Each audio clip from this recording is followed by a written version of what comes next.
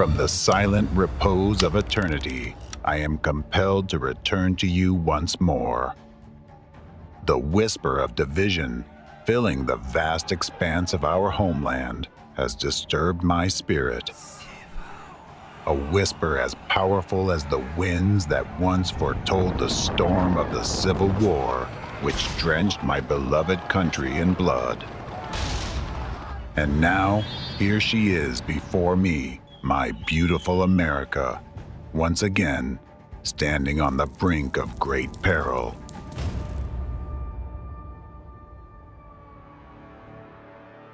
My dear descendants, I have come to you once more to warn of an impending threat. When we founded America in our time, we laid in its foundation the most important principle, the guarantee of freedom and independence for every citizen of this country for all time. We left you a legacy of an ideal society where all people can live in peace and harmony. This ideal is democracy. And I am proud that this ideal was realized in my beloved America, and that you, dear Americans, have preserved it for so long.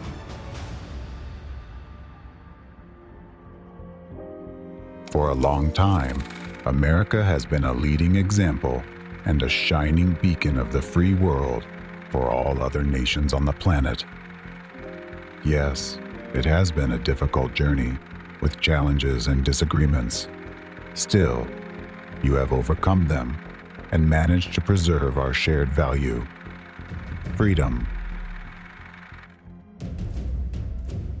But what I see now makes my heart bleed. The legacy we left you is under immediate and severe threat. Today, our country and democracy around the world face the threat of complete destruction. A hidden enemy is now undermining the foundations of your free world. It is one step away from destroying it forever.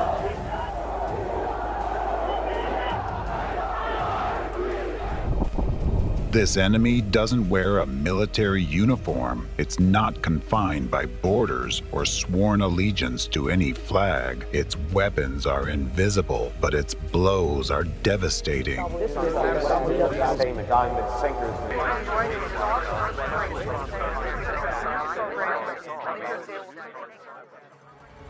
The time has come to expose this hidden enemy, so that you can build your defenses before it delivers the final blow. That's why I have returned, to deliver a message to the people of America and all the free world. A message that will empower you to halt the relentless tide of impending events if you so choose. Each person who hears my message from beginning to end holds the power to shape the destiny of this world.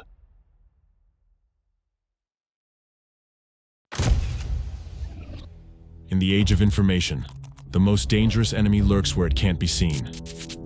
In the shadows of lies, manipulation, and distorted realities. In the shadows of disinformation. This enemy is waging an invisible, undeclared war against humanity, with our minds as the battlefield. Infoterrorism is its weapon. Mind control is its strategy. But what if we could see through the lies and expose its true face? This groundbreaking documentary, based on an extensive independent investigation into the activities of a transnational network of terrorist organizations, will reveal for the first time the methods of mass manipulation and the connections between major world events such as the 9/11 attacks, the epidemic of school shootings, the Waco tragedy, the war between Ukraine and Russia, the looming threat of the Fourth Reich's global dominance, the creation of modern concentration camps for prisoners of conscience, and the invisible genocide happening right now. Discover the hidden truths that will forever change your perspective on the world. This is more than a film. It is the most crucial documentary since the defeat of Nazism. It's the key to understanding our times. A puzzle that brings all the pieces together. Until now, you've only seen fragments. But today, the complete picture will become clear. Prepare for a global revelation, the triumph over an invisible enemy, and the dawn of a new era. An era where freedom and democracy prevail. The Impact is a film that doesn't just talk about history, but changes it.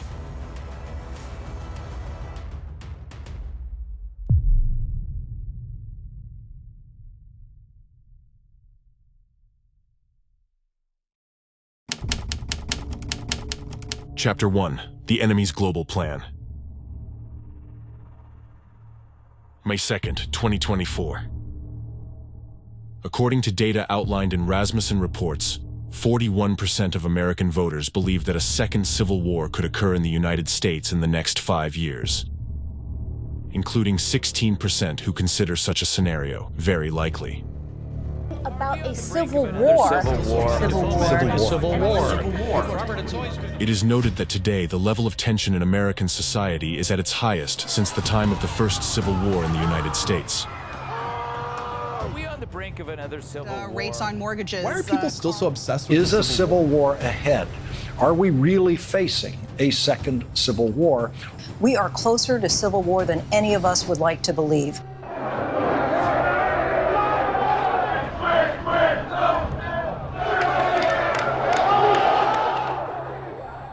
The specter of a looming civil war has not arisen in your minds by mere chance, Americans. It has been deliberately implanted through specific psychological manipulations that you encounter daily amidst the vast flow of information and news. You believe you are simply reading various unrelated articles, but you fail to see that they are part of a single scheme, a unified plan of the enemy of democracy, systematically leading the entire world towards a new, unprecedented form of global totalitarianism.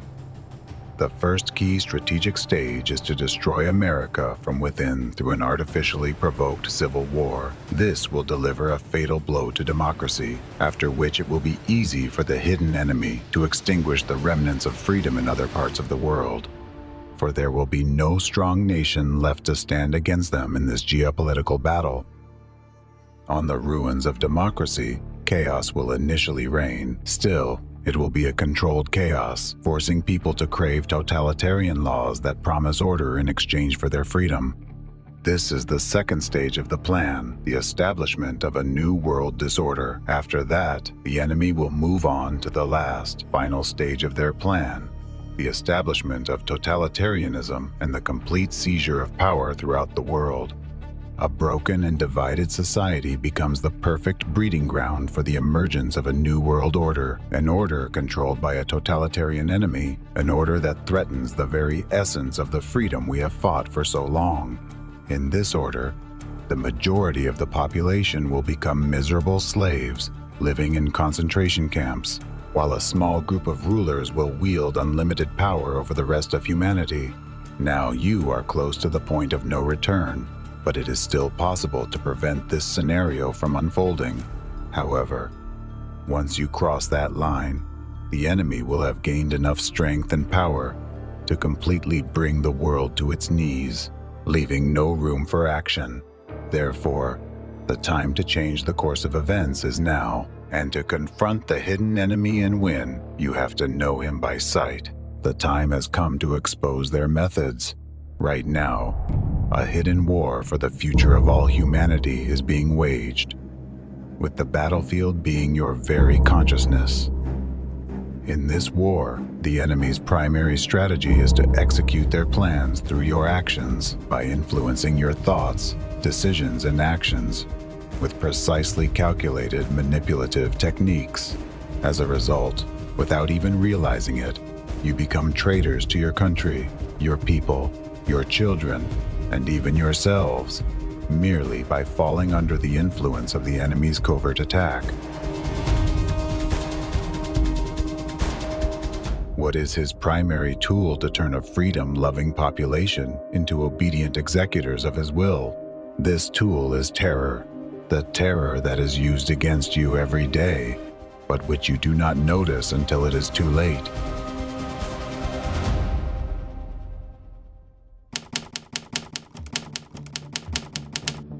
The enemy's weapon is terror. The Latin word terror means fear or dread. This word first came into prominent use during the French Revolution of 1793-1794. This period was known as the Reign of Terror because public executions became widespread in France. In front of large crowds, a person's head was severed. The guillotine mainly targeted dissenters, those who deviated from the official stance of the time. The time and place of the executions were announced publicly in advance, and people were gathered specifically to witness the victim's suffering. However, the main targets and victims of terror were not the individuals under the guillotine. The main targets and victims of terror were all the people gathered in the square, and those to whom they would tell about it. By witnessing the act, they experienced immense fear and dread. This made people even more controllable by those perpetrating the terror. In addition, alongside the fear, people felt a deep sense of oppression. They understood that the majority of those who faced the guillotine were innocent, punished simply for holding views that threatened the power of the terror regime. At the same time, society was rife with denunciations and slander. Even the spread of trivial rumors about a person's actions or statements, which could be interpreted as contrary to the interests of the ruling power, led to execution. In other words, a simple rumor or gossip could result in an absolutely innocent person being publicly beheaded. Every observer in the crowd understood that the next head under the blade could be their own, as there were no guarantees of protection from this fate. This sense of fear, helplessness, and anxiety led people to completely lose trust in the government and foster a deep hatred for the authorities. This, in turn, led to new waves of protests and mass unrest. The population, having become victims of terror, became the raw material for the creation of subsequent controlled chaos.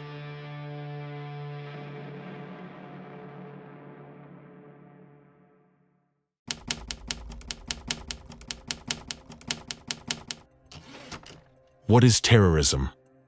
Nowadays, the enemy doesn't need to gather you in squares and publicly execute someone to make you victims of terror. Why? Because it has invented a more efficient form of terrorism that has a similarly powerful and long-lasting influence on you. This is the most sophisticated kind of terrorism. Its danger is that you do not recognize it as terrorism, so you cannot protect yourself against it. It is precisely in your era that the enemy can exploit it, in the age of technology when people have quick access to information. And it can spread rapidly. I'm now talking about psychological and informational terrorism. Some of you might be surprised. When you hear the word terrorism, stereotypical images immediately come to your mind. A bomb exploding in a crowded square, shootings, taking of hostages at mass events, or airplanes crashing into skyscrapers. In most cases, you even picture an image of a terrorist of a specific nationality and religion. However, few people know that the enemy has intentionally narrowed your understanding of terrorism to these images in order to distract you from other forms of terrorism and its essence. This means you won't be able to recognize other kinds of terrorist attacks that are carried out against you every day. What is the real danger of informational terrorism? Informational terrorism is a direct influence on the psyche and consciousness of people to shape desired opinions and judgments that guide people's behavior. It's a form of negative influence on individuals, society, and the state through various types of information, aiming to weaken and destabilize the constitutional order. Nowadays, simply scrolling through the news feed in your gadget in the morning can make you a victim of informational terrorism, murders, shootings, persecutions, slander, suffering of innocent people, story after story.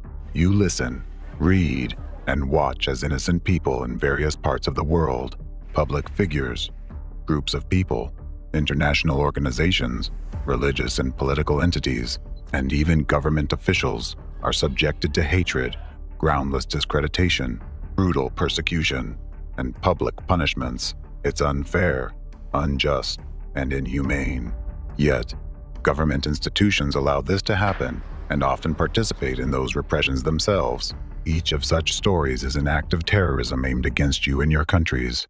It is crucial to understand that not every negative news story or unpleasant piece of information you encounter in the media is an act of informational terrorism. Informational terrorist acts are not just a chaotic spread of negative information. Unlike ordinary bad news, acts of informational terrorism carried out by the enemy of democracy are always meticulously planned and systematic. An informational terrorist attack is always a targeted and organized campaign aimed at achieving specific goals. The ultimate goal of an informational act of terrorism is to instill a sense of helplessness and fear in society, and most importantly, to create conditions where the population, meaning all of you, would begin to distrust your country's leadership. Later on, you will learn how the enemy uses informational terrorist attacks to destabilize the constitutional order in your countries. Informational terrorism purposely targets your subconsciousness, bypassing critical thinking. It's a whole scheme of influencing your mind and psyche, which the enemy itself developed. Through informational terrorist attacks, the enemy has been breaking your psyche and that of billions of other people for many years, causing division among you. Informational acts of terrorism conducted through the media have two types of consequences, internal and external. Let's start by examining the internal consequences: destruction of your mental and physical health.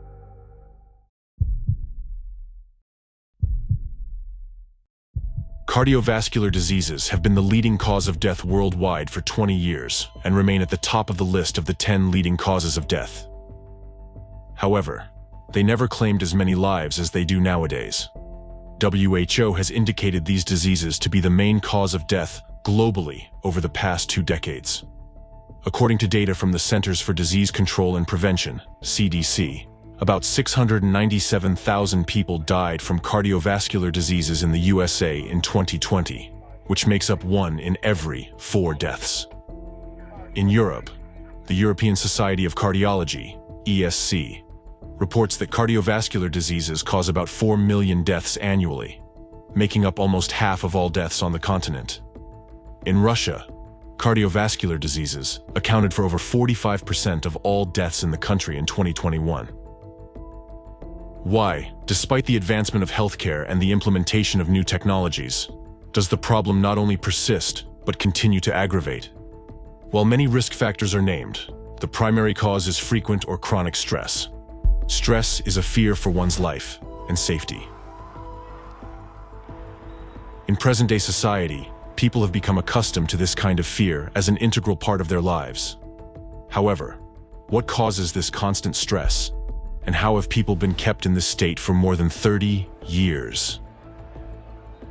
The root cause of continuous stress is the numerous informational terrorist attacks that people worldwide are subjected to every day through the media. The impact of the informational acts of terrorism on human health has been thoroughly studied and scientifically proven.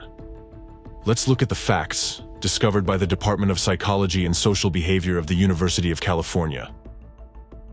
Allison Holman and her colleagues from the University of California, Irvine collected data on the mental state of about 5,000 Americans for their study. This data collection was completed right before the Boston Marathon bombing on April 15, 2013, where hundreds of people were injured. Mass media extensively covered the incident, repeatedly showing footage of the explosion, the ensuing horror, and people's deaths. They also published harrowing photos, blood-stained sidewalks, people who lost their limbs, and many other frightening images. A few weeks after the attack, the researchers decided to assess changes in the mental state of those people whom they had previously surveyed, following the Boston tragedy. It was no surprise that the mental health of those present at the scene of the terrorist act had significantly deteriorated. However, the researchers discovered something unexpected. The psyche of those surveyed who were not present at the tragedy site, but later watched the news about it, suffered much more. The high level of stress those people experienced wasn't related to them personally, knowing anyone who had died, had been injured, or present at the explosion site. Their stress was solely due to the constant stream of information released by the media. Another study proved that repeated media coverage of the Boston Marathon bombing caused more acute stress in those who watched and read about it, compared to the direct influence of the terrorist attack on those who were at the explosion site. Moreover, it became obvious that media coverage of such events could rapidly spread acute stress among a large number of people. A number of studies confirms that exposure to traumatic content can activate fear circuits in the brain and trigger memories, the two key processes linked to the development of post-traumatic stress disorder, PTSD. Similarly, repeated coverage of traumatizing stories in mass media can prolong acute distress.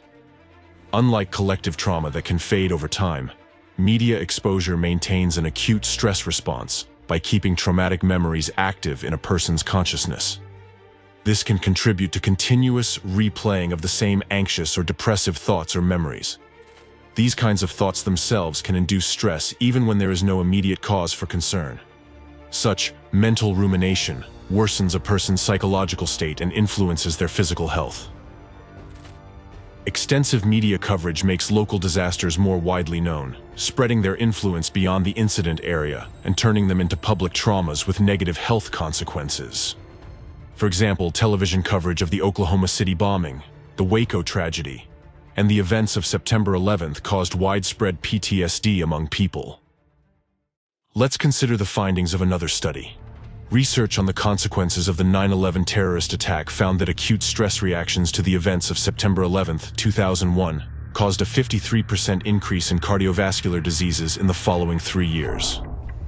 Within a few weeks after September 11th, 2001, there was a significant rise in cardiovascular diseases in New York and surrounding areas. The same was observed in Florida, suggesting that people who experienced stress from watching the terrorist attacks in mass media developed health problems. Moreover, similarly to the Boston bombing case, people who suffered from distress were neither participants nor direct witnesses of the attack. They simply received information about the events of September 11th through the media. We're just getting reports in now that a plane has crashed into the World Trade Center. 2 planes have crashed into the World Trade Center in New York. There have been a series of terrorist attacks in the United States.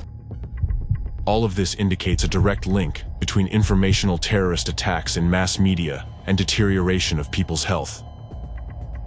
Today, many studies focus on the influence of negative information on human mental and physical health. Research on the aftermath of numerous crises has led to the conclusion that the more manipulative news a person consumes, the higher the likelihood they will develop symptoms of stress, anxiety, and PTSD.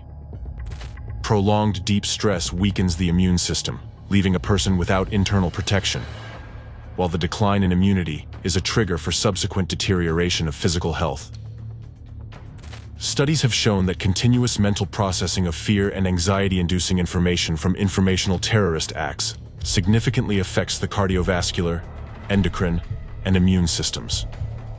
This contributes to the development of related diseases: acute myocardial infarction, sudden cardiac arrest, ischemic heart disease, heart failure, and arrhythmia. Chronic stress increases the risk of stroke fourfold, contributes to the development of diabetes and cancer, and greatly increases the risk of depression and suicide. All of these indicators have drastically surged over the past 30 years. The purpose of any terrorist act is to destabilize society as a whole. This is achieved by inducing severe stress and fear. Constant stress leads to deterioration of the mental and physical health of a huge number of people.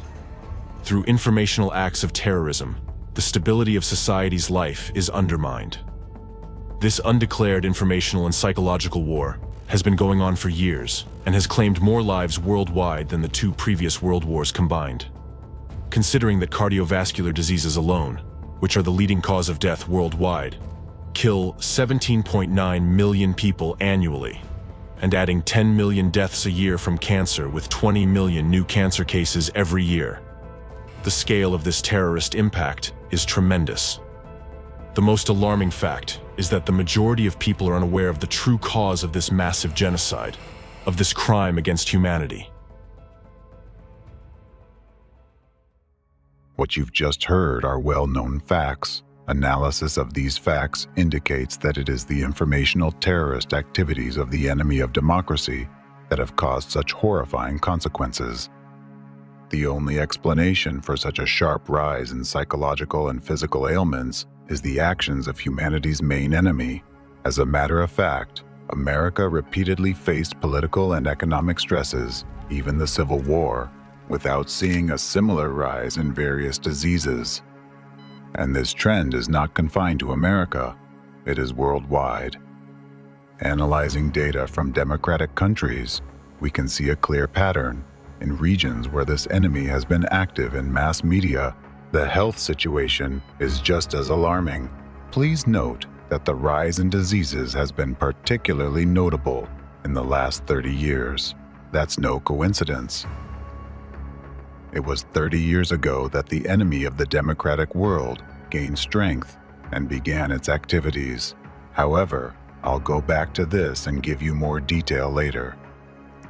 As I mentioned earlier, the informational terrorist attacks carried out by the enemy through the media have two types of consequences, internal and external ones.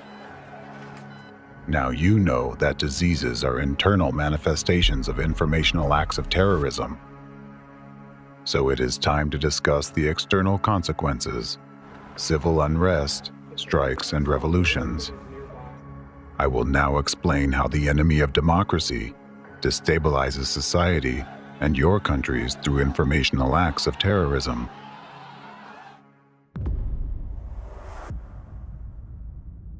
Any informational act of terrorism carries lies, manipulation, and incitement to hatred or violence. By means of informational terrorist attacks, the enemy instills destructive beliefs into your subconsciousness, filling you with fear and eroding your patriotism.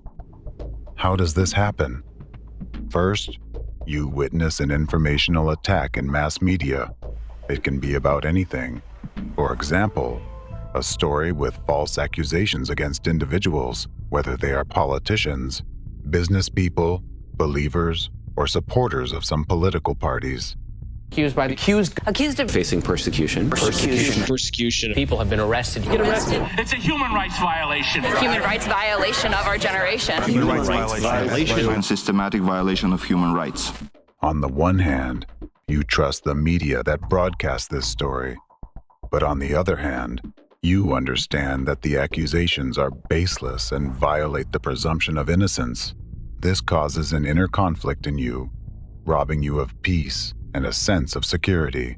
You start fearing that you might be the next to have your rights violated. You subconsciously realize that if the laws fail to protect someone, they won't protect you next time either. The fact that authorities either break the law or fail to respond to its violation means only one thing to you: that authorities support those violations, which generates fear and distrust. An individual who observes it all goes through several stages of reaction. First stress and rejection, and then hatred towards the authorities. The final stage is a loss of patriotism because he doesn't understand why he should defend a state that doesn't protect him. The person decides to defend only himself. He makes the following conclusion: I witnessed a crime on national television. Authorities are idle and support this crime, which means they intentionally break the laws and are behind those violations. Authorities want to deprive me of my legal rights and freedoms, hence they are a threat to me. People always strive to eliminate the source of their constant stress and fear. As a result, when authorities become an enemy to the people, people express their distrust and protest through demonstrations and strikes, which lead to revolutions. However, even after a change in the government, the situation does not resolve, and an individual continues to experience severe stress. Because, regardless of the party affiliation of the new government, the enemy of the democratic world remains in the shadows, continuing its informational terrorist attacks, and the whole cycle begins anew. Informational terrorism will always target current authorities in order to destabilize society and weaken the constitutional order in a chosen democratic country through the actions of its own people. In addition, the enemy of democracy simultaneously carries out numerous informational terrorist attacks aimed at dividing citizens among themselves. The enemy incites hostility and hatred in society by first dividing, then pitting various groups against each other, and broadcasting this conflict through the media, manipulating human consciousness in this way. The enemy forces you to believe that you, the citizens in this country, are enemies to each other through acts of xenophobia, extremism, and terrorism. The enemy artificially generates hatred towards a chosen group of people, nationality, race, or community, embedding a lasting negative perception of them in your subconscious. Globally, the enemy's actions lead to a situation where, due to continuous internal destabilization, social order gives way to chaos, and democratic laws cease to function. Ultimately, this most often results in civil war, which completely destroys what was once a free country. This is precisely what the enemy of democracy aims for, as it thus gains more power and brings closer global totalitarianism. The most alarming thing is that the enemy accomplishes it, all through your actions, merely by instilling the necessary beliefs. For this very reason, informational and psychological terrorist attacks are more terrifying than physical ones, for they directly influence your subconsciousness, bypassing critical thinking. Thus, when destroying your own country, you will believe that you act for the benefit, consciously, and according to your inner convictions. In order to create provocative informational acts of terrorism and flood global media with them, the enemy of democracy uses its numerous branches, tentacles that penetrate various sectors of society and disguise themselves as mainstream information agendas. Today, using one of the enemy's many branches as an example, I will show you how it operates and explain why it is vital for each of you to be aware of this. One of those branches is a network of international criminal terrorist organizations. These organizations, which I will discuss later on, became the subject of an investigation that revealed the main patterns, methods, and tools used by the hidden enemy in its war against humanity. The results of this investigation, which lasted a whole 10 years, have been made public by Dr. Egon Cholakian, an American intelligence educator and national security expert. As part of the international investigation, on June 22, 2023, the UN General Assembly adopted a resolution on the 8th review of the UN Global Counterterrorism Strategy. In this resolution, the General Assembly provided the most comprehensive definition of terrorism and identified activities that essentially constitute terrorism. Terrorism includes any activity aimed at achieving the following goals: denial of human rights, fundamental freedoms, and democracy; incitement to commit terrorist acts and acts of violence that spread hatred and threaten human lives; creating threats to the sovereignty, territorial integrity, and security of states; impeding the enjoyment of political, civil, economic, social, and cultural rights, including the right to life, liberty, and security; destabilizing governments. This resolution calls for combating any manifestation of terrorism. Thanks to such a comprehensive definition of terrorism, the enemy can no longer hide its incessant terrorist attacks. So, why have I focused specifically on this branch of the enemy, the network of international criminal terrorist organizations? Because this branch is well studied, and its organizations use the same key methods and tools as those applied by other branches, which the enemy has created for establishing global totalitarianism. Once you understand the enemy's actions in one field, you will be able to recognize them in all other fields as well. This means that all the schemes that the enemy can only implement in secrecy will stop working as they become obvious. This network of international criminal terrorist organizations uses methods of informational terrorism, cloaking itself with government authorities and democratic laws. Those organizations do not fear publicity since their activities are usually not evaluated by society critically. Very few people even know that those organizations exist, observing only the tragic outcome of their activities. They remain out of the public eye, yet, being a part of the enemy's unified scheme, they represent a crucial link in achieving the enemy's global goal, the destruction of democracy in America and the entire democratic world. This network of international criminal terrorist organizations is a vital component in the enemy's scheme because those organizations operate openly. They are like a litmus test for democracy.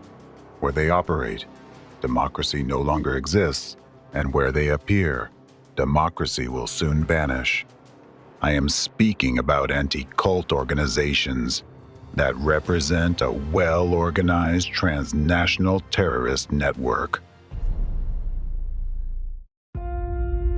Chapter 2: Transnational Terrorist Network of Anti-Cult Organizations. You'll be surprised to know how many tragic events worldwide are behind the anti-cult movement. Using special manipulative methods, they are currently preparing American society for a full-scale civil war. And now you will find out how it's being done. Hidden mechanisms of inciting hatred.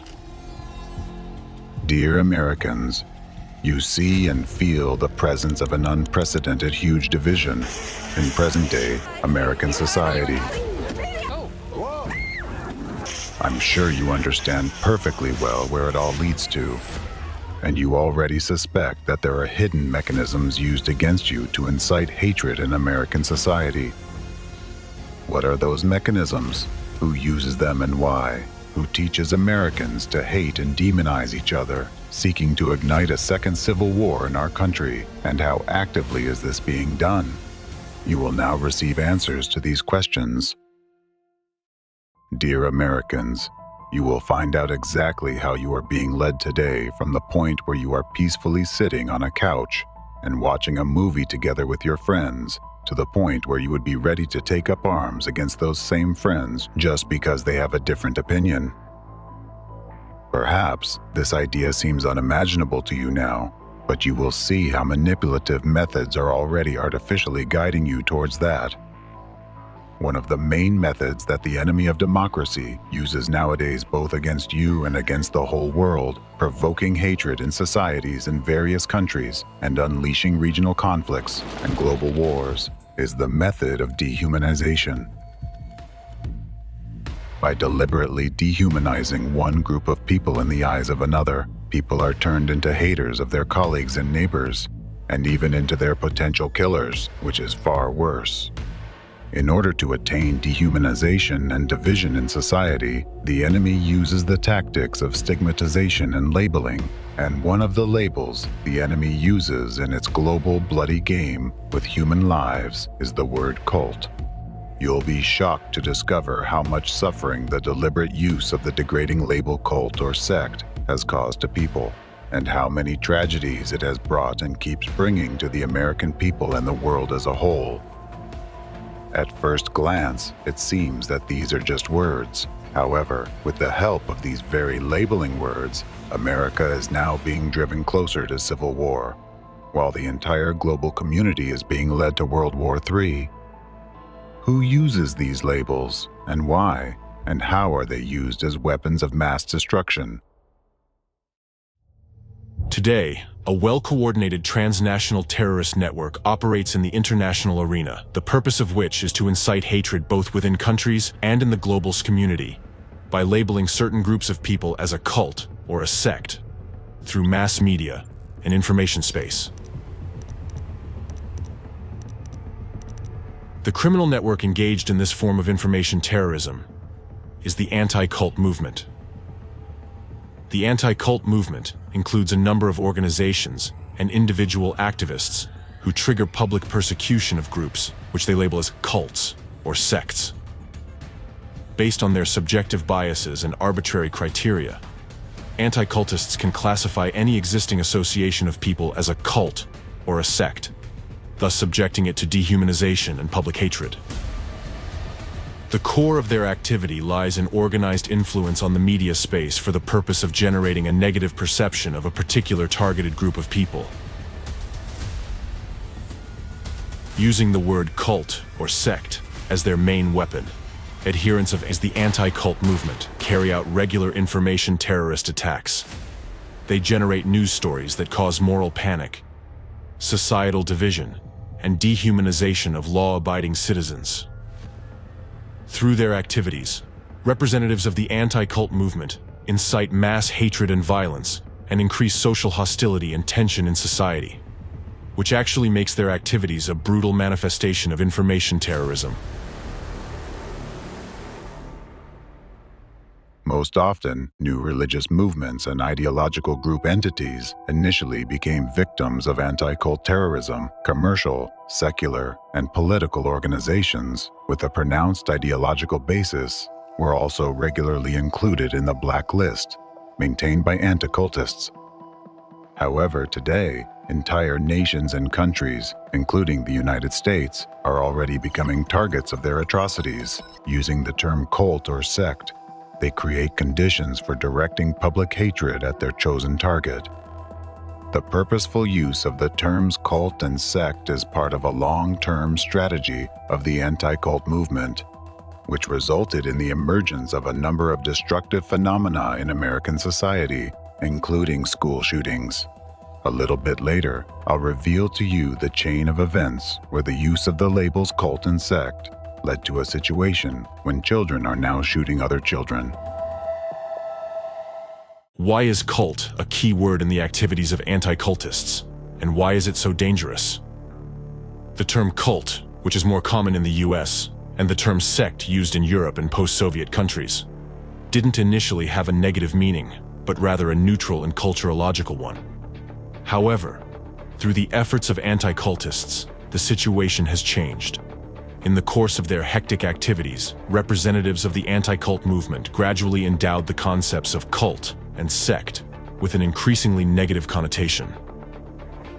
Due to their activity, today the terms cult and sect are associated in mass consciousness with such notions as brainwashing, psychological violence, sexual violence, criminal activity, and mass suicide. It is precisely with the words cult and sect that massive information terrorism begins nowadays, carried out by anti-cult organizations and their representatives. James Richardson, a prominent figure in American sociology of religion, who is regarded as one of the most outstanding experts in the field of law and religion in the world, notes that contemporary usage of the term cult has evolved into a term of contempt or humiliation, and is no longer a neutral designation of a religious group. Nowadays, the term cult carries a value-laden set of derogatory stereotypes. The use of this term leads to stigmatization, discrimination, and violence against religious minorities, as well as social and political associations. Moreover, today the words cult and sect are impregnated with negative connotations to such an extent that they become catalysts for terrorist attacks and even genocide. Richardson and a number of other sociologists and researchers of religions, such as Baron van Driel, Stuart Wright, and others, point out that the term cult or sect is disparaging and conveys a stereotype which has serious consequences when applied to groups of people. Labeling a group as a cult or a sect can be an excuse for the government to attack the group and ultimately destroy it.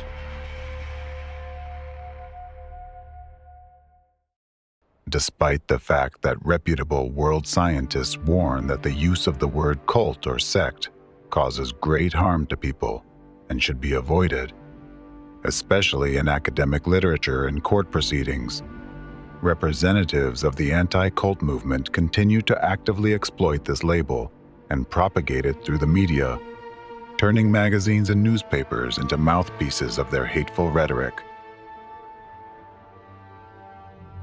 When claiming that someone belongs to a cult or a sect, anti-cultists base their accusations not on academic papers or legal investigations, but on their own dubious and abstract concept of brainwashing. This idea has no scientific ground and is extremely vague. Nevertheless, exactly on the basis of the unreliable concept of brainwashing, anti-cultists label targeted groups and organizations as cults or sects. Brainwashing is an unscientific concept where the so-called cults and sects are accused of rigidly controlling the consciousness of their participants, which is why people can allegedly turn into zombies due to manipulation of their beliefs, thoughts, and behavior. Not only is this concept untenable, but it is also extremely dangerous as it leads to dehumanization. When society believes that an individual has been brainwashed, people stop regarding him as a sane individual. Instead of a human with his own thoughts and decisions, others begin to perceive him as a zombie or a puppet. Meanwhile, with such a perception of a person or a group of people, it is much easier to use violence against them. Forensic psychologist Dick Anthony states that the concept of brainwashing and the fear associated with it are used by the anti-cult movement as a tool to justify persecution of religious minorities. The court determined that the concept of brainwashing cannot be applied as a legal charge since it is untenable and unscientific. However, despite this, American anti-cultists continue to actively promote the concept of brainwashing to justify their sadistic practice of forcible deprogramming, meaning forced renunciation of beliefs, which among other things brought them commercial benefits.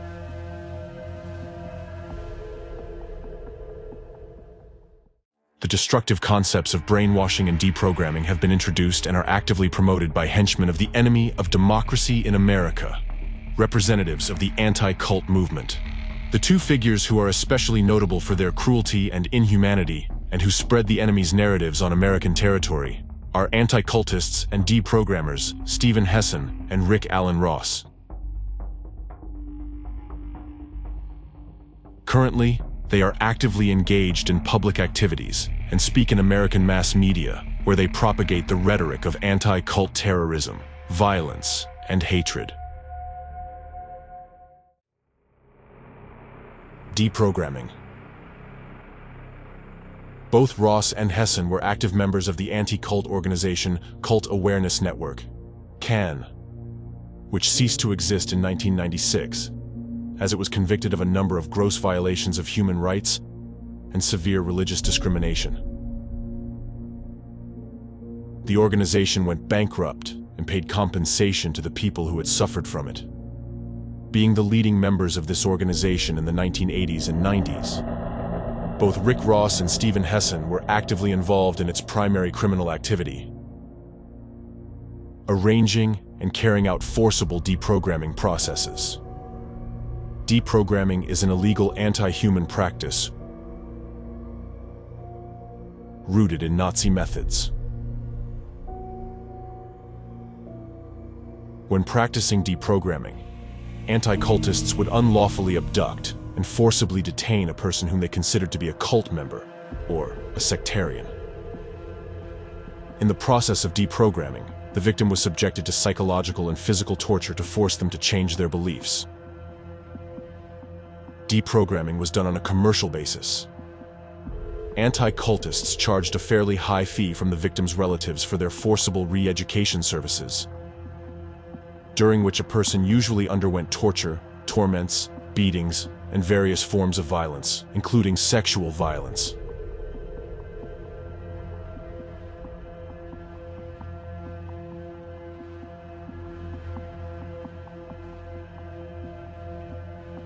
Since this practice severely violated human rights, the founder of this method, Ted Patrick, appeared in court many times and served prison terms.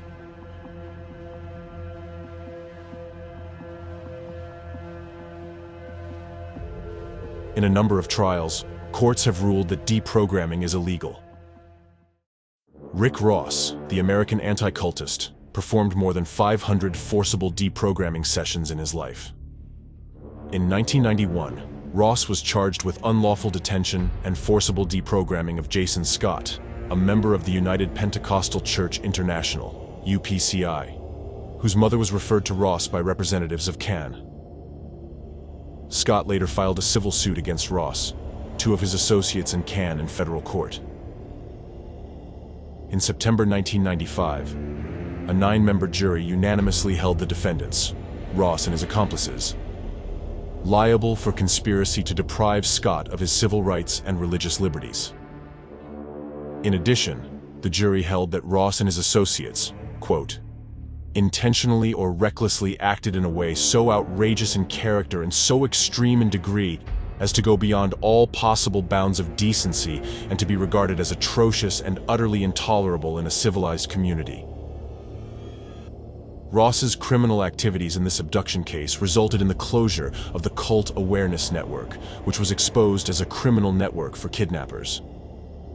The story of Scott, who became a victim of brutal deprogramming arranged by Ross, is striking in its cruelty.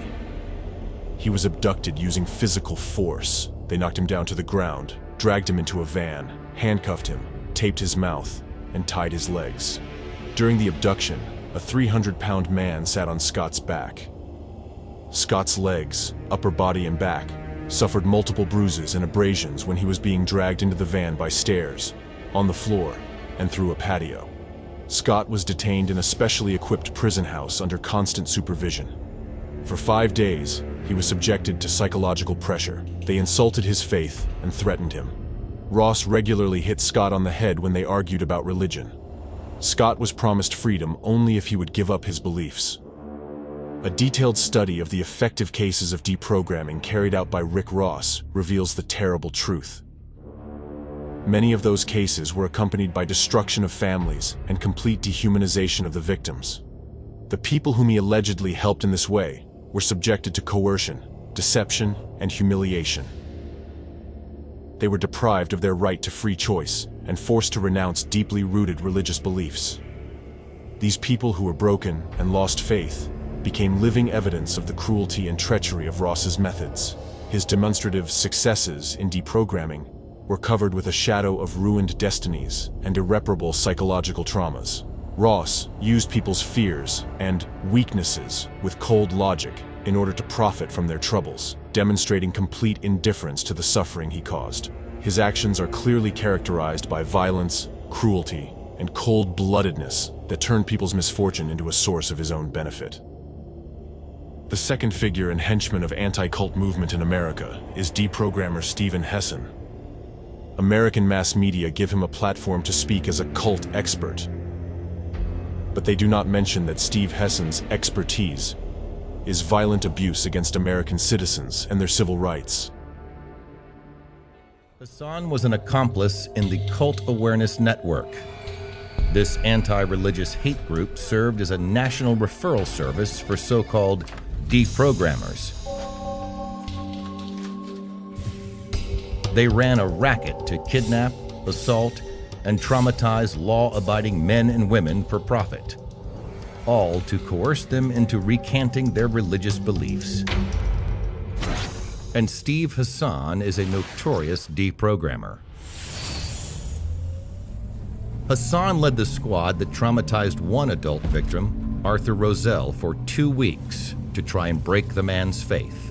In sworn testimony, Roselle recounted his physical and mental assault. Hessan's team threw him to the floor, cutting and bruising his face. They bound his hands and feet and held him captive for days on end. They deprived him of sleep and violated his privacy and basic dignity. When Roselle refused to recant his religious beliefs, Hessan threatened to inject him with shots. And to add insult to injury, Hessan tried to induce his victim to lie and commit perjury about the crime. Then there was the testimony of Lauren Sala. Hassan's team broke into her motel room, threw her from the bed, and threatened to break her leg if she called for help or tried to escape.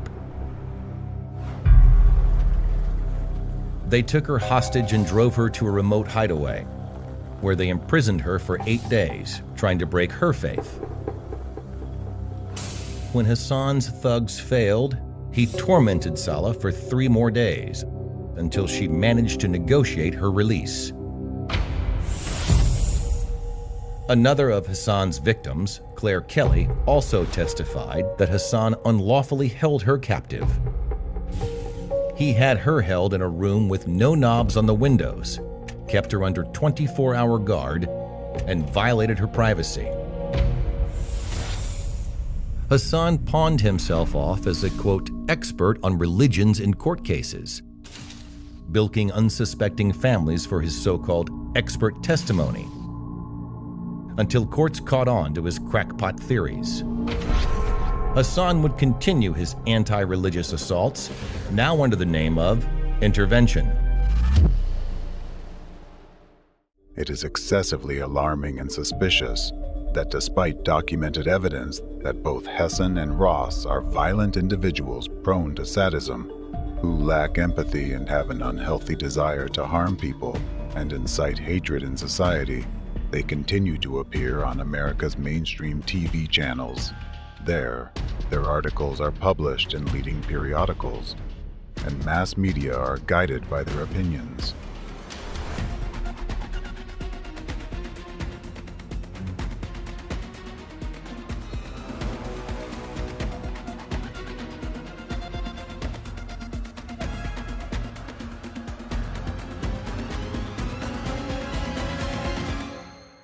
A legitimate question arises: who is behind them and ensures their immunity? What is the force that manipulates and supports them? After all, in the beginning of their work before the early 90s days, neither Rick Ross nor Stephen Hassan were of much interest with their theories. However, starting from 1993, the media and even the FBI suddenly began to turn to them for advice. Did they conduct their destructive activities and perform deprogramming sessions simply because they were maniacs? Or did their actions contribute to implementation of a clearly defined plan of the enemy of democracy, which has brought America to the current state of panic and division? Both statements are true. The global enemy regarded the manic potential of these two fellows as a suitable material for turning them into its pawns, who are easy to manipulate and whose hands can destroy America from within. Activities of American representatives of the anti-cult movement are part of a planned strategy.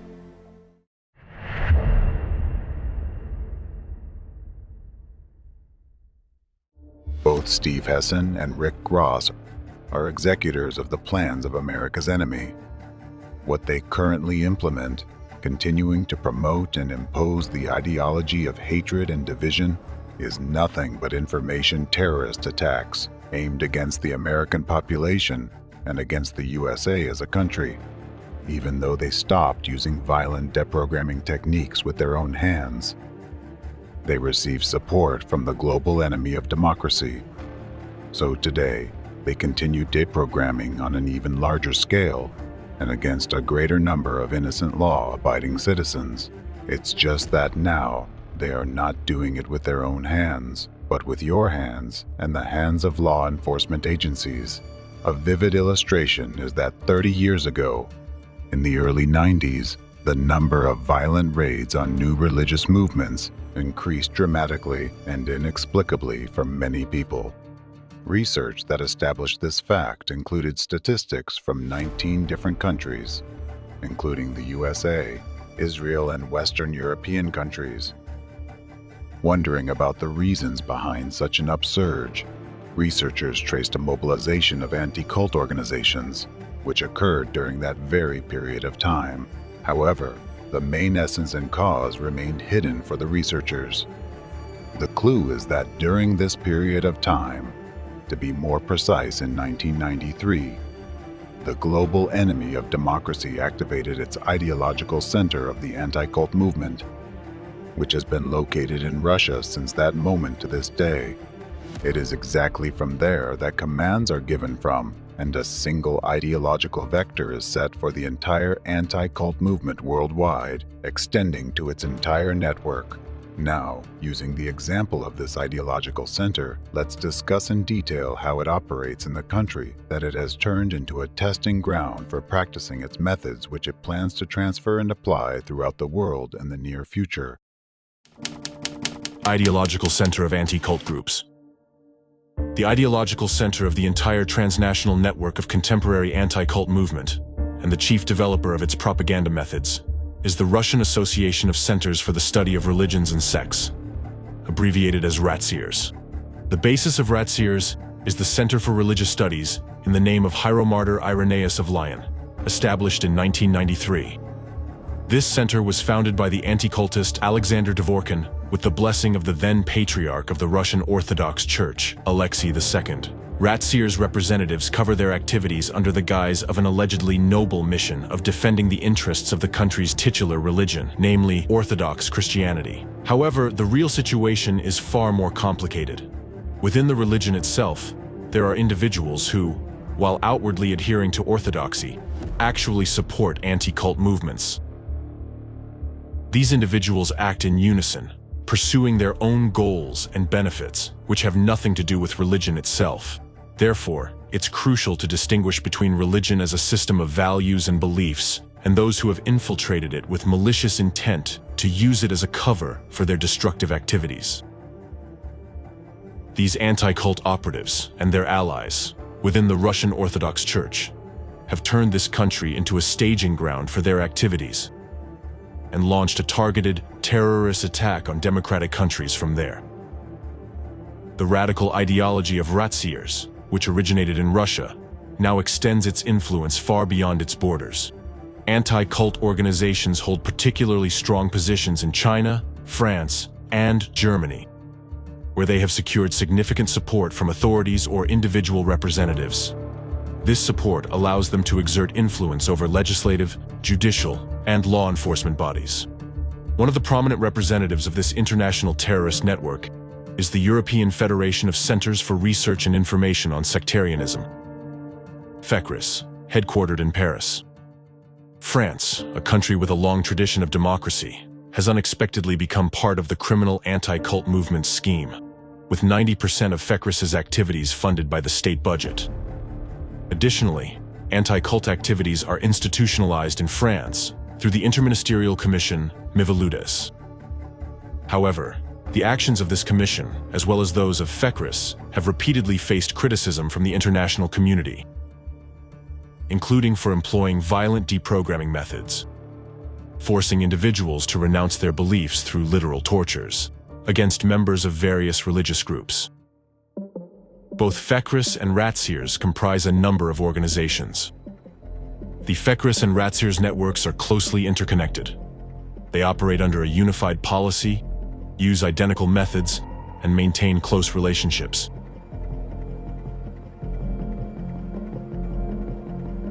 For instance, Alexander Dvorkin, president of RATSEERS and Russia's leading anti-cultist, also served as vice president of FECRIS and still remains a member of its board of directors. Additionally, RATSEER's vice president and Dvorkin's associate, Orthodox archpriest Alexander Novopashin, is also a corresponding member of FECRIS. Currently, the participation of RATSEER's representatives within FECRIS has been officially suspended. This was done to conceal the influence of Russian participants on FECRIS's ideology and to avoid accusations of active support for Russian propaganda against Ukraine during the escalation of the military conflict between these two countries.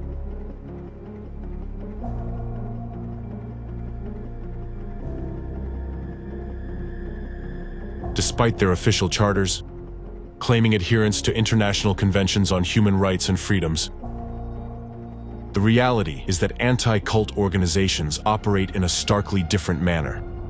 Since their inception, these anti-cult organizations have repeatedly discredited themselves through anti-democratic and unlawful activities, which include the deliberate spread of lies and slander, intentional incitement of violence, the use of destructive manipulative techniques, the instigation of conflicts fueled by interreligious hatred, and the targeted persecution of dissenting groups, sometimes even leading to physical assaults.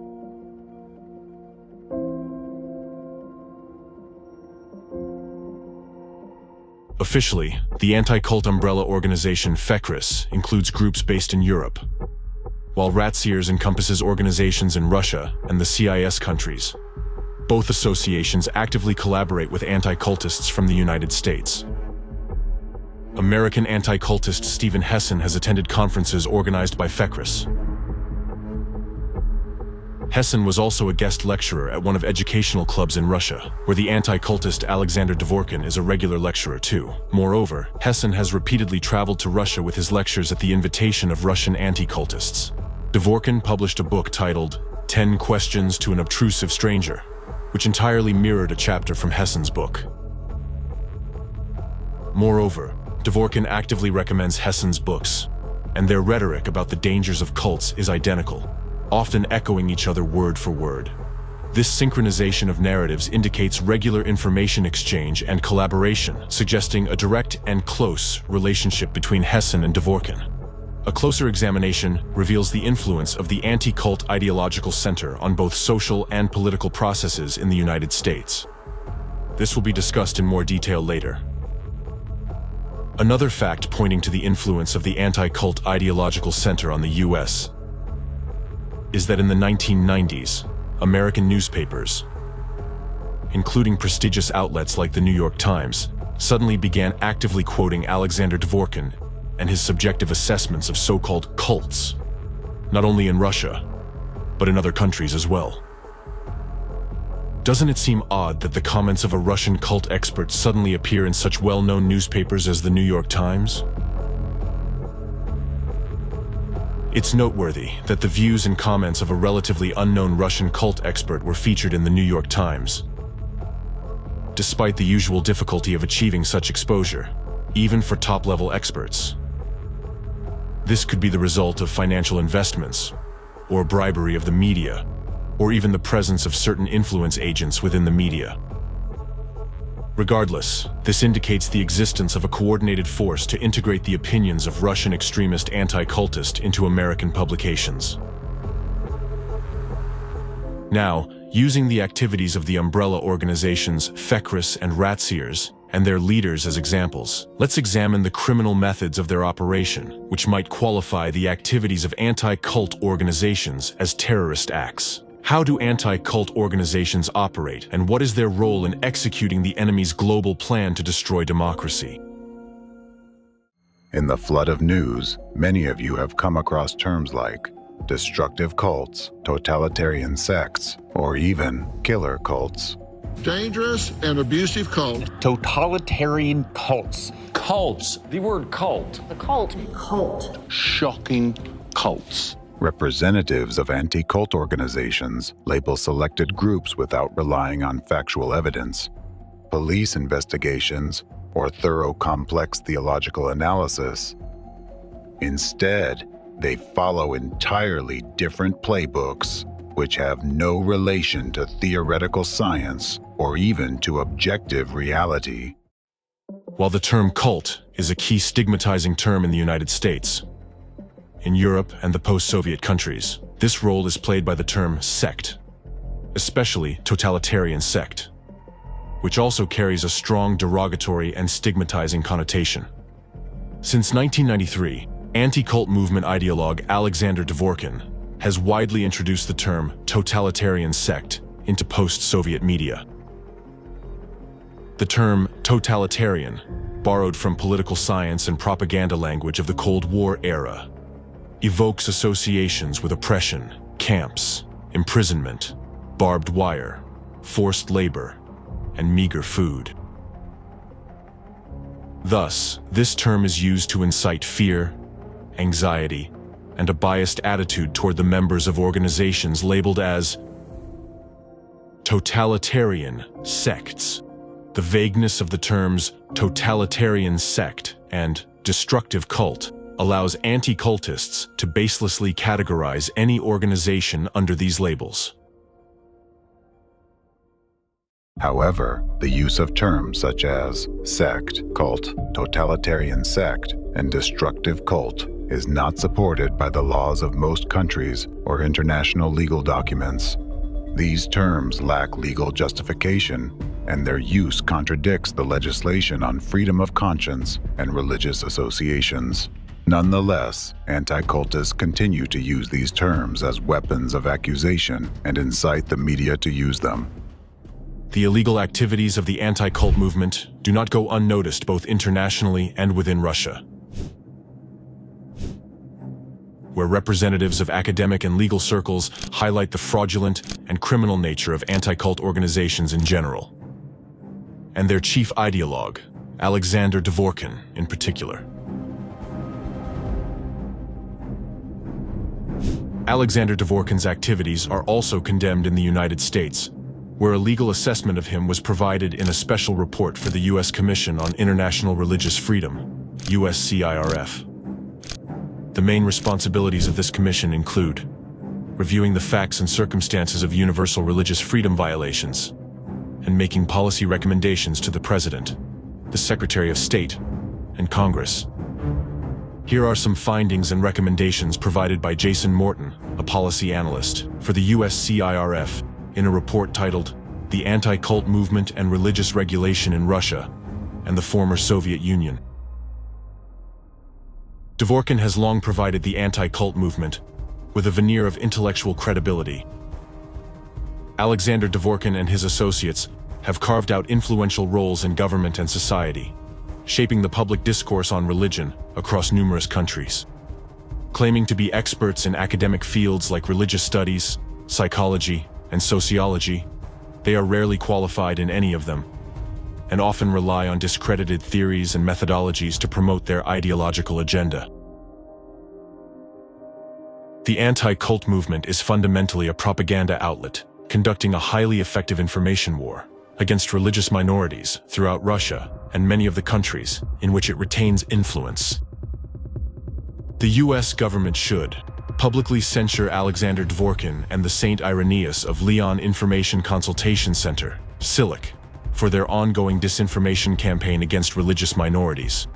Counter propaganda against new religious movements by the European Federation of Research and Information Centers on Sectarianism, FECRIS, at the annual OSCE Human Dimensions Conference, with information about the ongoing involvement of individuals and entities within the anti-cult movement in the suppression of religious freedom. Thus, representatives of the anti-cult movement do not hold a scientific position or have research motives, although they often disguise themselves as such.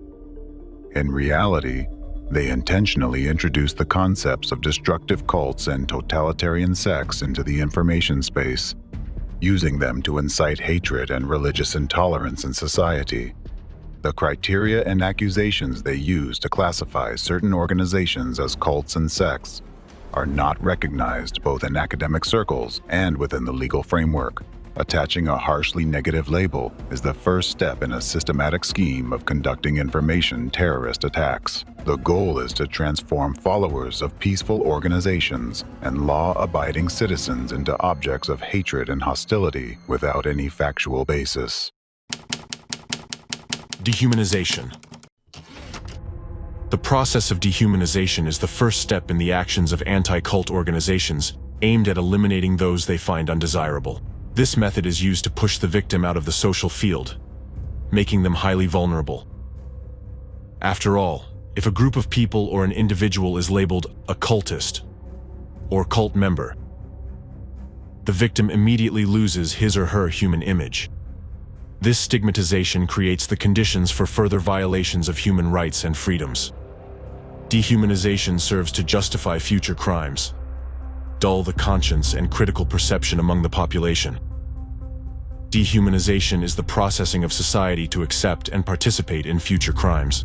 Presently, anti-cult terrorists have managed to implant the following mindset in the masses: cultist equals non-human. To achieve their goals, representatives of anti-cult organizations utilize the media, propaganda, the dominant religion in their country, law enforcement agencies, and even governmental structures. Totalitarian sects are dangerous. They pose a significant social threat. When most people use the word cult to define a group, they mean a destructive cult. Cults that hurt people through abuse. This could be physical, mental, emotional, sexual, or financial exploitation. Often deceptive, coercive, abusive, and relentlessly authoritarian. a myriad of different types of mind control cults. There are religious cults and therapy cults and business cults and political cults.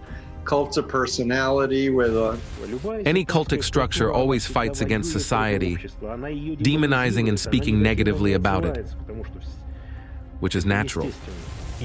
And studying the history of any given cult organization, we understand the serious threat they pose on a personal level, at the family level, societal level, and even at the national security level.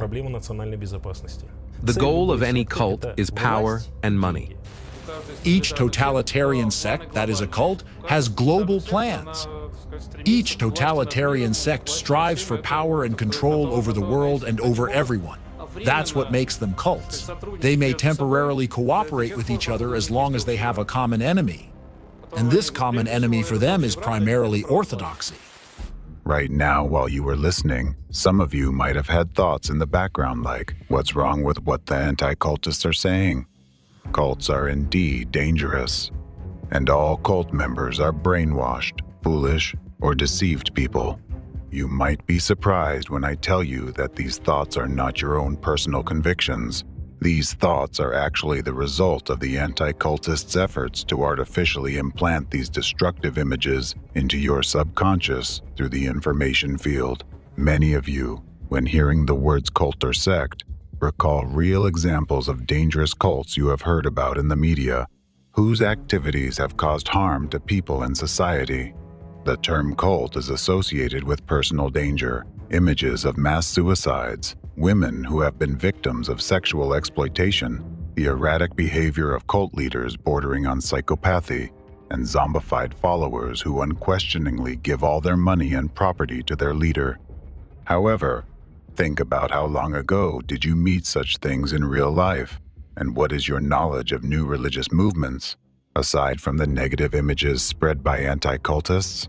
Of course, it must be acknowledged that among the founders of new religious movements, there are individuals engaged in fraud and deliberately exploiting the trust of citizens for personal gain, including committing illegal acts and crimes. But how can representatives of anti-cult organizations help in this situation? These cases should be handled by law enforcement agencies, since they bear the main responsibility for protecting citizens from such threats. In such cases, they must conduct the necessary investigation, collect evidence of illegal activity, and only after that should all perpetrators be prosecuted according to the law and the criminal organization be terminated. However, when it comes to anti-cultists, everything happens in reverse order. First, they make baseless accusations and attach labels comparable to accusations of committing grave crimes, and only then do they seek the involvement of law enforcement agencies and the initiation of criminal cases. However, the majority of such cases are based not on facts or results of objective investigation, but on rumors, slander, false testimonies, and labels affixed by anti-cultists. This particular characteristic of the strategy employed by all anti-cult organizations reveals their actual goals and intentions. They do not aim for an objective analysis of religious organizations to identify potentially dangerous ones. Instead, they are focused on discrediting and shutting down any groups they choose as targets. They achieve this by violating basic rights and freedoms, employing a range of manipulative methods, smear rhetoric, and hate speech. Because their true goal is not the stigmatized groups they've discredited and persecuted, but the entire society that will be watching this public execution.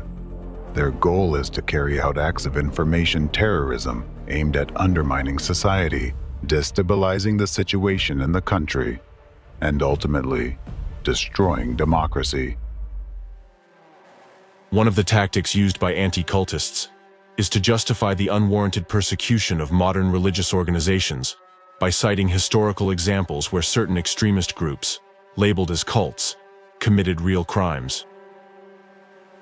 From these isolated cases, a false conclusion is drawn about the danger of all new religious movements without exception, regardless of their origin, goals, or values.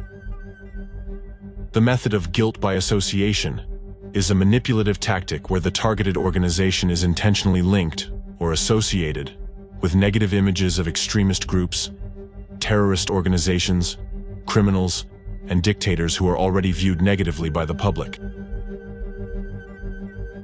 This tactic is further amplified by a deliberate distortion of fragments of the target organization's teachings, taken out of context, which contributes to the demonization of the group's image. As a result, an aura of danger is deliberately created around the undesirable organizations and their members, accusing them of crimes despite the lack of direct evidence of any harmful activities.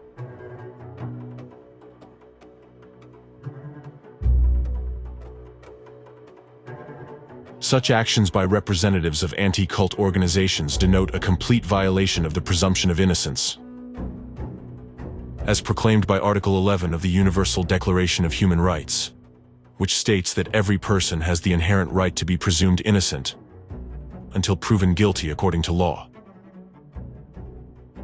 Violating the presumption of innocence is an illegal act aimed at spreading intentional slander and misleading the public. Mass media are accomplices of anti-cult terrorists. Mass media play a crucial role in dehumanization and targeted persecution of religious and secular organizations chosen by anti-cultists as their victims. By leveraging their unofficial contacts among media representatives, including journalists, editors, and leaders of major publications, anti-cultists initiate and carry out large-scale and prolonged campaigns to discredit these targeted organizations. In essence, they orchestrate information terrorism. Therefore, the cult works ahead of the curve. How do cultist fraudsters turn people into slaves? And how have they managed to evade responsibility for decades? How Jehovah's Witnesses embarked on the path of extremism. As part of these campaigns, various methods of negative influence are employed, including the use of aggressive rhetoric, hate speech, dissemination of false information, slander, provocations, and incitement to aggression against targeted individuals. In this process, unscrupulous media representatives are recruited into this network of cooperation, willing to engage in dubious actions to achieve their goals, meaning committing information terrorism. Thus, anti-cult organization representatives recruit the direct perpetrators of future attacks.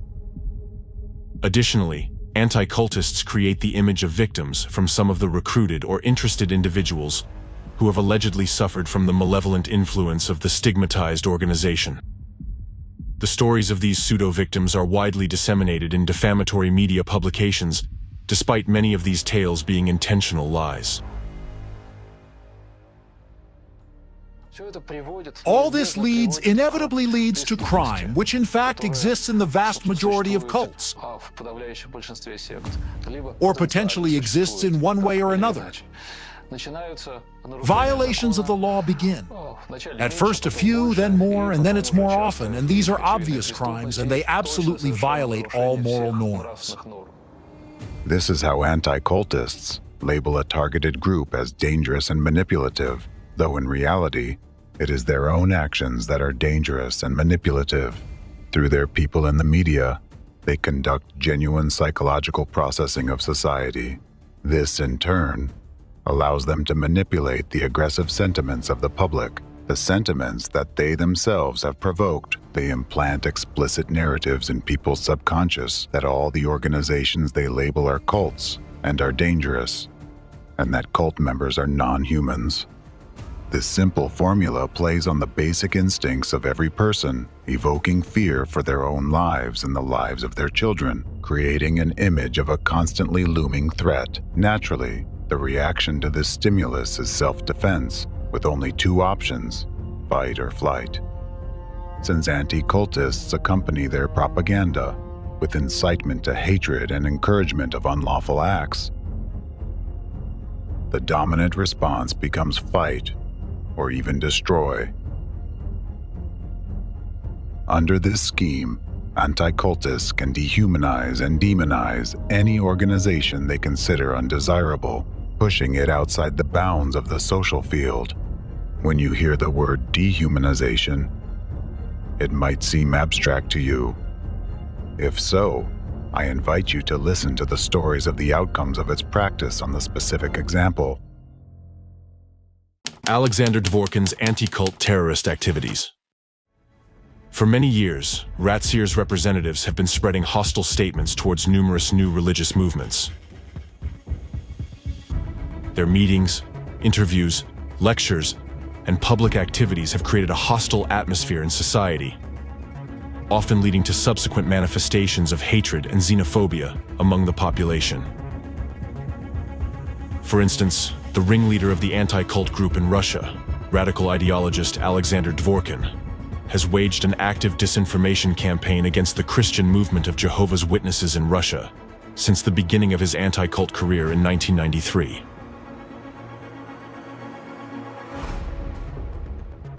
Dworkin used all forms of propaganda against the followers of this organization, from defamatory articles in newspapers, magazines, and internet portals, to media appearances where he gave highly negative assessments of this religious group,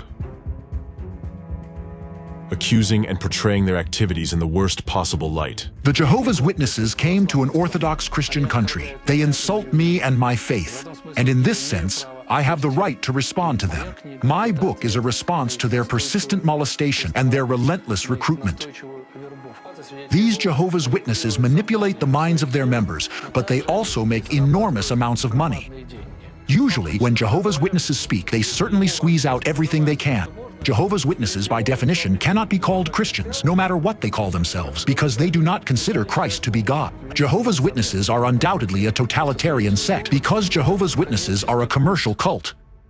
For instance, in mid-2009, Dworkin gave an interview to the federal Russian channel NTV, where among other harsh statements, he compared Jehovah's Witnesses to drug dealers and called them slaves.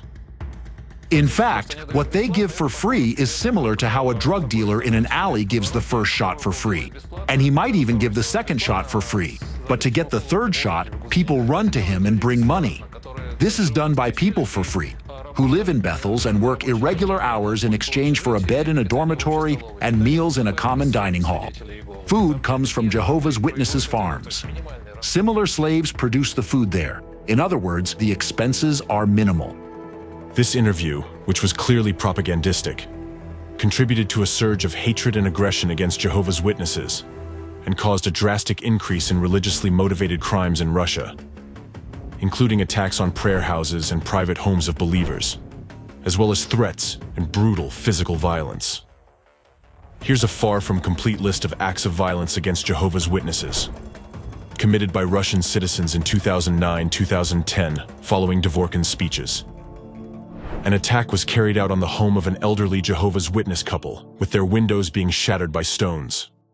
A schoolboy whose parents are Jehovah's Witnesses was attacked. 2 female Jehovah's Witnesses were assaulted, with one being struck on the head and losing consciousness. 2 female Jehovah's Witnesses were brutally insulted and severely beaten. 2 female Jehovah's Witnesses were attacked, one being pushed down a flight of stairs and the other kicked in the back. An attack on a Kingdom Hall of Jehovah's Witnesses resulted in the beating of the security guards and the building being set on fire. The Jehovah's Witnesses cult doesn't hold up because of their ridiculous, absurd, self-contradictory faith. It holds up through the strict control of the cult. It's a very strict totalitarian sect and cult. Pedophilia. There are actually hundreds of cases of pedophilia, and the cult has covered them up every time. Cults, cults, cults, cults, cults. Jehovah's Witnesses are a cult. Hands off our children.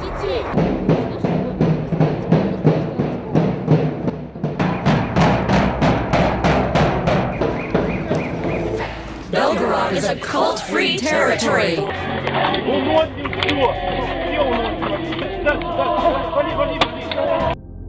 And this is just a small part of the consequences of merely 1 year of public activity by just one representative of the anti-cult movement in one country.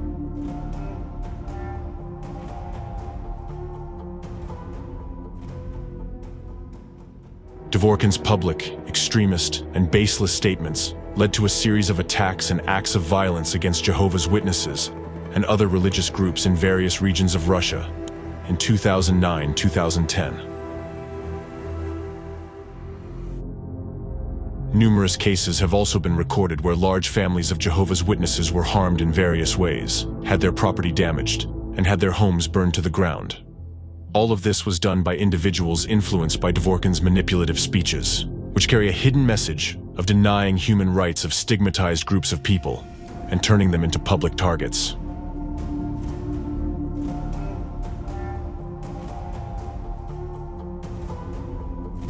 That's right. Persecuted. You must be persecuted. Because it's just a nightmare. It's a cult. Why put people in prison?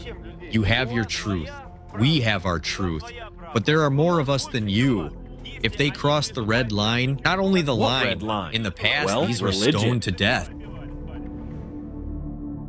Again, raising the issue of destructiveness, totalitarian sects may be compared to a circle of scorched earth that constantly expands, leaving only scorched earth and ruins inside. Such spiritual casualties, crippled individual, remain outside. They are cast out and then thrown back into society, for society itself to somehow rehabilitate them and deal with their problems.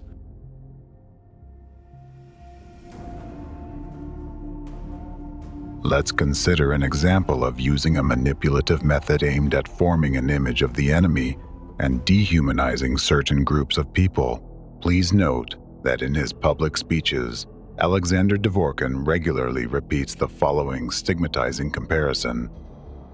Another name for totalitarian sects is destructive cults. Destructive meaning ruinous, like cancerous cells that enter the body and spread metastases throughout the organism until the body dies. Cults behave in society like a cancerous tumor in one's body, draining nutrients from society and feeding off it until the body itself dies. Just as a cancerous tumor destroys the body, a cult similarly destroys society from within. Dworkin's use of such metaphors as scorched earth and cancerous tumor in relation to people who are labeled sectarians or cultists is not accidental. Dworkin deliberately voices these vivid negative figurative comparisons in order to bypass your critical thinking and dehumanize representatives of those communities in your eyes, intentionally associating them with something extremely dangerous and harmful, something that requires immediate elimination. Such a comparison activates the mechanisms of black and white thinking in your mind when an object that a manipulative narrative is focused on is regarded as an absolute evil requiring unconditional rejection. At the same time, Dworkin himself is perfectly aware that his radical rhetoric is a blatant violation of human rights and a manifestation of extremism. So, in order to avoid direct accusations of inciting aggression towards people, from lecture to lecture he plays safe by voicing another manipulative statement. We don't fight cultists, we fight cults. We are often asked a standard journalistic question. Tell us, how do you fight cultists? And I always have the same answer to that. I don't fight cultists, I fight cults. The phrase "we fight cults" and not cultists, often used by Dworkin and his followers, is a prime example of semantic manipulation. This statement contains a dichotomy that creates an illusion of differentiation between the concept of a cult as an organization and the real people who are its members. However, in reality, such a differentiation is impossible since any organization consists of people and cannot exist without them. Dworkin's manipulative statement ignores the fact that the activities of the organizations he called cults and the personalities of the so-called cultists are inextricably linked. This means that he calls people cancerous tumors and scorched earth, thereby causing public hatred towards them. To make the essence of this manipulation clearer to you, please answer the following question. When you heard this comparative metaphor that cults are cancerous tumors, what image appeared in your mind? Some kind of abstract image of a cult? Or did you see an image of specific personalities whom you associate with the word cult, whom you yourself know or saw in the media? Your consciousness actually displayed an image of people because the image and mental command that Dworkin instilled through such verbal manipulations consists in the following message: cultists are dangerous. They must be exterminated. Such manipulative techniques used by representatives of the anti-cult clique provoke cognitive dissonance in your mind, forcing you to accept negative images without critical assessment of those.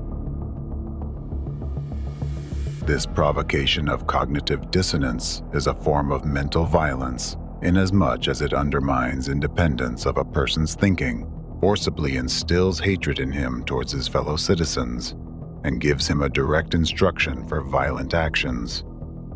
Please note that anti-cultists use this technique of covert cultivation of hatred to your detriment in many spheres of life, when they need to make you hate those people whom they target, when they need to set one part of society against another, causing a wave of hatred and violence within society.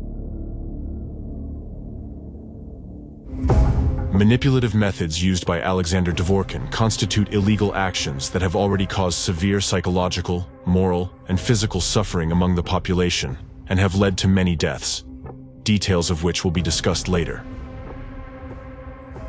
Dworkin's public statements bear clear signs of incitement to hatred and meet all the criteria of the threshold test established under the Rabat Plan of Action.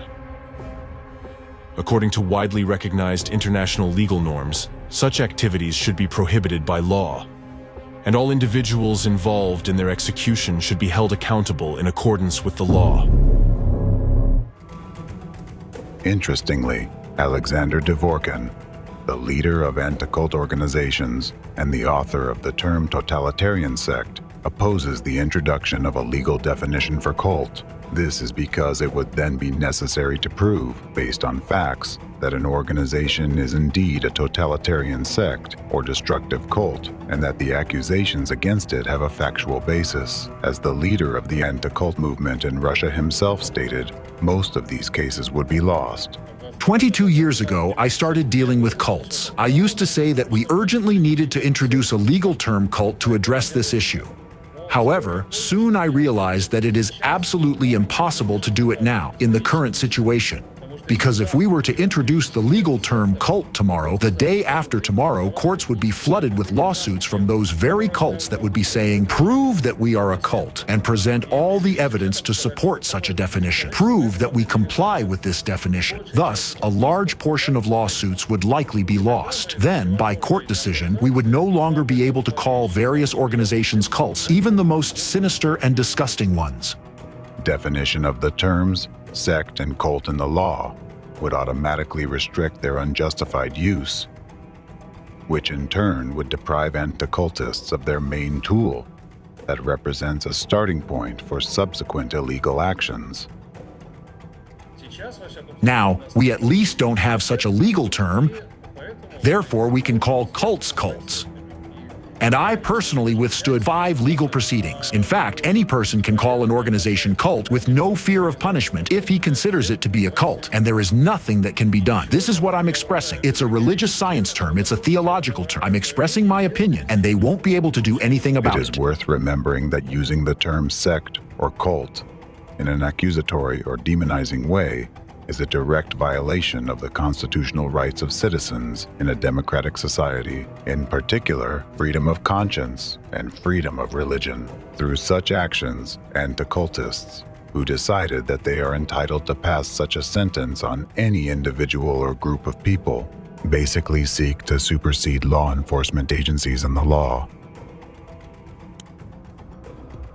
At a time when anti-cult terrorists carry out their destructive activities in various countries, introducing the mindsets they need among masses of people, the number of hate crimes against religions and beliefs is growing proportionally.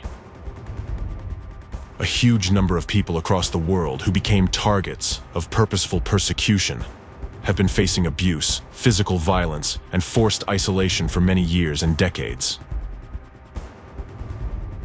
They experience mental violence, moral oppression, fear, and humiliation. When someone tries to label you as a cultist, it's extremely dangerous. Essentially, such a label in society marks you as a target that can and should be destroyed. This is similar to how the Nazis once forced Jews to wear yellow stars.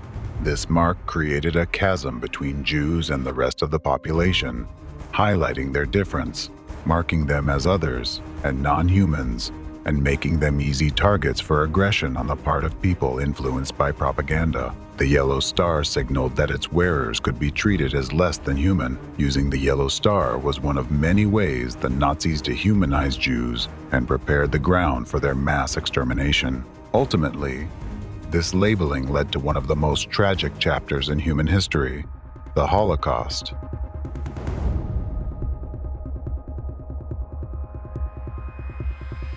Today, anti-cultists use the same methods, assigning labels like cult and sect to various organizations, thereby separating them from society and stripping them of their status as people. These labels take away their democratic rights and freedoms, telling society that these people are different and that they can be deprived of their rights, treated without respect, and even with violence. During the Nazi era, the harsh treatment of Jews was the result of well-organized propaganda. The media of that time were tools for creating the image of the enemy, despite the lack of facts and evidence. Similarly, today, innocent people labeled as cult or sect members by anti-cultists become victims of accusations for crimes they did not commit.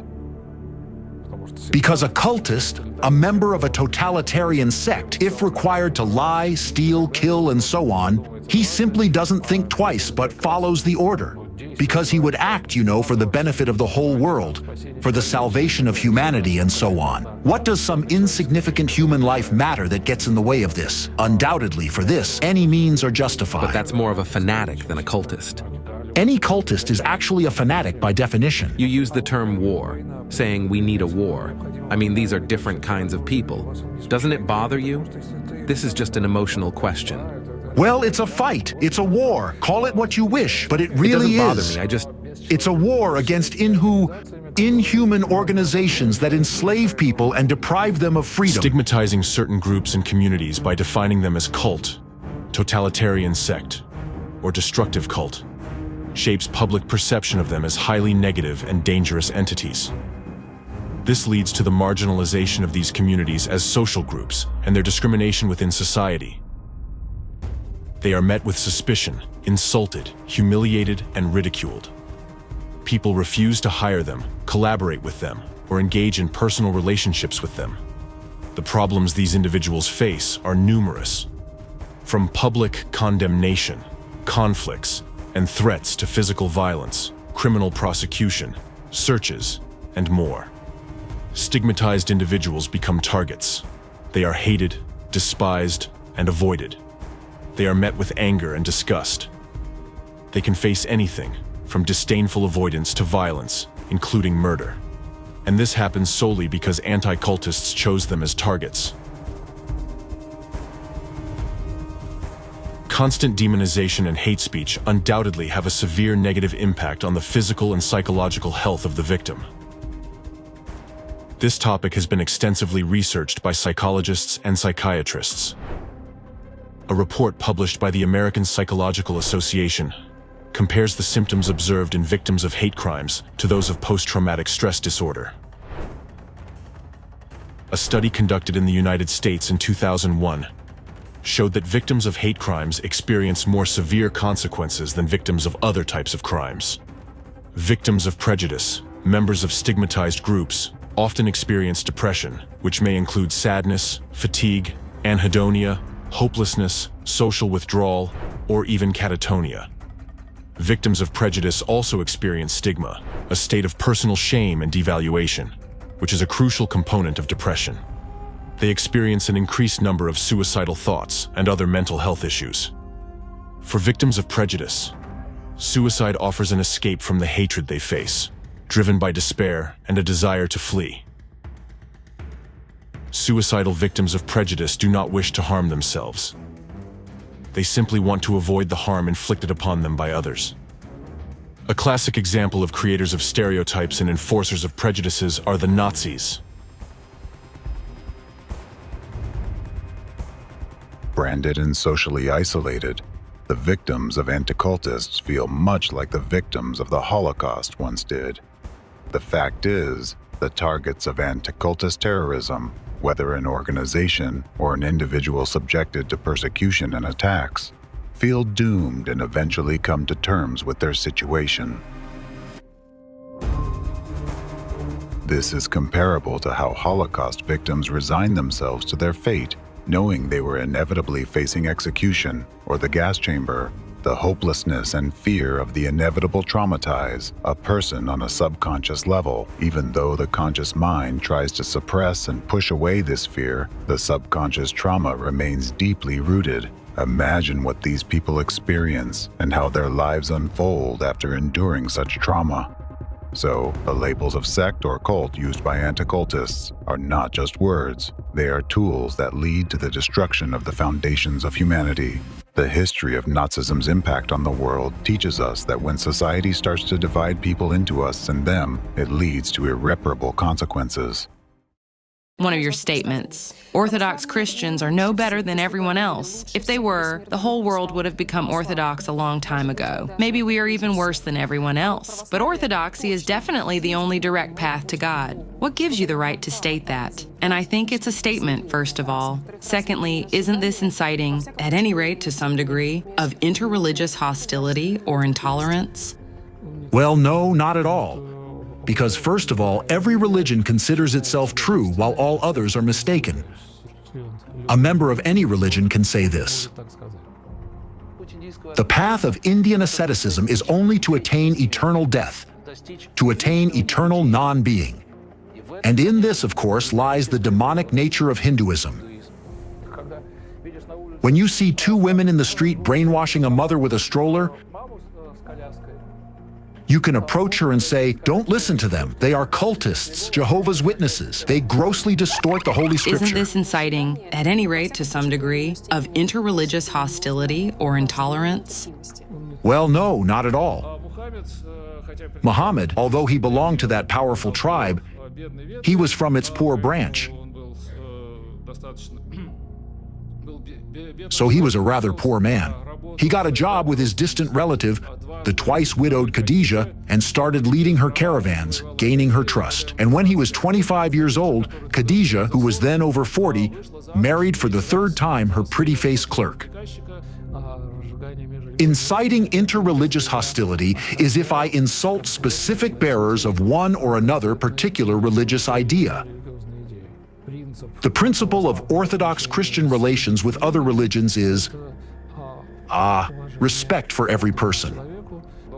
Long before he arrived, all of Moscow was covered with posters of this man with a horse-like face, and it was inscribed that the great Tony Robbins had arrived, and everyone was wondering what this was all about. Then Muhammad had some strange visions and revelations. Some people believe he had epileptic seizures. Tom Cruise is the Goebbels of Scientology, the minister of propaganda. Thorov himself is a very gray and dark man. He speaks very boringly. He is sort of like a very dull, gray person, and respect for every person. Who do we know? What cultists do we know? Street beggars? Annoying recruiters who knock on our doors? Cults are dangerous at the societal level because, unlike traditional denominations that enrich society and create culture, cults give nothing to society. We don't know cultists who are respect for every person. Writers, artists, music composers, philosophers, and so on, they only drain society of its vital resources, just like a cancerous tumor pulls the vital resources from the body until it eventually destroys it. A cancerous tumor pulls the vital resources from the body until it eventually destroys it. We can discuss each of the cults, many of them, talking about how exactly these totalitarian schemes are embodied in their teachings. The International Society for Krishna Consciousness, or the Hare Krishnas. This cult had a lot they would like to conceal. There was drug trafficking, arms trade, and murders. Overall, it is quite obvious that the International Society for Krishna Consciousness is a ruthless group aiming to seize power. It is built on strict totalitarian principles and dreams of spreading those principles to the entire global population. It seems clear that this is one of the attempts of the impending Antichrist. It is obvious. Perhaps the International Society for Krishna Consciousness is one of the actual forerunners of the Antichrist, who ultimately seeks to seize power worldwide. Possibly, it is through these very methods that his advent is being prepared. There can be no equality between Orthodox Christianity, which has existed in Russia for 1,000 years, and a tiny marginal cult like the International Society for Krishna Consciousness, which appeared here just a couple of decades ago, but loudly demands to be recognized on a par with orthodoxy and given preferential treatment. There was an attack on the temple of the Moscow Society. In Barnaul, there was an attempted attack on Krishna worshippers. Krishna worshippers were beaten in Moscow. Krishna devotee was beaten. Scientology is one of the most dangerous totalitarian sects, and Scientology surpasses many cults in its destructiveness. I've seen many ex-Scientologists who were absolutely just severely mentally ill. I'll repeat again, cults are very aggressive and very deceitful. With the mentality of a slave and the mentality of a whistleblower. He works for intelligence services. He's been gathering information since he was a child. I mean, he brings money, he brings information. If you're in Scientology, when you finally run out of everything, when you run out of money and your mental health or physical health, they will get rid of you. They will throw you out on the street and forget about you. FSB released video of searches at Scientology centers.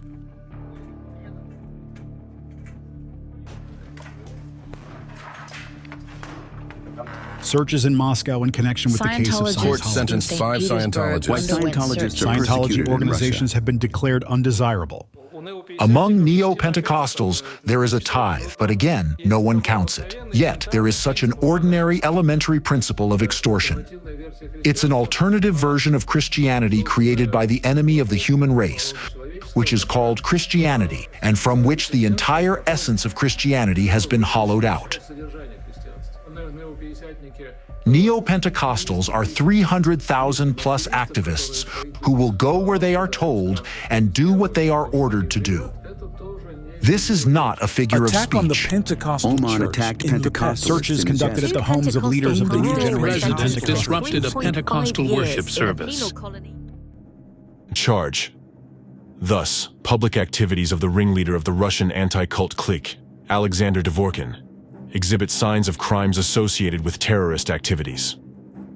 Hostile statements that create an atmosphere of intolerance, resulting in verbal abuse, threats, and physical attacks on people, as well as attacks on buildings, including arson. This is incitement to commit terrorist acts that spread hatred and endanger lives. It also hinders the enjoyment of human rights, including the right to life, liberty, and security. Therefore, according to the definition in the UN General Assembly resolution adopted on June 22, 2023, this activity constitutes terrorism.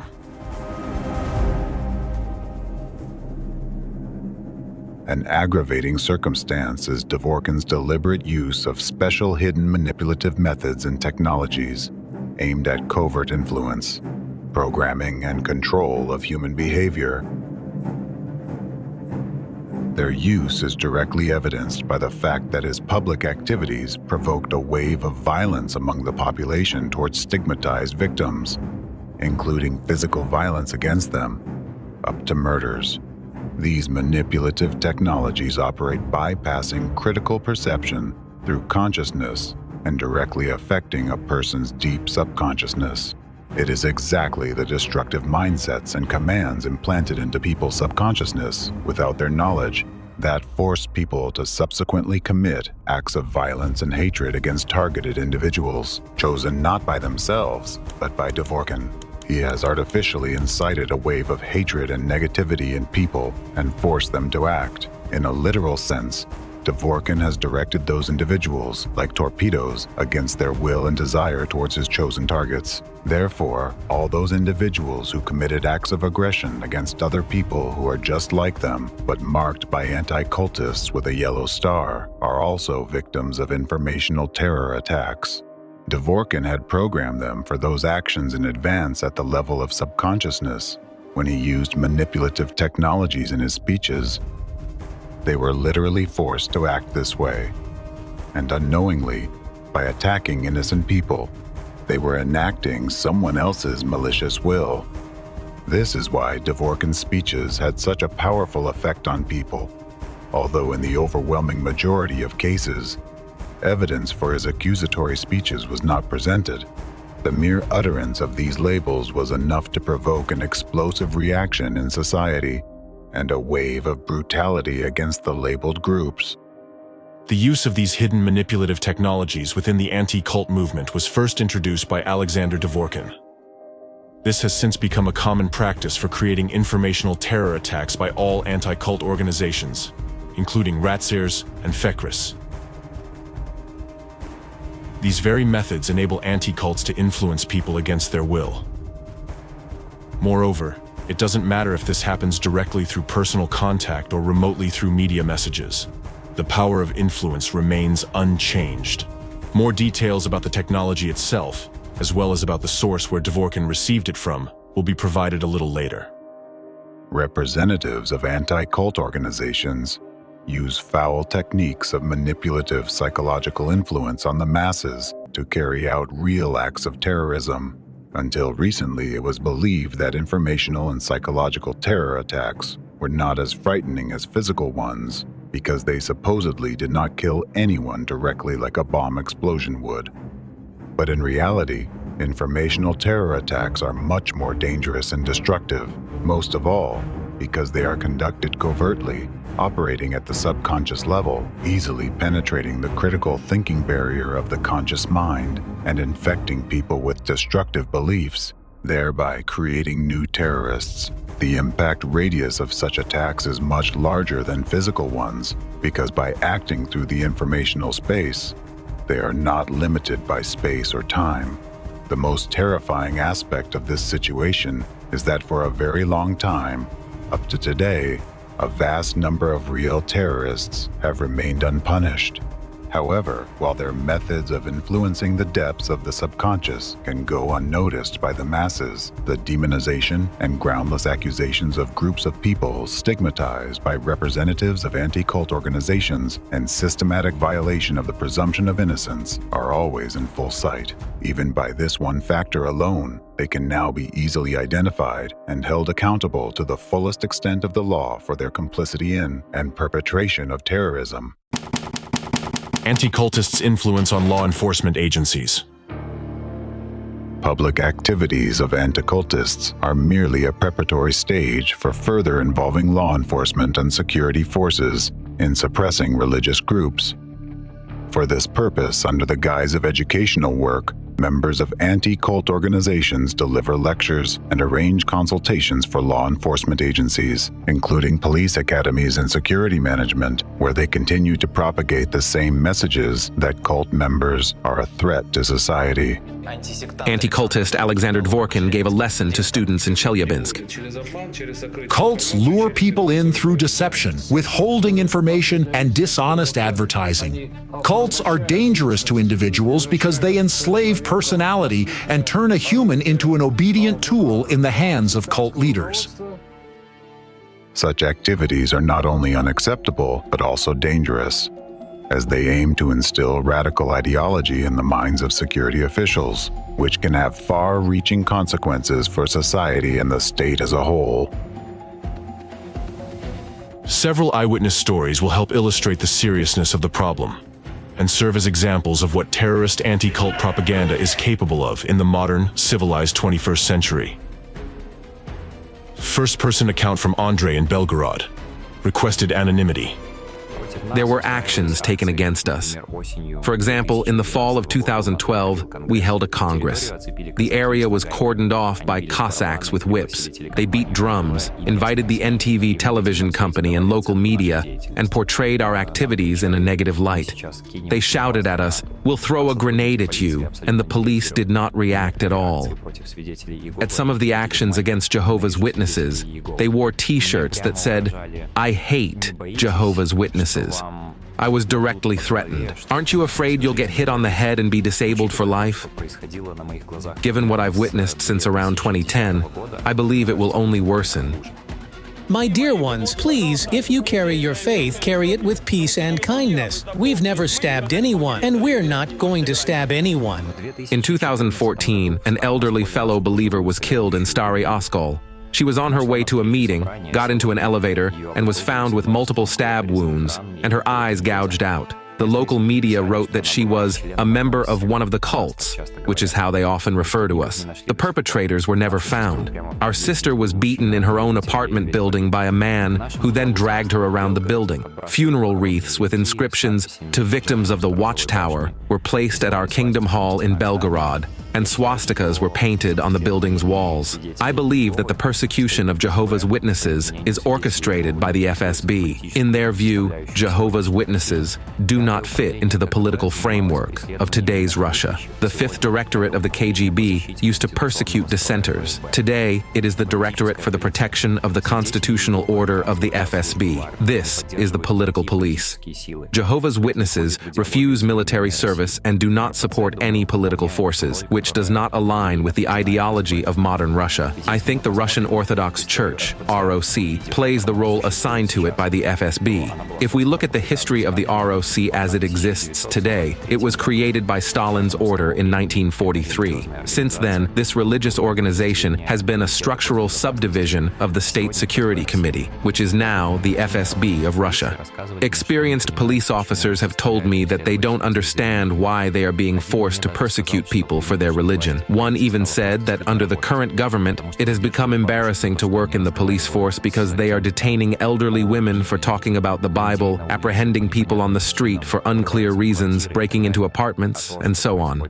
What is happening to Jehovah's Witnesses in Russia today can happen to anyone, to any political or religious movement, such as Baptists, Pentecostals, or the autonomous Russian Orthodox Church. They are already under pressure and are at risk.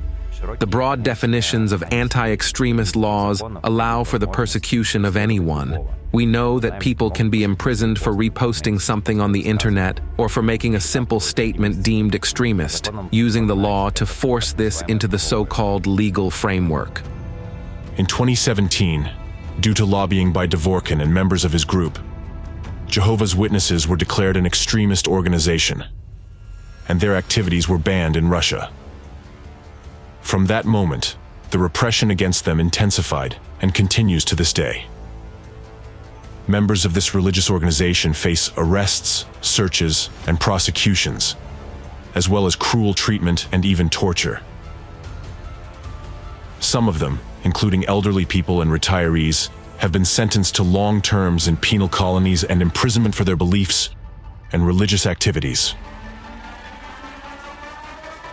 The editorial collegium of the Supreme Court of the Russian Federation has determined the decision of the Supreme Court of the Russian Federation dated April 20th, 2017 remains unchanged, and the appellate complaint of the Religious Organization Administrative Center of Jehovah's Witnesses in Russia is dismissed. Freedom of conscience in Russia has been crucified. There is no doubt that what happened to Jehovah's Witnesses will affect other denominations as well. A little bit later, religious persecutions will begin in Russia. There will be prisoners of conscience. The very term cult is certainly used as a stigma, as a label intended to turn people away from Jehovah's Witnesses, as well as from other organizations that are also labeled as cults by anti-cult activists or other opponents. If we assess the contribution of the anti-cult movement to the persecution of Jehovah's Witnesses, I believe it plays an overwhelmingly negative role and largely contributes to the expansion of persecutions against peaceful believers who simply seek to satisfy their religious needs, guaranteed by the Constitution of the Russian Federation. The right to satisfy their religious needs, including the right to collectively profess their religion. Believers are already facing persecution, attacks, and physical violence in places where meetings and gatherings used to take place. They are subjected to acts of vandalism. We fear that this will become widespread. People who are guilty of nothing other than adhering to certain religious beliefs will find themselves targeted by those who consider them enemies of society. As for liquidation of the Jehovah's Witnesses organization, in this regard, I have no disagreement with it. The ban on the organization is undoubtedly helpful. Primarily, we no longer see Jehovah's Witnesses in the streets, and consequently, people are protected from their intrusive propaganda and recruitment. When we talk about Jehovah's Witnesses, I certainly hope that their ordinary members will at least receive administrative penalties, but I understand that I'm not a lawyer and the law is the law.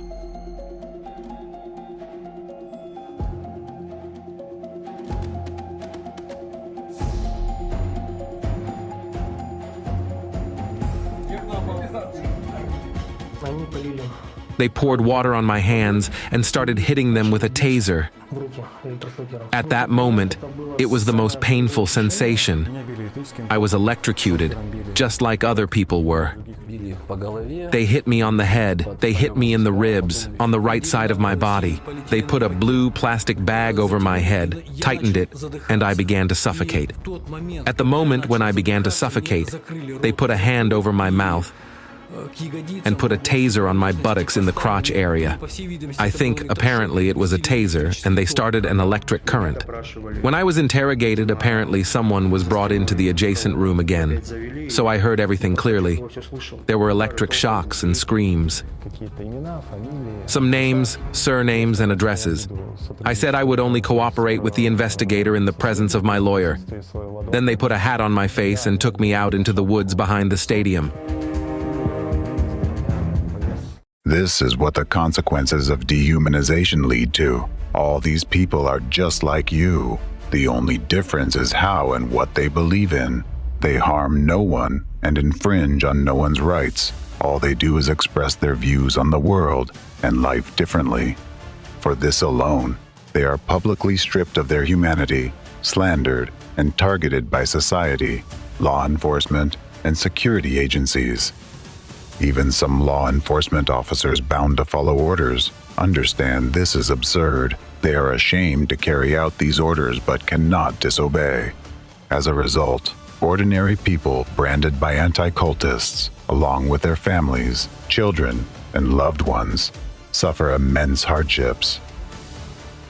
I'm now talking about citizens. Surely they are being taken care of by banning this cult, first and foremost, right? But we'll discuss that further. At this very moment, when they exist somewhere out there, we see them only on the internet, appearing in some news stories. So they...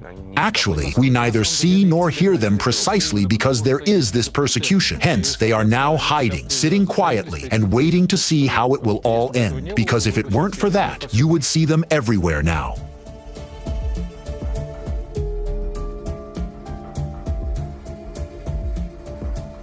I cannot avoid quoting the words of President Putin. On December 11th, 2018, he said, "We should treat representatives of all religions equally. We should not classify representatives of religious communities as some kind of destructive, not to mention terrorist organizations." Of course, this is complete nonsense. Jehovah's Witnesses are also Christians. I don't understand why they should be persecuted. So, what do we persecute them for? Firstly, I disagree with President Putin that Jehovah's Witnesses are Christians. They are not Christians. Christians are those who believe in divinity in Christ, while Jehovah's Witnesses do not believe in the deity of Christ. They are Jehovists. Their main god, whom they believe in, is Jehovah, so according to the rules, they should be called Jehovists. But they don't deny Christ. However, they don't consider him God. Muslims do not deny Christ either, but they don't consider him God. Muslims are not Christians. So this... But Muslims are not banned, while Jehovists are...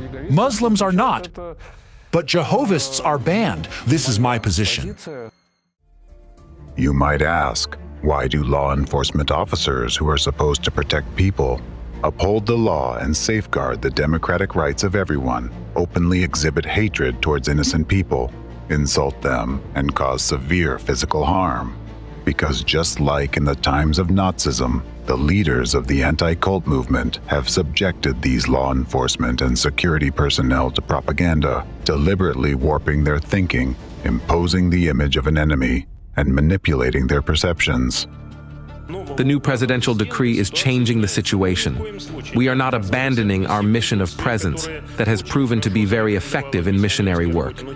But now, under the new strategy, we will act more openly, without fearing external persecution, which, I must admit, does happen. There are people in power structures who find our activities irritating and unacceptable. Now, Such an attitude towards us and our work will be seen as opposition to the presidential decree. I've been collaborating with law enforcement and military agencies for many years, giving lectures to their personnel about the essence of modern cultism, which is poorly understood in society. This is despite the church paying very close attention to anti-cultist activities. I've been dealing with this issue for 30 years myself. In my presentations, I have to explain a lot to cadets, law enforcement officers, and military personnel. I call the new presidential decree a real gift to us, Orthodox missionaries. In the section, Expected Results of the Implementation of this strategy, it is stated that this strategy should contribute to stabilization of the social and political situation in our country, as well as to the spiritual and civic unity of the peoples of the Russian Federation, including through the activities of the Russian Orthodox Church and the broad Orthodox mission that enlightens and educates all peoples.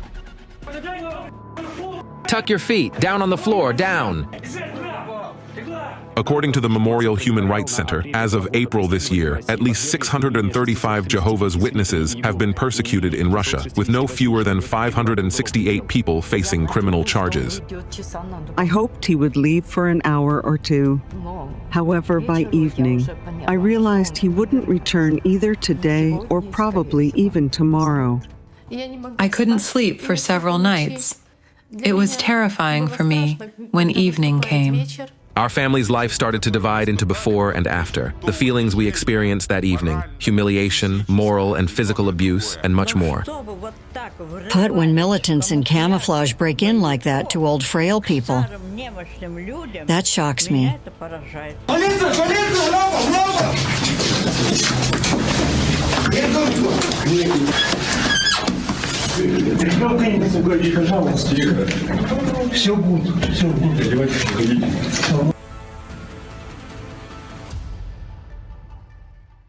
Think about it. Law enforcement officers who took an oath and are obligated to protect the citizens of their country are attacking peaceful members of an unjustly branded, cornered, and discredited organization. They no longer see these individuals as citizens, or even as people, but as soulless, inferior beings because anti-cultists have labeled them with a yellow star for believing in God differently. These are the Nazi methods imposed by anti-cult organizations. First, the label cult is applied by anti-cultists, and then the state assigns the status of extremism. Anti-cultists successfully use these methods not only in Russia, but also in Europe and worldwide. The very existence of anti-cult organizations violates one of the fundamental human freedoms, the freedom of conscience and religion. To deprive someone of the ability to believe in what they choose is to strip them of a basic need, similar to the need for food or drink. It's as if you were forbidden to eat bread because a bunch of radical extremists decided you aren't even human. And if you're not considered human, you can't behave like one. This means you don't deserve humane treatment and cannot have human rights and freedoms. To help you understand what these people branded as cult members by anti-cultists and no longer protected by the law feel, let me give you a simple example. Imagine you're at home, sitting down for dinner. Suppose you have a habit of eating bread in a particular way. Maybe you prefer to separate the crust from the crumb and eat them separately, meaning you simply eat bread differently than most people. Now, because of this, the police forcibly break into your home, turn your personal belongings upside down, damage your property, scare your children, eat you, and arrest you. How would you feel in such a situation? That is precisely how those targeted by anti-cultists feel today. What wrong have these people done? They did not break into others' homes. They did not violate the law, and they did not force their beliefs on anyone. Unlike the way the dominant religion is imposed in some countries, they did not infringe on others' rights. They simply ate bread differently because it suited them better. But someone didn't like that, so they were stripped of their humanity. The persecution of Jehovah's Witnesses in Russia has been widely condemned both by the general public within Russia and internationally, by representatives of human rights organizations and officials from various countries. The European Court of Human Rights, ECHR, ruled that the persecution of Jehovah's Witnesses in Russia violates human rights. However, the persecution continues to this day, and instigators of hatred and informational terrorism, such as Alexander Dvorkin and his associates, have not been held accountable or received the punishment they deserve. Charge: dehumanization. The denial of individuals in any religious or ideological group their status as human beings is an activity aimed at denying human rights, and is qualified as acts, methods, and practices of terrorism. The stance of leaders of anti-cult organizations, such as Fekris and Ratziers, that the members of what they call cults or sects are not considered to be humans, directly violates the rights of such people to legal capacity, which guarantees that every person is regarded as an individual with rights. By their statements and actions, representatives of anti-cult organizations deny the principles of pluralism, one of the most important democratic pillars. Accordingly, under the definition in the resolution adopted by the UN General Assembly on June 22, 2023, this activity is considered terrorism.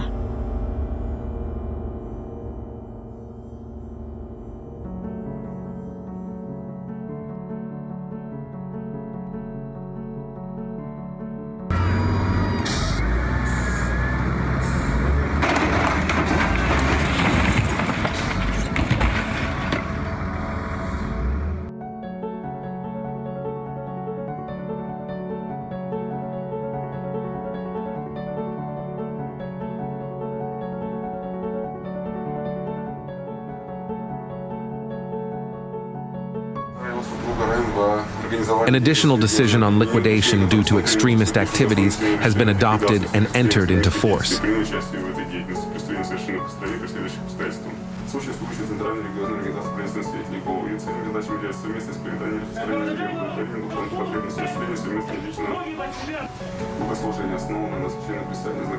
They put a submachine gun right to his forehead, pushed him back, and started shouting, "Where's the family? Where is your family?"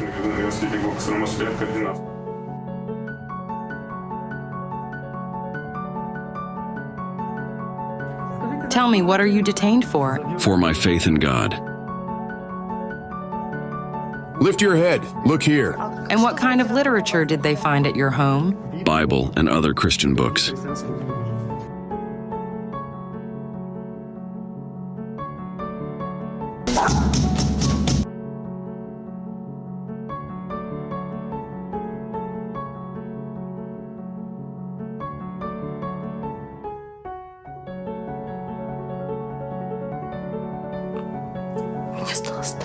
Yeah, I got scared.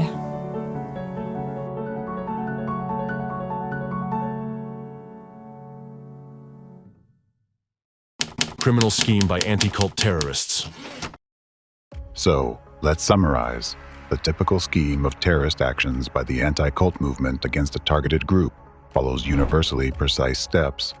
It begins with labeling the group as a cult or a sect, continues with stigmatizing the group in public opinion, fabricating accusations and criminal cases, and ends with discrimination against members of the targeted group, persecution, and the use of physical violence, up to murders.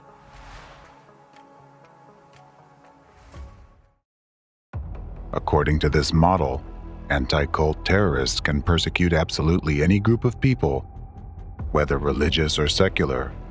It doesn't matter. The most crucial steps are labeling and initiating a media campaign to discredit the victim in the media. Once this is achieved, implementing the remaining steps is only a matter of time. In the course of organizing persecution against targeted groups, members of anti-cult movements and their accomplices engage in a range of criminal schemes, such as criminal schemes implemented by representatives of the anti-cult movement, spreading and implementing extremist ideology, inciting conflicts on religious grounds, conducting provocations against members of religious organizations based on religious hatred and/or commercial interests, including using informal connections within law enforcement and other government agencies, fabricating administrative and criminal cases against religious organizations and their members through corrupt connections, manipulating judicial examinations concerning religious associations, preparing false witnesses for court proceedings, public funding fraud, engaging in fraudulent activities.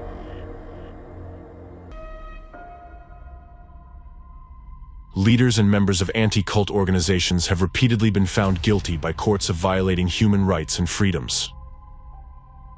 Numerous facts and cases have accumulated where European courts in Germany, France, Canada, Spain, the United Kingdom, Switzerland, and Austria have found participants in organizations affiliated with the Fekris network guilty of numerous offenses, including defamation, discrimination, and unlawful restriction of freedom. The violations they committed have had significant consequences for religious groups and their members, including social ostracism, job dismissals, denial of employment and medical examinations, educational problems for their children, and other issues. However, despite the clear violations of laws, anti-cult organizations continue to operate, receive state funding, and conduct their anti-democratic and inhumane criminal activities.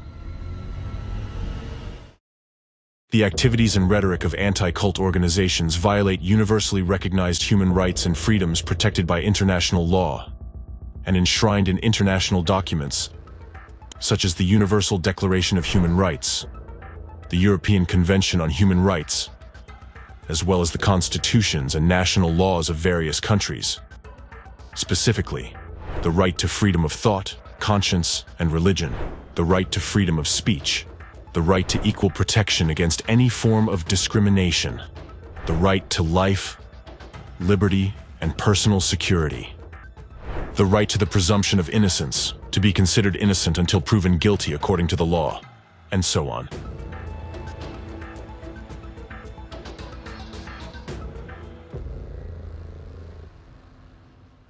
Representatives of the anti-cult movement violate the following international legal norms.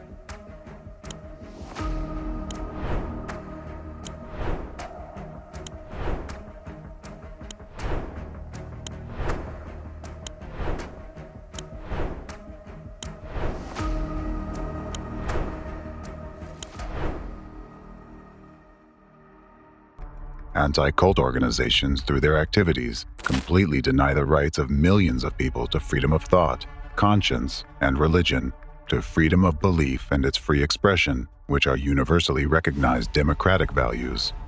However, to accuse them only of this is akin to giving a fine to a terrorist who stormed a building and shot people just for improperly parking his car before doing so. All members of anti-cult organizations and their accomplices should be held criminally responsible for their deliberate terrorist activities.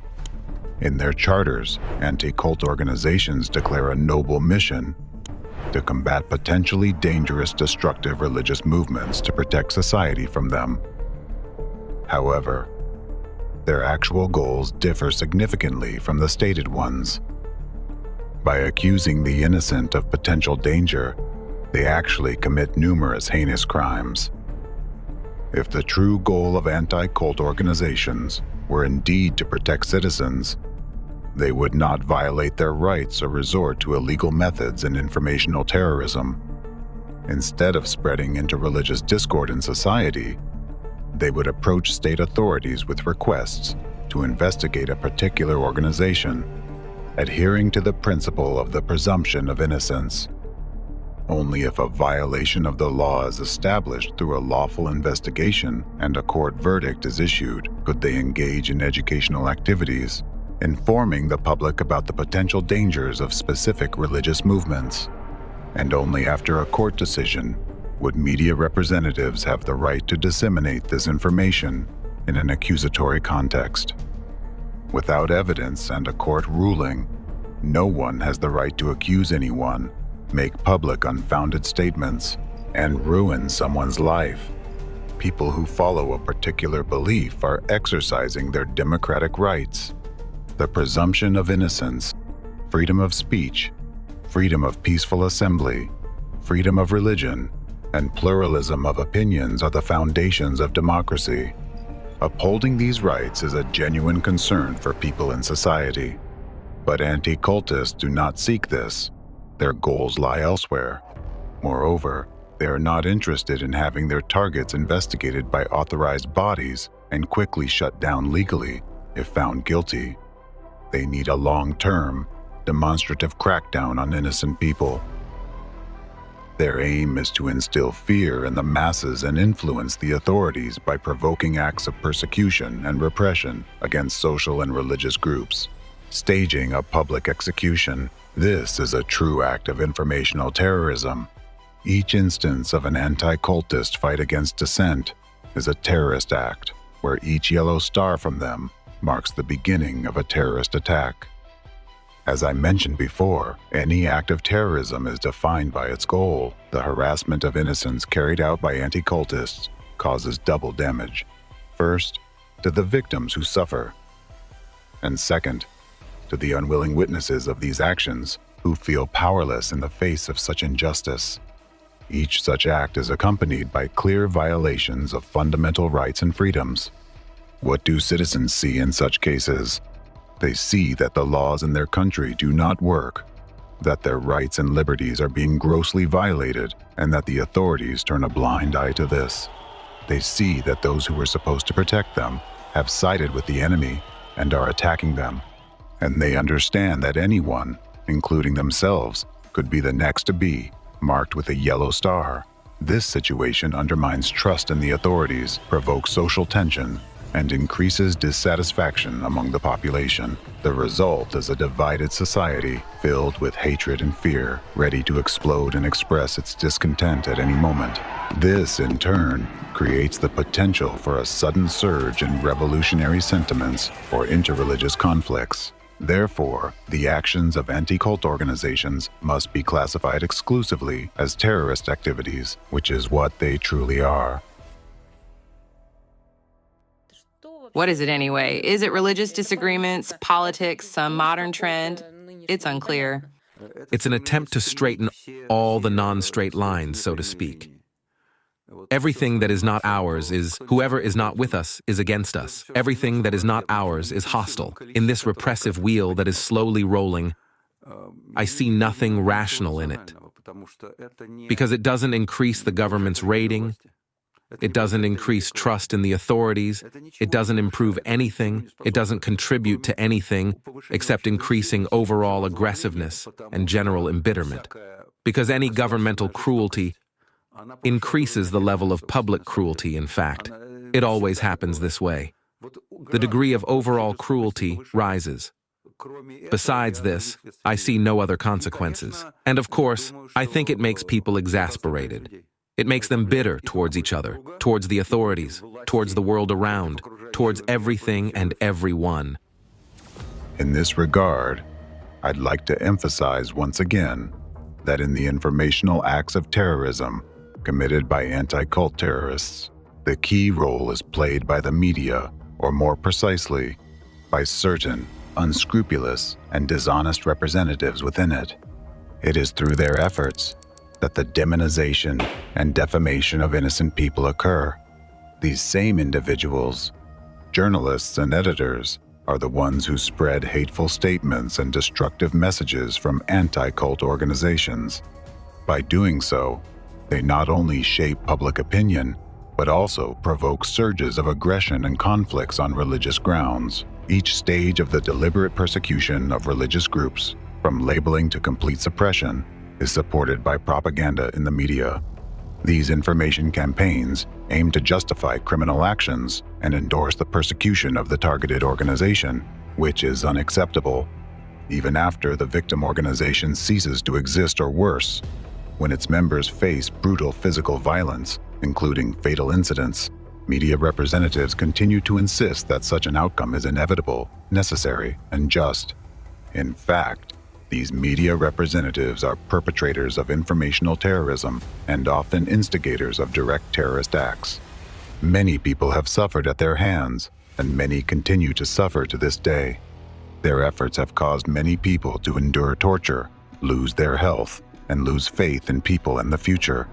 Therefore, according to the law, all journalists, editors, publishers, and media employees who aided the anti-cultists should be held accountable for crimes related to terrorist activities. Each such publication violates citizens' fundamental rights and freedoms, guaranteed by the Constitution and international legal norms. By committing acts of informational terrorism, media representatives undermine the foundations of democracy and effectively act against their own people and country, which, in the context of an undeclared covert war, plays into the hands of the enemy of the free world and constitutes collaborationism. By participating in the criminal scheme of terrorist anti-cult groups, acting deliberately and in collusion, these individuals commit treason. An example of how the image of an organization stigmatized through the media can be further used by anti-cultists to destabilize the country is guilt by association. Anti-cult groups deliberately associate politicians or representatives of authority with discredited organizations, thereby lowering their ratings and tarnishing their reputations in the eyes of the public. Ultimately, this can lead to removal of those politicians from the political arena.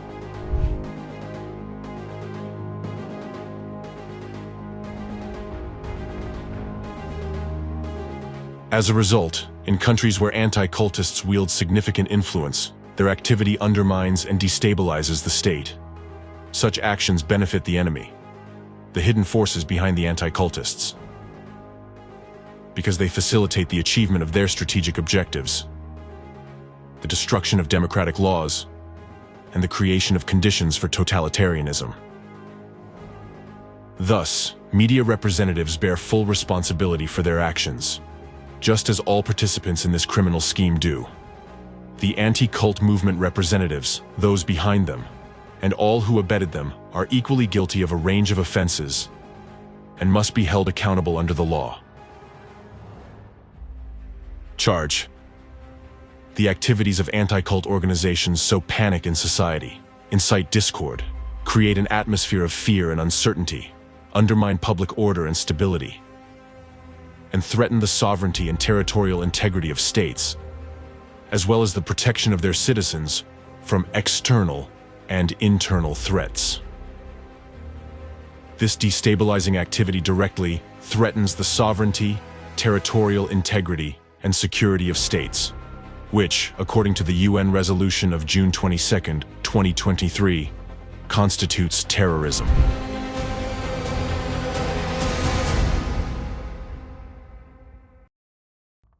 It is well known that the more religions and freedoms of opinion exist in a state, the more stable and democratic it becomes. People feel freer and more courageous. They are ready to defend their country, serve it, and contribute to society. Pluralism of opinions ensures safety and stability by preventing the concentration of power in one set of hands. This is precisely why the First Amendment was added to the U.S. Constitution. However, the actions of anti-cult organizations threaten this diversity and endanger states themselves by provoking the destabilization of the democratic system, which, according to international acts, is also a form of terrorism. The long-term nature of such terrorist acts and the use of secretive manipulative technologies has made their execution inconspicuous for a long time. It has complicated the proof of guilt of their organizers, but now the time has come when all individuals involved in such actions, representatives of anti-cult organizations, the media, law enforcement, security forces, those engaged in persecution, searches, arrests, falsified trials, as well as politicians and individual officials, must be identified, held accountable, and punished to the full extent of the law for treason, creating an international terrorist network, complicity in terrorist activities, and the systematic execution of terrorist acts. Charge.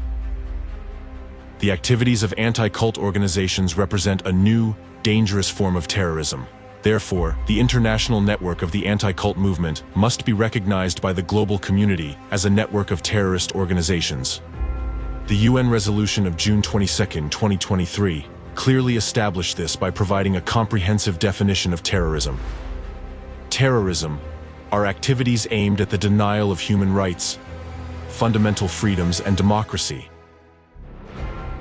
and actions impeding the enjoyment of political, civil, economic, social and cultural rights, including the right to life, liberty, and security. In other words, these are actions or practices that directly or indirectly undermine or violate fundamental human rights and freedoms and the principles of democracy. How to defend your rights and freedoms. The public must be informed about the potential dangers of informational terrorism and possess the necessary knowledge to recognize it in the daily flow of news and information from social media and other media platforms. Right now, every citizen who is aware of the signs of informational terrorism can take active steps to prevent it. Suppose you discover instances of informational terrorism in the media in your country. In that case, you have the right and duty to contact the Attorney General and demand an appropriate investigation and measures to stop the activities of the group committing that. Competent authorities must promptly take measures to establish the fact of a terrorist act in the public domain, or refute it with appropriate evidence. In accordance with the principles of the rule of law and democracy, the Attorney General must publicly report on the work done within a set time frame. Suppose the fact of an informational terrorist act is confirmed. In that case, people should be informed about its goals, objectives, and the extent of the harm caused to reduce the negative consequences of the attack.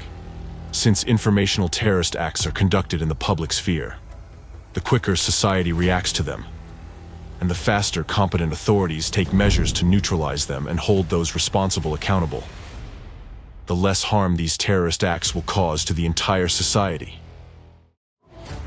Conversely, suppose an informational terrorist act occurs, and the public and law enforcement agencies ignore it. In that case, the terrorist act achieves its goals, and the destructive consequences for both citizens and the entire country are amplified significantly. Therefore, society must monitor the integrity of the information field and promptly report any informational terrorist acts discovered in the media, and the relevant authorities must respond swiftly to citizens' reports. If, after citizens request an investigation into an informational terrorist act, the Attorney General does not provide a public report on the work done, does not disclose the investigation results, and does not take measures to stop the activities of those committing informational terrorism within the legally established time frame, this should raise justified doubts about their competence. The lack of active measures from the Attorney General could be seen as possible complicity in criminal activities or deliberate aiding of the perpetrators. In such a case, citizens have the legal right to initiate the procedure for removing the Attorney General from office for actions that contradict the interests of the people and the state. Moreover, if the Attorney General, in their position, allows informational terrorist acts to be committed and lets the perpetrators go unpunished, then they themselves should be held accountable under the law for aiding terrorism and participating in the activities of a terrorist network. The presence of an individual in a significant governmental role who supports terrorism poses a serious threat to national security and the stability of the law enforcement system. Therefore, if the Attorney General fails to fulfill their duties to protect the rights and freedoms of the people, any citizen has the right to appeal to the higher authorities responsible for appointing the Attorney General in your country, requesting that they be peacefully and lawfully removed from office. As citizens, you must also understand your own responsibility. If you witness any form of terrorism and choose to remain silent, you similarly become an accomplice to the crime. Silence in such circumstances can be regarded as a form of criminal inaction. If you witness an attack on your rights and freedoms, an attack on democracy, do not remain silent. Inform the competent authorities. After all, the consequences of such a terrorist act will affect you first and foremost. In light of recent events, which have made it clear how much impact information can have on the world, covering up informational terrorism is equivalent to depriving yourself and your children of a future. Therefore, if you encounter informational terrorist acts in the media in your country, report them and demand that the activities of these informational terrorists be stopped. Protect your rights and ensure a safe future for yourself and your children.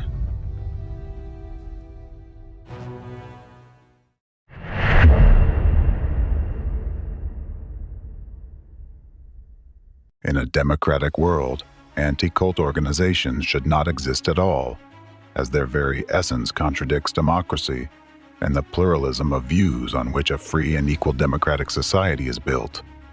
Nevertheless, this criminal international terrorist group not only exists, but also openly engages in inhumane activities in full view of the global community, posing a real danger to society. You might ask, why haven't anti-cult organizations been held accountable for their actions? And why do they still exist? Because for many years, this transnational terrorist group operated in the shadows, using sophisticated manipulation techniques to conduct informational terrorist acts. It took 30 years of observing their activities and a 10-year investigation to uncover their tools and methods, and to establish their true goals. The presented facts clearly show that anti-cult movements are tools of the enemy of the entire free world for conducting covert terrorist acts in the informational space. This means they consciously aid the enemy's global plan for total power domination. In this context, anti-cult organizations are just one branch of a network of similar organizations that use the same methods, all led by a hidden shadow force, their ideological mastermind. All members of this network are the architects of a new world disorder. Their goal is the destabilization of society on all fronts: political, social, cultural, ideological, religious, and others. Therefore, destructors like anti-cultists are present in many areas of public activity and occupy various levels of the social hierarchy. They do not care whom they target or for what reason. The main objective is to persecute the innocent, which allows them to create informational terrorist acts to influence the masses. They are indifferent to who holds power. They will undermine any authority. The ultimate goal of their activities is globally orchestrated mass disorder, civil war, and the complete collapse of democracy. Each of them plays their part in the unified enemy scheme to destroy democracy and establish totalitarianism. Therefore, they draw into their network all those as deceitful and unscrupulous as themselves who can help achieve their goals. They strive to extend their influence worldwide. In some countries, they have already infiltrated the government. In others, they openly influence legislation. In some places, they even receive funding from the state. There is also a country that serves as the source of this harmful influence spreading across the globe. In this country, this shadow force already controls the government and is the real power. Through their actions, this entire international terrorist group is bringing about a new world order led by the hidden enemy, the enemy that is currently reviving the legacy of Nazism in a new, even more insidious form. For convenience and understanding, let's call this new form of Nazism global anti-cultism. After that branch of the unified network, on the example of which it became possible to study the methods and schemes of the hidden enemy through years of investigation, monitoring, and study of its activities. Humanity is facing a threat of this kind for the first time, because right now there is a war, and it is a covert, undeclared war that has engulfed all of humanity.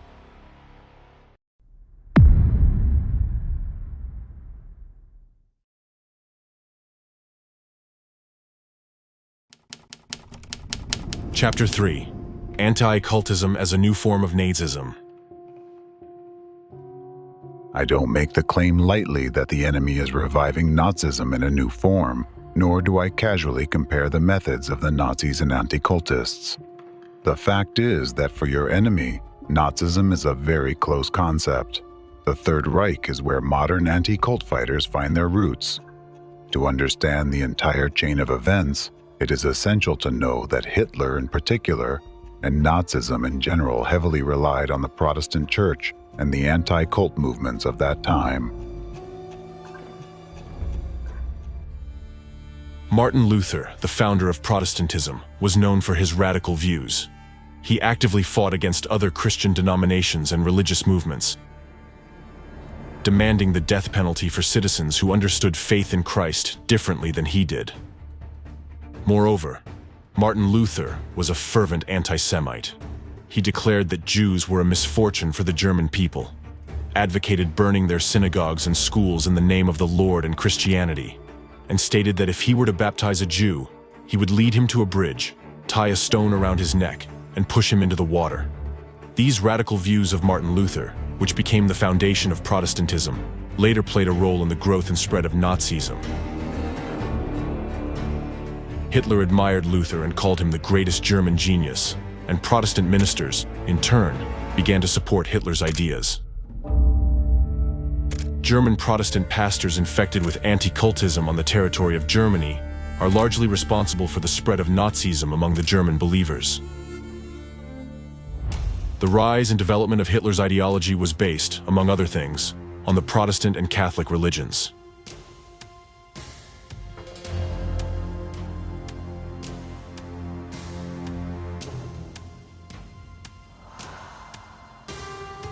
Later, atheists were even banned from joining the SS. Thus, a supporter of Hitler was typically a devout Protestant or Catholic. By 1932, Hitler's party, the NSDAP, received 60% of the vote among Protestant pastors. Support ranged from 90 to 100% in small Protestant communities, especially in Bavaria. Historians assert that the Third Reich began in Bavaria as early as 1932. As early as in 1921, in the Protestant Church, the Apologetic Center was established, a prototype of modern anti-cult organizations. Officially, the Apologetic Center was supposed to monitor the activities of other religious movements and inform the Protestant church community about them. In reality, the Apologetic Center began collecting data on various cults, movements, circles, and other associations. In 1932, Pastor Walter Kunneth, an anti-Semite from Bavaria and the chief editor of the Protestant publication Word and Deed, became the head of the Apologetic Center. This marked the beginning of a campaign against non-Christian movements such as anthroposophy, Darwinism, Maoism, spiritualism, and occultism. Movements that the Protestant Church viewed as competition. Lectures and articles were produced on this topic, with many ideas and methods inheriting an inquisitorial approach. On April 26, 1933, Walter Kunneth presented a report titled "The Church and the Jewish Question" to the Federal Church Administration in Berlin. In it, he called for the swift eradication of Judaism, which he described as a foreign entity within the body of Germany. This report had a profound influence on the final adoption of anti-Semitic policies. On December 16, 1933, the Gestapo noticed and appreciated the work and methods of the Apologetic Center. Thus, Walter Kuhneth united with Adolf Hitler in the mission to eliminate Jewish influence on the life of the people. At the same time, Kuhneth sought to permanently rid society of other religious and political minorities. Kuhneth was really pleased with the Gestapo's interest in his work. This is what he wrote in his report to the leadership of the Reich's Protestant Church. The Gestapo has expressed great interest in the cult archives of the Apologetic Center, as well as our work in combating free thought, Marxism, and Bolshevism. The Gestapo has expressed a desire to lead the fight against illegal free thought alongside the Apologetic Center in the future. The exchange of materials between the Gestapo and the Apologetic Center has already begun. From this point on, the staff of the Apologetic Center began intensively supplying the Imperial Ministry of the Interior, the Ministry of Propaganda, and the Gestapo with materials about the political positions of various religious communities. The Apologetic Center also collaborated with the Reich Ministry of Propaganda, headed by Goebbels, and the Reich Ministry of the Interior. This work focused on developing materials to combat Jews and cults, lists of the so-called cults and sects, that is, any groups the Apologetic Center deemed dangerous to state ideology, were maintained and constantly expanded. As a result, representatives of the Apologetic Center, led by Walter Kuhnert, produced numerous slanderous pseudo-expert reports. This defamation turned these groups, along with the Jews, into targets for the Nazi dictatorship and subsequent brutal persecutions, including the deportation of their members to concentration camps. Historian Horst Junginger writes, if in 1931 they counted about 150 religious and non-religious ideological communities for which data were collected, and 2 years later about 250, then by 1936 the archival lists recorded about 500 groups and cults considered dangerous. It is also important to note that violent methods that were later demonstrated by the Gestapo both before and during World War II were borrowed from anti-cult organizations, particularly the Apologetic Center organized by the radical part of the Protestant Church. Prototypes of the anti-cult movement have existed since remote antiquity. Persecution and execution of Jesus Christ, establishment of the Inquisition, all of this and much more was practiced by the ancient predecessors of modern anti-cultists. Throughout the centuries, they adapted to external circumstances and changed the form, but always maintaining their essence. Their weapon was, and still is, genocide in its various forms. Thus, the radical views of the Apologetic Center were formed long before the radical views of Adolf Hitler himself. Researchers note that Hitler followed Luther's instructions against the Jews precisely. Historians also emphasize that the pre-existing anti-Semitism on the part of the Church determined the character of the German national movements. In other words, it determined Nazism itself. It means that the radical vector against Jews and dissenters was determined long before the Gestapo emerged. It is interesting that in 1933, immediately after its foundation, the Gestapo began to adopt the experience and exchange documentation, precisely with the anti-cult Apologetic Center. Protestant pastors, who held radical views, constantly urged the Gestapo itself to further tighten its methods of combating Jews and dissent. For example, in 1942, the Bavarian evangelical Lutheran pastor, Friedrich Auer, even demanded from the Nazi government another St. Bartholomew's Night, during which no Jew would be spared. It is also interesting that after the war, these pastors were not prosecuted for their Nazi proclamations. Surprisingly, after the war, Walter Kuhneth was not convicted for his anti-Semitic views and collaboration with the Gestapo, unlike many other Nazis. On the contrary, Kuhneth received the Maximilian Order for Science and Art and the Bavarian Order of Merit from the Free State of Bavaria. Starting in 1946, Walter Kuhneth became a professor of Protestant theology at the University of Erlangen in Bavaria. Kunith was awarded the honorary title of Church Counselor. Now you know that it was the anti-cultists who were responsible for making Nazism so violent. They made Nazism such as the world knows it nowadays. Moreover, it was with the hands of the anti-cultists of the past that Nazism was revived after World War II. After the victory over Nazism, the international community united to create the United Nations to maintain and strengthen international peace and security, ensuring that humanity would never again experience the horrors of something like Nazism. At that moment, many believed that Nazism was gone forever. However, in 1964, the Protestant Church of Germany officially reinstated the position of Commissioner for Sects and Ideological Questions of the Evangelical Lutheran Church of Bavaria, appointing Pastor Friedrich Wilhelm Hack to the role. He became the successor to Kunith's Nazi legacy and the leading ideologue of anti-cultism in Europe. In his studies of sects and cults in Bavaria, Hack referred to the Sektenerhebung, study of sects, conducted by the Evangelical Lutheran Church in Bavaria in 1930. Here's an interesting fact. Hack studied Protestant theology in Bavaria at the University of Nuremberg, during the same years that Kunith was a professor of Protestant theology there. At Hack's initiative, the name Working Group on Religious and Ideological Issues from the Nazi regime was revived in the early 1970s. He adopted an almost identical name from the Nazi era, the Department for Religious and Ideological Issues.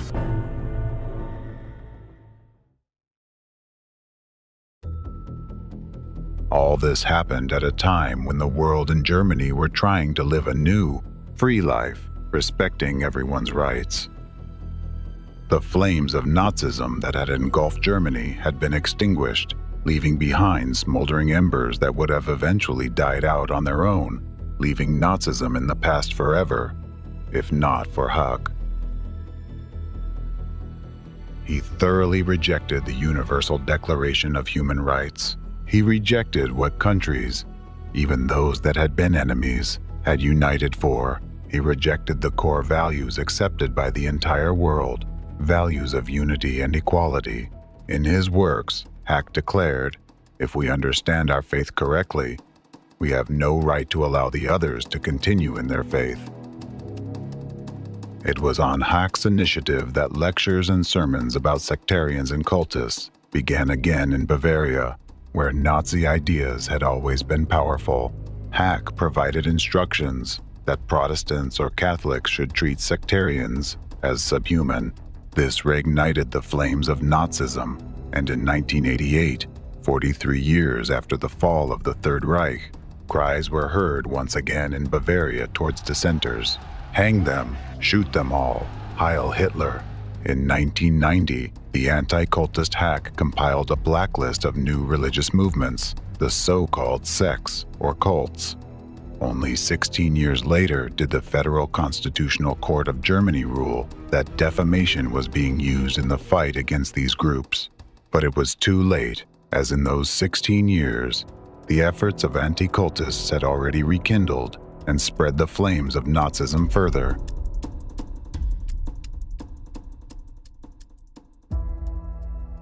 Anti-cultists of the past were the forerunners of modern anti-cultists. Anti-cultists never broke the direct line of transmitting their knowledge and methods. Thus, modern anti-cult organizations were established using the model of the Nazi Apologetic Center. Thus, after World War II, Wilhelm Hack helped his brother in faith, fellow anti-cult activist Johannes Aagaard, establish the Dialogue Center International in Denmark in 1973. Although the center's name suggested peaceful dialogue, it was merely a facade. In reality, Aagaard, like Kunith in the Apologetic Center, was a Christian anti-cultist who sought to combat so-called totalitarian sects. Aagaard publicly mocked the First Amendment to the US Constitution, a symbol of a free society, calling it a neurosis and claiming it was unnatural to human nature. The Dialogue Center had branches in Greece, England, India, Ireland, Russia, and Germany, where Hawk served as vice president. And who do you think became one of Agard's favorite students? The student whom Agard would repeatedly defend in courts. You have already heard a lot about him today, but now you will understand where he got all his methods. The Dialogue Center's representative in Russia was Alexander Dvorkin, Hack's pupil and Agard's favorite student.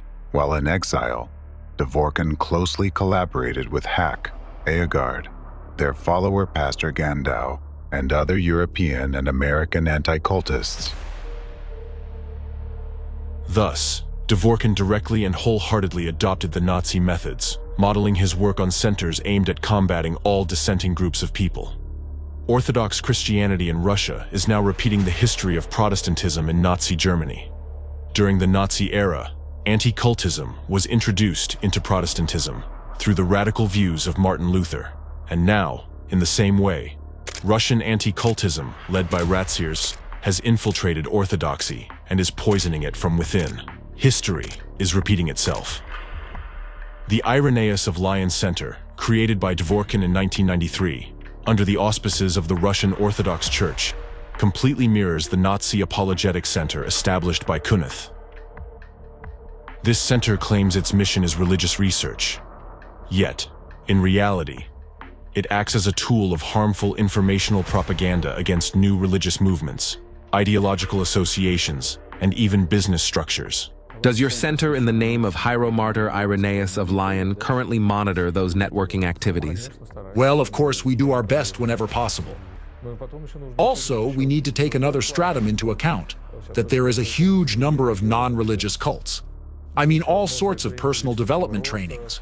Commercial ones, so to speak. Commercial ones as well. They are different.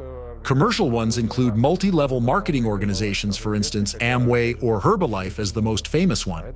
Although, again, there are very, very many of them. In fact, those are psycho-cults, I mean pseudo-psychological cults. In other words, all kinds of trainings of personal growth, of increasing inner awareness, how to discover femininity or masculinity in oneself, how to win the hearts of the opposite sex, and many, many various types. Dvorkin introduces the term totalitarian sect, and like Kunith, conducts lectures and writes articles on the dangers of sects and cults and the rejection of cultists by followers of the dominant religion. Similarly to Kunith and Hawk, Dvorkin compiles lists of totalitarian sects that, in his opinion, threaten religion and the state. In his addresses and lectures, Dvorkin even uses the same rhetoric as the Nazis of the past. For example, Hawk categorically rejected the Declaration of Human Rights as unnecessary. Dvorkin stated that today's weakness in Europe is a direct consequence of replacing its Christian soul with so-called universal values, which, in reality, mean nothing. Do you remember how Kunith said that Judaism represented a foreign cell in Germany's body that needed to be eliminated? Dvorkin claims that cults bring no benefit to society. We don't know cultists who are writers, artists, music composers, philosophers, and so on. They only drain society of its vital resources. Just like a cancerous tumor pulls the vital resources from the body until it eventually destroys it.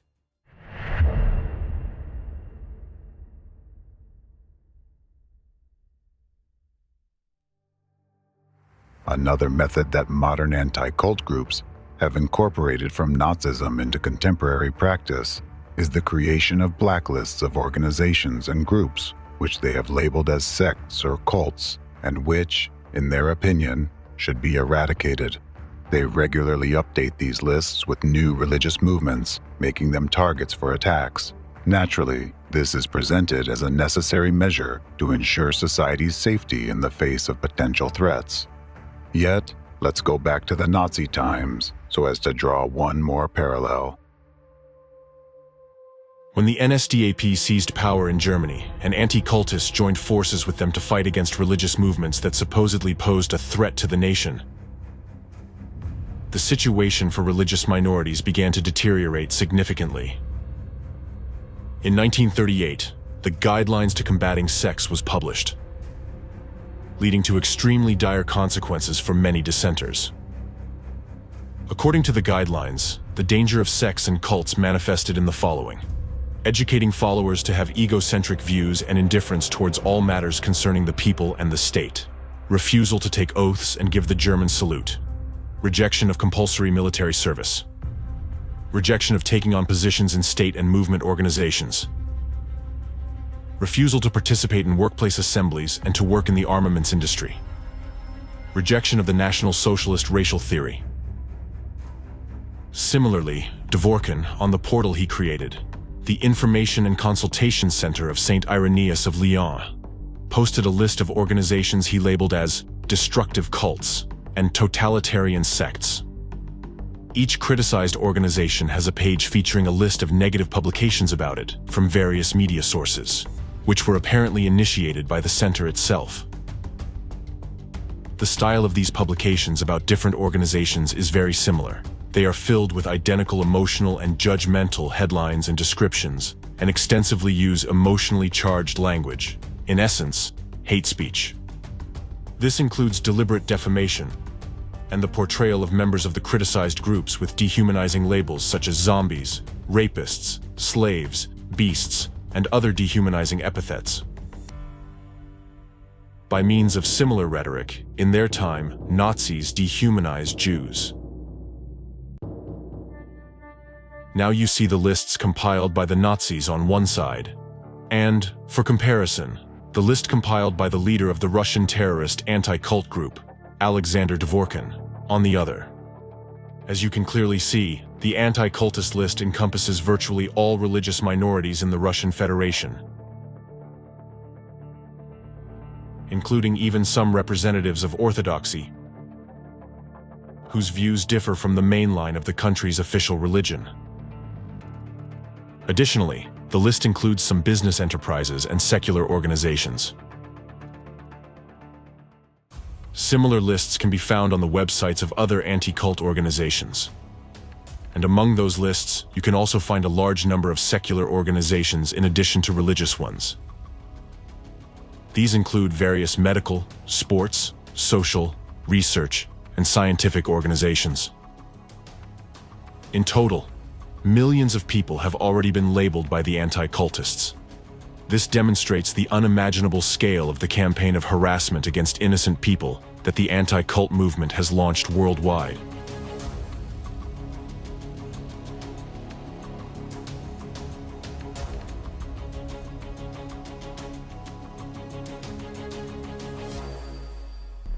The primary objective of the lists of the so-called sects is to precisely identify to society, law enforcement, and authorities the so-called dangerous antisocial elements that must be fought against, even to the point of complete eradication. We can see the consequences of creating such lists in the rise of Nazism in Germany. It is known that a directive signed by Reinhard Heydrich, the head of internal security in Nazi Germany, established the procedure for suppressing certain religious societies and sects, as well as arresting and sending all associated individuals to concentration camps.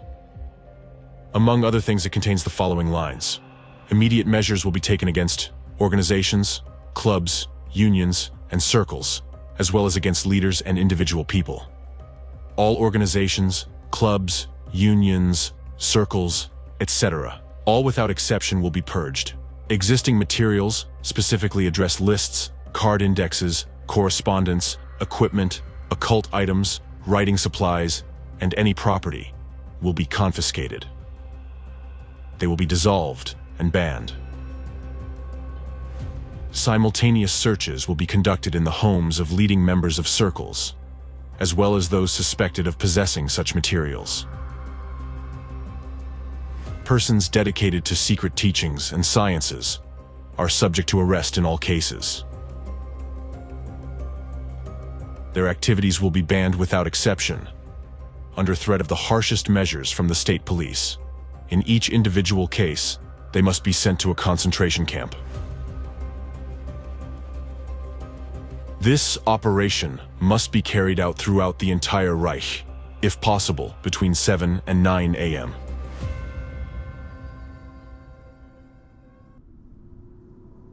just as anti-cultists did in Nazi Germany.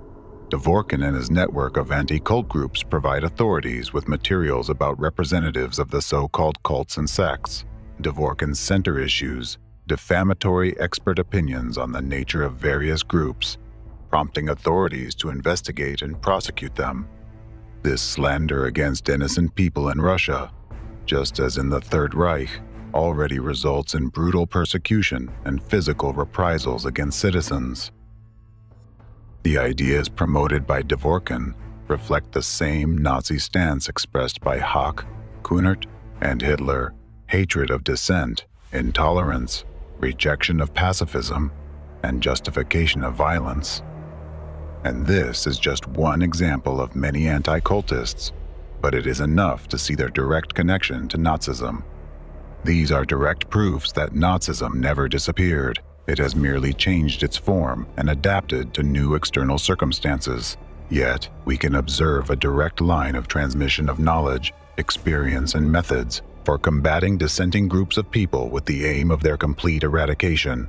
Representatives of global anti-cultism use all Nazi methodologies, but for their purposes, they have expanded and refined them. Thus, the flame of Nazism has intensified. Now you see evidence proving that global anti-cultism is a formidable force that has already gained significant power and is striving towards its goal: the complete destruction of democratic values and the establishment of a new Fourth Reich.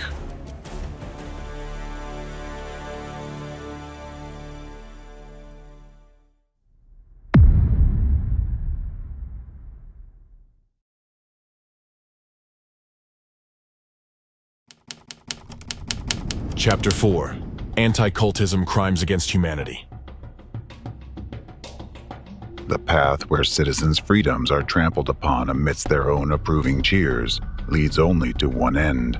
It seems that you have started to forget about this, and those who do not remember their past are doomed to relive it. Therefore, I will remind you of the final destination of this path humanity now treads, and the depth of the abyss into which anti-cultists and the hidden shadow force behind them are pushing it.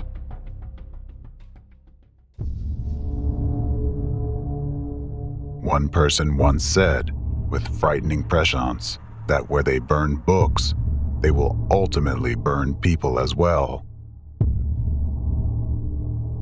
And shortly thereafter, all of humanity witnessed firsthand the embodiment of this prediction. Or rather, just logical reasoning in the horrors brought by Nazism.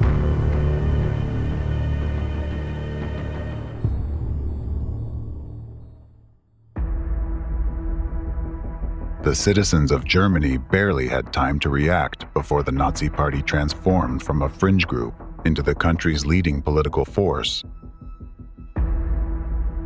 bringing with it terror, war, and genocide. Today, Nazism is remembered as the embodiment of extreme hatred, intolerance, discrimination, and totalitarianism, everything that is inhumane and anti-human.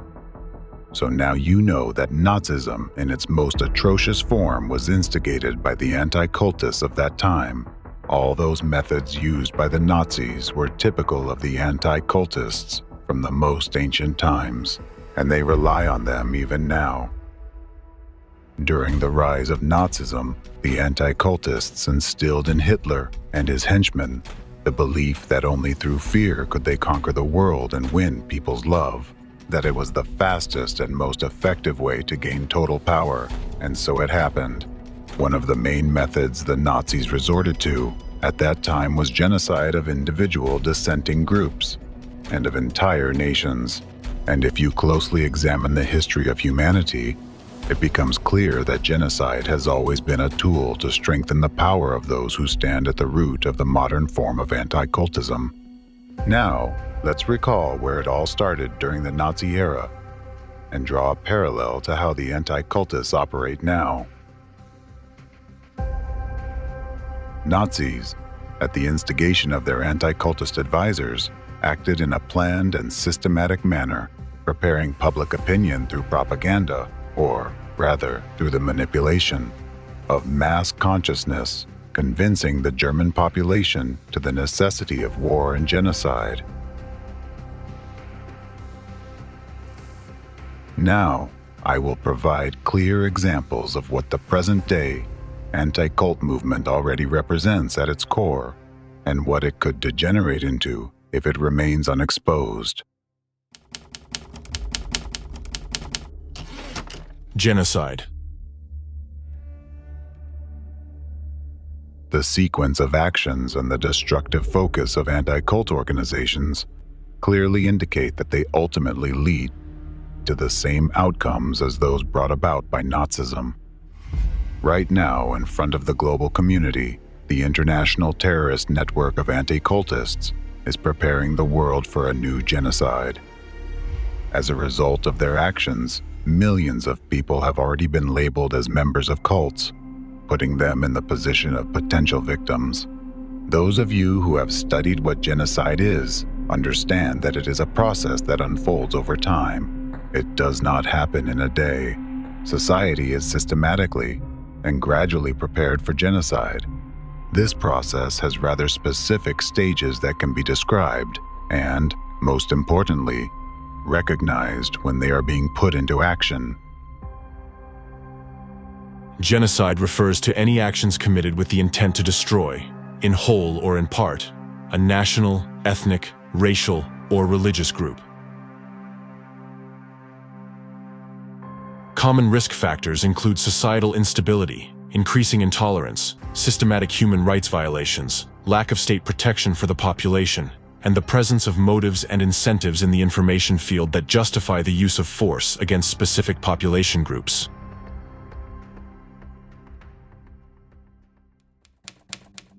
The first stage of planned genocide is the dehumanization mentioned above. The process and all its stages can be vividly observed in the example of the Holocaust.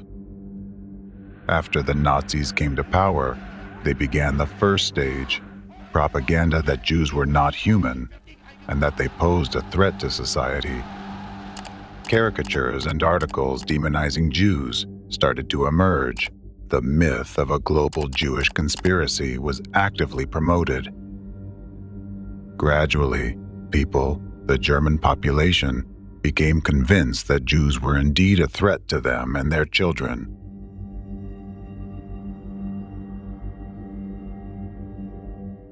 Similarly, anti-cultists are currently targeting various religious groups, branding future victims as cultists through informational terrorism.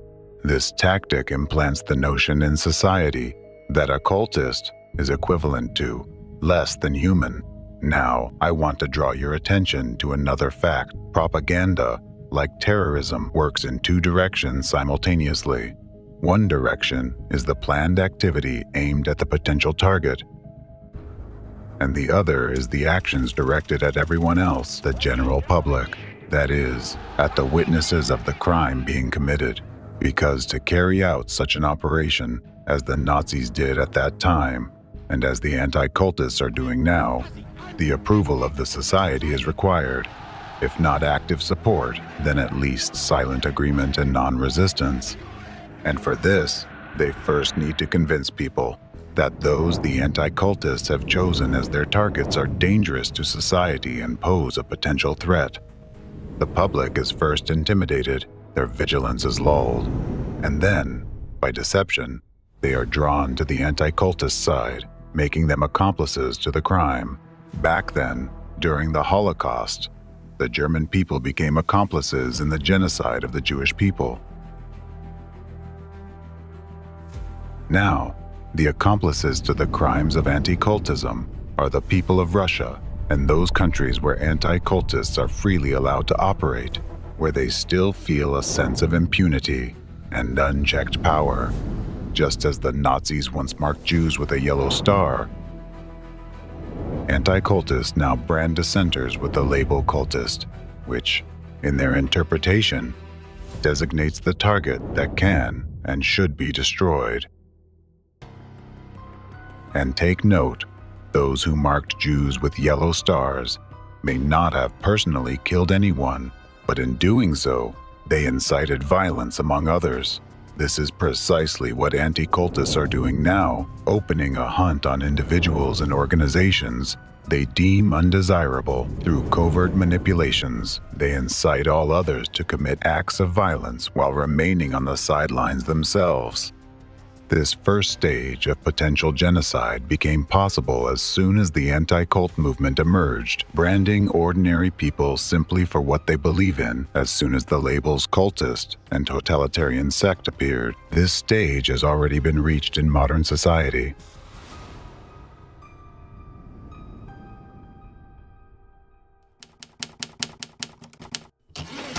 The second stage of a planned genocide is discrimination.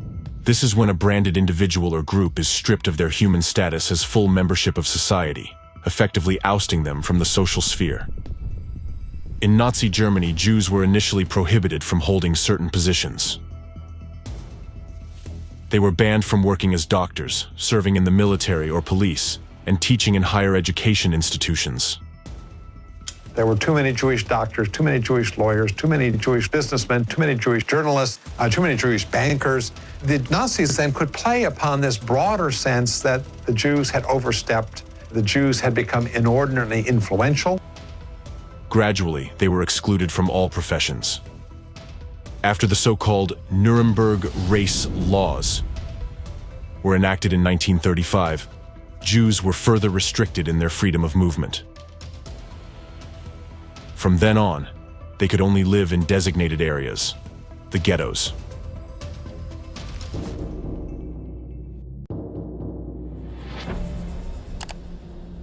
Today, people are already facing religious discrimination in countries where the anti-cultists have significant influence. For instance, leading European Union countries, Germany and France, have faced criticism for reviving practices that can be seen as religious purges. For example, Germany has implemented a practice known as the cult filter. This procedure requires individuals seeking employment or conducting business with government institutions and companies to confirm that they are not members of the Scientology Church, and do not apply methods developed by Ron Hubbard. Suppose the answer is yes, and the person does affiliate with the Church of Scientology, or has attended their lectures in the last 3 years. In that case, they will never be hired by a government agency or even a private company or association that has contracts with a government agency. Such measures apply to a wide range of professions, such as tennis coaches, gardeners, IT experts, instructors, trash bag suppliers, web designers, translators, etc.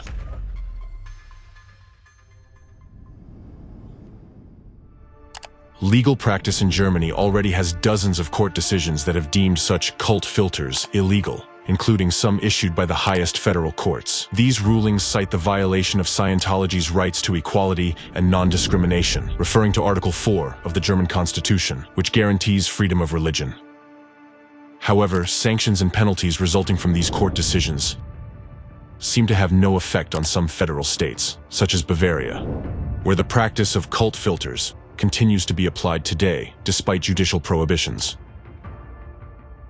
Thus, it can be asserted that the second stage of genocide, the stage of discrimination, is already being implemented in several countries right now, where groups of people labeled by anti-cultists face social isolation, job dismissals, prohibition to freely express their views, forceful persecution, and imprisonment.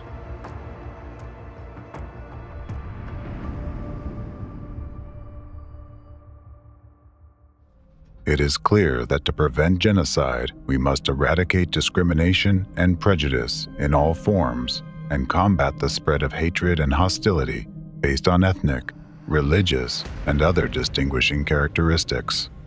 However, the most tragic aspect of this stage of discrimination against an unjustly branded religious organization is the reaction of the witnesses to such actions. At this stage, it is no longer just silent agreement. In many cases, such events are met with approval. By this point, the preliminary psychological conditioning of the masses has convinced them that these cultists deserve their fate, viewing them almost like carriers of a contagion that could infect others. The fear of being associated with cults, the fear of public condemnation, shame, and the fear of being isolated from society, just like the victims, compels people to approve of the discrimination against innocent individuals. Therefore, with each new wave of escalating tension around the targeted organization and each new information attack, fewer people remain who can objectively assess the situation and contribute to preventing genocide. Similarly, once the German population was convinced that if the authorities treated Jews in a certain way, it meant they deserved it. What was the reaction of the German people to the new discriminatory laws?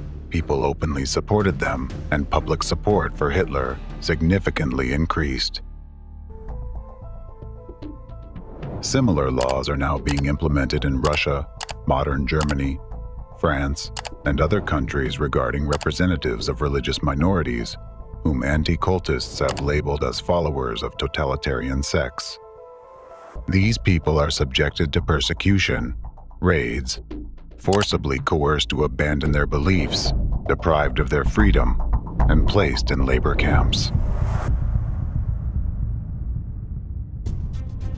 Notice that this kind of discrimination against individuals labeled as cultists in your modern society is already perceived as something quite logical and even natural.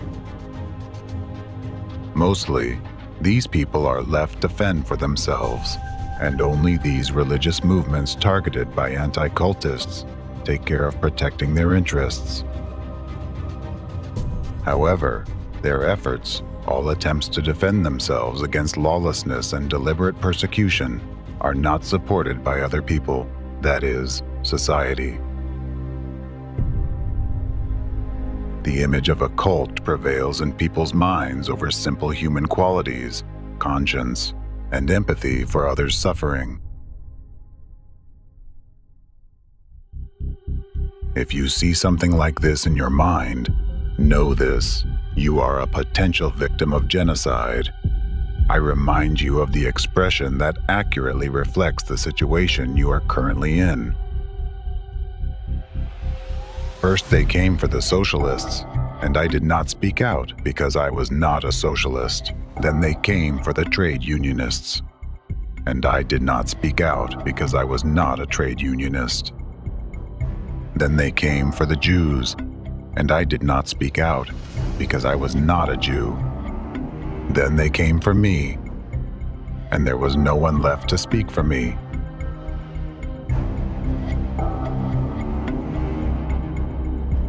Remember, first, you become a silent accomplice to the crime, and then you become its victim.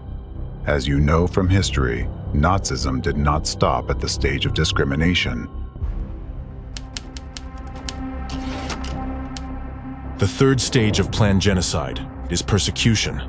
Wer selig geworden ist, der weiß, ohne Lösung der Judenfrage keine Erlösung der Menschheit.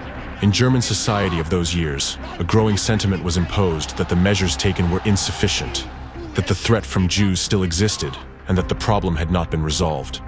Transitioning to this stage witnessed a surge in instances where Germans themselves began to assail Jews, dispensing vigilante justice.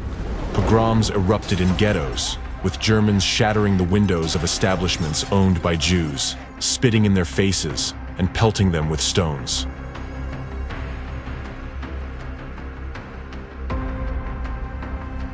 And mind you, Nazi propaganda didn't rely on facts and logic. Its aim was to evoke maximum emotion, to intimidate, to instill a perpetual sense of alarm, and to direct people toward an enemy upon whom they had every right to vent their fury, to release the pent-up tension. The Nazi propaganda machine managed to convince the German people so effectively that Jews posed a threat to their personal well-being and the well-being of the country.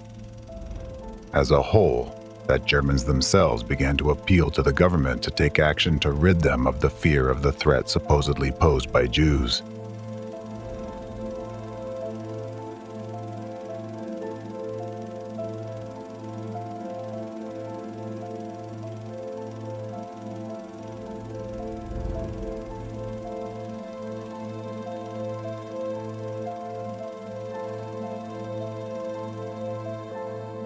Ultimately, the Nazis resorted to open persecution. Jews were shipped to Auschwitz and several other concentration camps. Well, as for what happened in those camps, you already know all too well. An entire people were systematically exterminated, innocent individuals, even children, for absolutely no reason.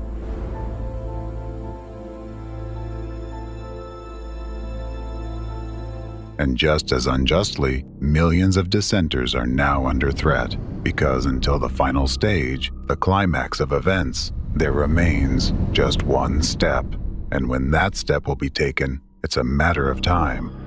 The entire process from the rise of Nazism, from the first acts of discrimination against Jews, to the first mass execution in a concentration camp, did not take much time. Today, the anti-cult movement, as a branch of global anti-cultism, has been around since 1993, roughly 30 years. And the peak of its manifestation is a matter of, perhaps, 5 years, maybe a year, or even a single day. And I'm not exaggerating.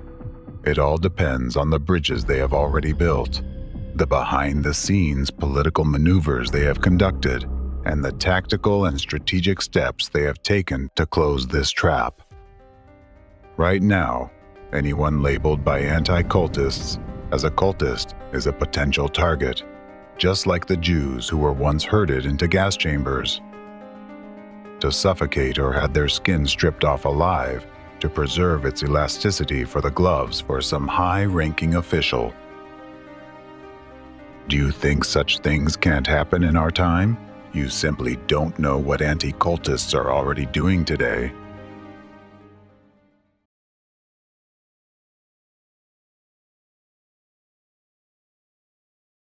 In China, what the anti-cultists in Russia and Europe aspire to is already happening: legislative bans on alternative religious movements, and the transition to the third stage of persecution involving brutal physical reprisals against stigmatized victims. For instance, the Chinese authorities, with the involvement of anti-cult organizations, initiated a ruthless campaign of persecution against followers of Falun Dafa. The Falun Dafa case. Terror in China. Falun Dafa, or Falun Gong, is a religious movement that emerged in the early 1990s, based on traditional Chinese Qigong health exercises, and quickly became very popular in China. The number of practitioners grew rapidly, and by 1997, it numbered tens of millions of people. The practice of Falun Gong was independent of party control, which is an unprecedented phenomenon in China. This led to tense relations between the Falun Dafa movement and the Chinese government. State media and the propaganda apparatus were mobilized to demonize Falun Gong, turn public opinion against it, and legitimize further persecution of its members.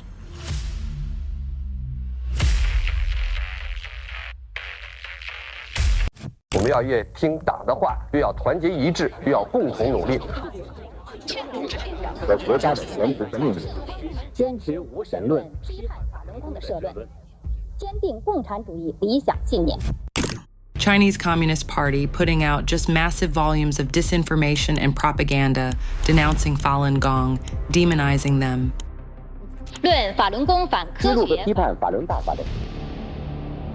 Just as Dworkin introduced the term totalitarian cult into active usage, the Chinese authorities of that time incorporated the terms cult and evil cult into their discriminatory rhetoric. In these regions, such terms carry very negative connotations and are associated with a specific negative historical context. This seemingly insignificant yet very effective tool allowed them to initiate one of the most brutal hate campaigns in their history. This is that very first stage, the same one the Nazis started with. For a long time, Falun Gong practitioners believed that the media writing defamatory articles about them simply did not understand the essence of their movement. However, It soon became apparent that this was an organized and deliberate campaign of harassment. The events that followed took a tragic turn. In 1999, the Chinese parliament passed the resolution on banning heretical cults. This decision meant that the Falun Dafa movement and any other unofficial religious movements were now prohibited by law. The law also stipulated that those who allegedly committed especially serious acts within cult organizations would be subject to imprisonment for 7 years to life, or even the death penalty. Although the law did not explicitly mention Falun Gong, it was clearly aimed at its practitioners. After the resolution was passed, a wave of repression began in the country. Falun Gong practitioners were arrested, imprisoned, and sent to labor camps where they were subjected to cruel treatment, beatings, torture, and as it was later revealed, forced organ harvesting for subsequent transplantation in Chinese clinics. This was conducted on a scale comparable to industrial production. The doctors instructed him to take out the eyeballs. And I said, I can't do it. I can't. There are 41,500 transplants which have no other explained source. I'm absolutely convinced that over a long period from 1999 onwards, organ harvesting from prisoners has been taking place, especially with Falun Gong. And when someone comes into the country that needs a heart, a liver, a kidney, they find a match, they take the Falun Gong practitioner, extract their organs, of course killing them in the process. Investigator. So on your side, can you guarantee that there will be enough live organs from prisoners, for example, Falun Gong practitioners? Receptionist. Yes, we can. You can come over and we can talk about it in more detail.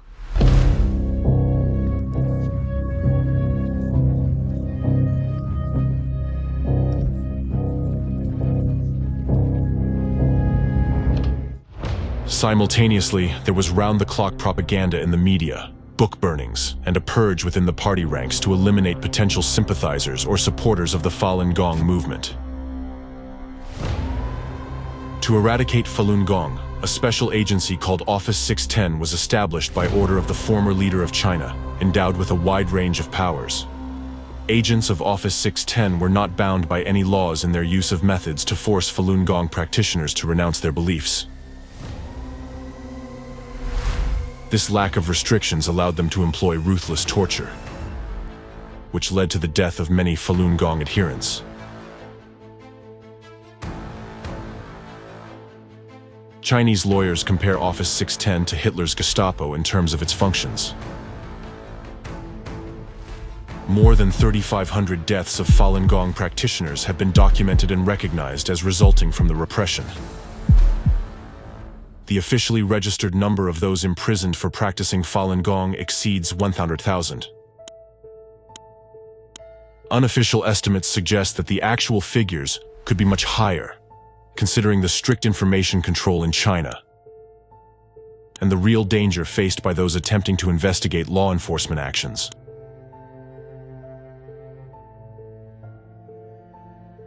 Policewoman beat me. Yeah, this is my friend, Sun Suxiang. She was persecuted, died in China. Was taken in the middle of the night into a labor camp. And they started dragging my dad away. They arrest my grandma, torture her. They burn her back so much to the point she couldn't stand up straight anymore. Around 10 people holding me, and then they had people like stick the very thick tube into my nose. I was vomiting, the food and blood, everything coming out of my mouth. The global community's attention was drawn to the repression of Falun Dafa by the publication of a report by two independent human rights advocates.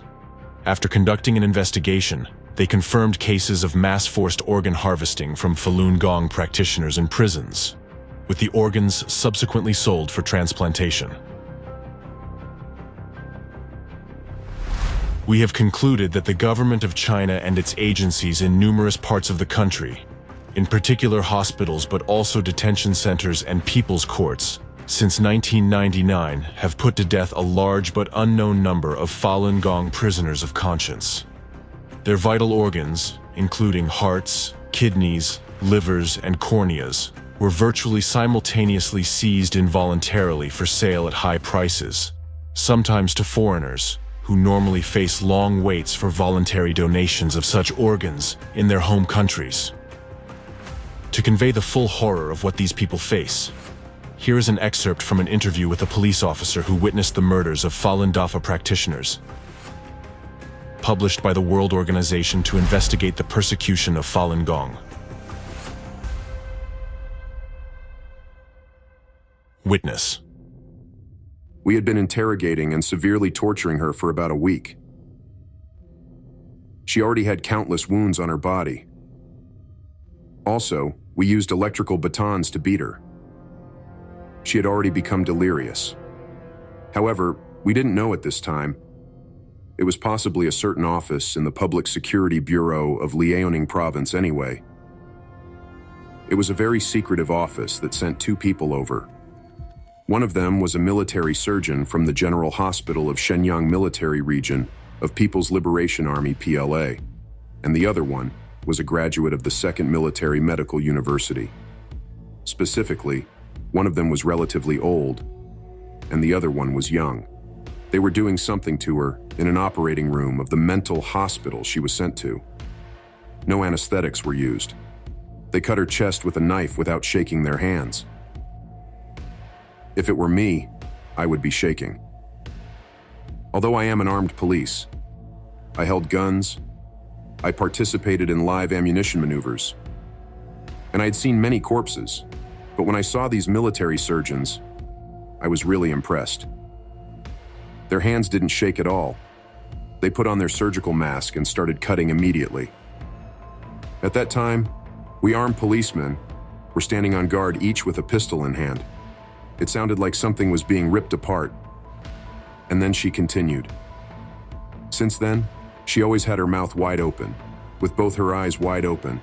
Her heart was carved out first. Next were the kidneys. When her cardiac vessels were cut by the scissors, she started twitching. It was extremely horrible. Can you imagine that all this is happening today in the 21st century? This is no longer just propaganda. These are concrete actions. Looking at this example, you can see the ultimate fate of a person branded as a cultist, stripped of their legal rights and freedoms, and deprived of their human status. These horrific things occur when people allow their rights and freedoms to be trampled upon, are intimidated by a series of psychological terror tactics, and remain silent, thinking it does not concern them. Do you really think that something or someone will protect you from the same fate if you allow democracy to perish? It is noteworthy that during the period of repression against Falun Gong followers, representatives from Ratsiers and Fekris visited China on business trips.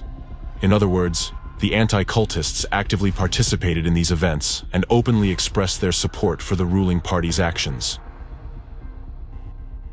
Some members of the French group CCMM associated with Fekris were invited to a conference in Beijing in 2000, whose primary purpose was to criticize Falun Gong. At that time, human rights violations were already widely criticized by Western governments, the UN, and human rights organizations such as Amnesty International and Human Rights Watch. Nevertheless, Fekris members cooperated with the Chinese authorities in denouncing Falun Gong without hesitation. Similarly, their Russian counterparts, represented by the ideological center of the anti-cultists and its leader Alexander Dvorkin, did the same. The cooperation between Russian anti-cultists and their Chinese counterparts began at the very onset of the discrimination against Falun Gong practitioners in China. In 2001, Zhang Baichun, a Chinese specialist in cults, visited Nizhny Novgorod. He participated in an anti-cult conference organized by Alexander Dvorkin and the Nizhny Novgorod diocese. One of the official purposes of his visit to Russia was to exchange experiences. However, what occurred during unofficial interactions and what instructions Dvorkin might have given to his Chinese colleague remains a mystery. In 2008, Alexander Dvorkin himself visited China on a working trip at the invitation of the Chinese Association for Research of Cults. During this trip, he appeared in Chinese media and spoke about the allegedly destructive and aggressive nature of the Falun Dafa movement. Thus, Falun Gong is a rigid totalitarian sect, or destructive cult, whose members are used by its leader in his vendetta against the Chinese government, while he himself is used by American intelligence agencies for their foreign policy objectives.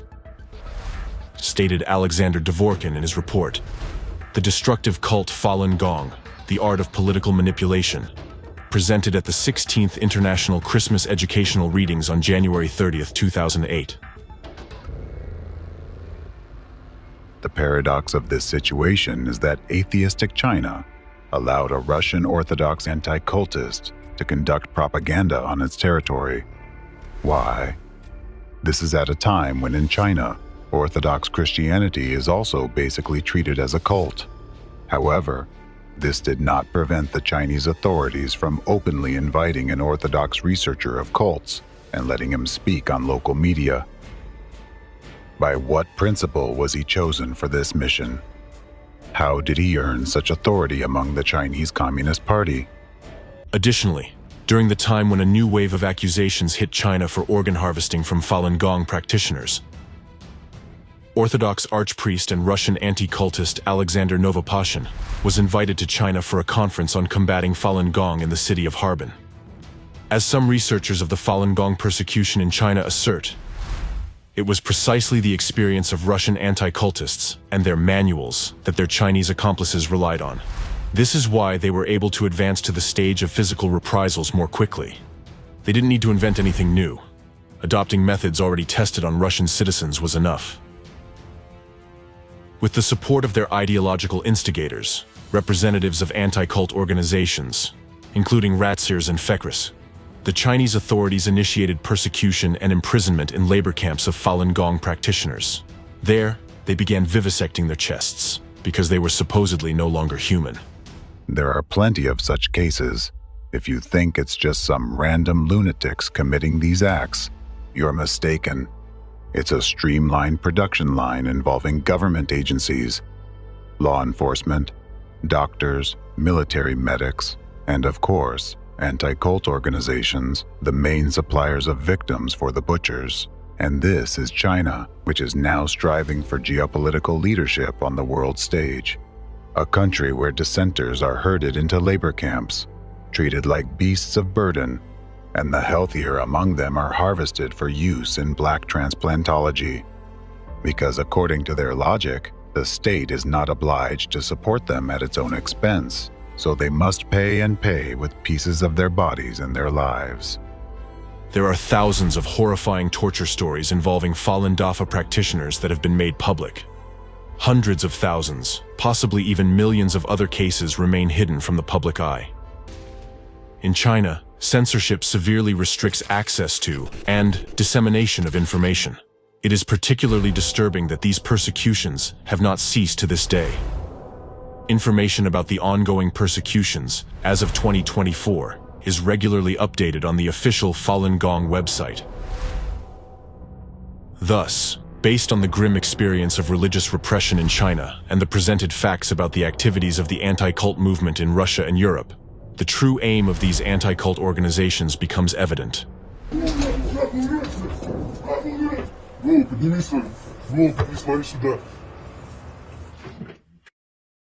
It is not by chance that the mass organ harvesting cases involving Falun Dafa practitioners became known to the public.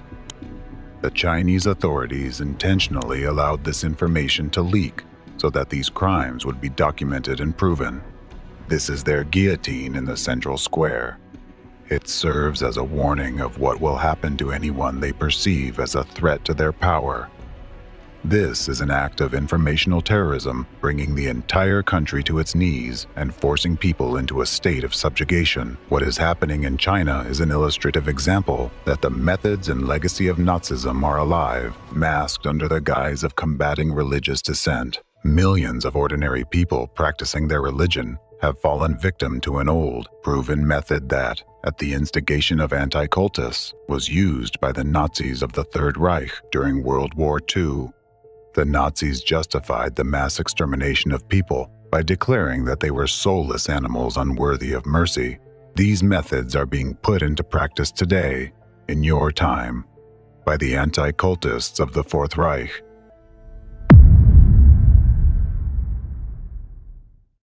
What do you think they have planned for those already marked with a yellow star? They have already targeted around 60 million members of religious minorities and have begun a planned attack on several secular and political organizations. The next person to be labeled a cultist, and therefore not a person, could be anyone. And God help you if you find yourself in their victim's place.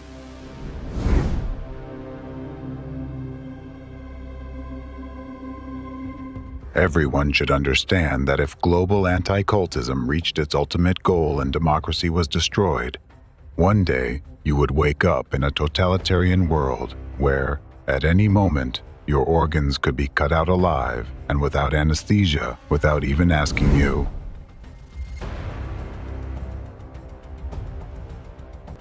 I have said it before and will say it again. If the freedom of speech is taken away, then dumb and silent we may be led, like sheep to the slaughter. Now is the time to regain your sanity and examine what is happening right before your eyes.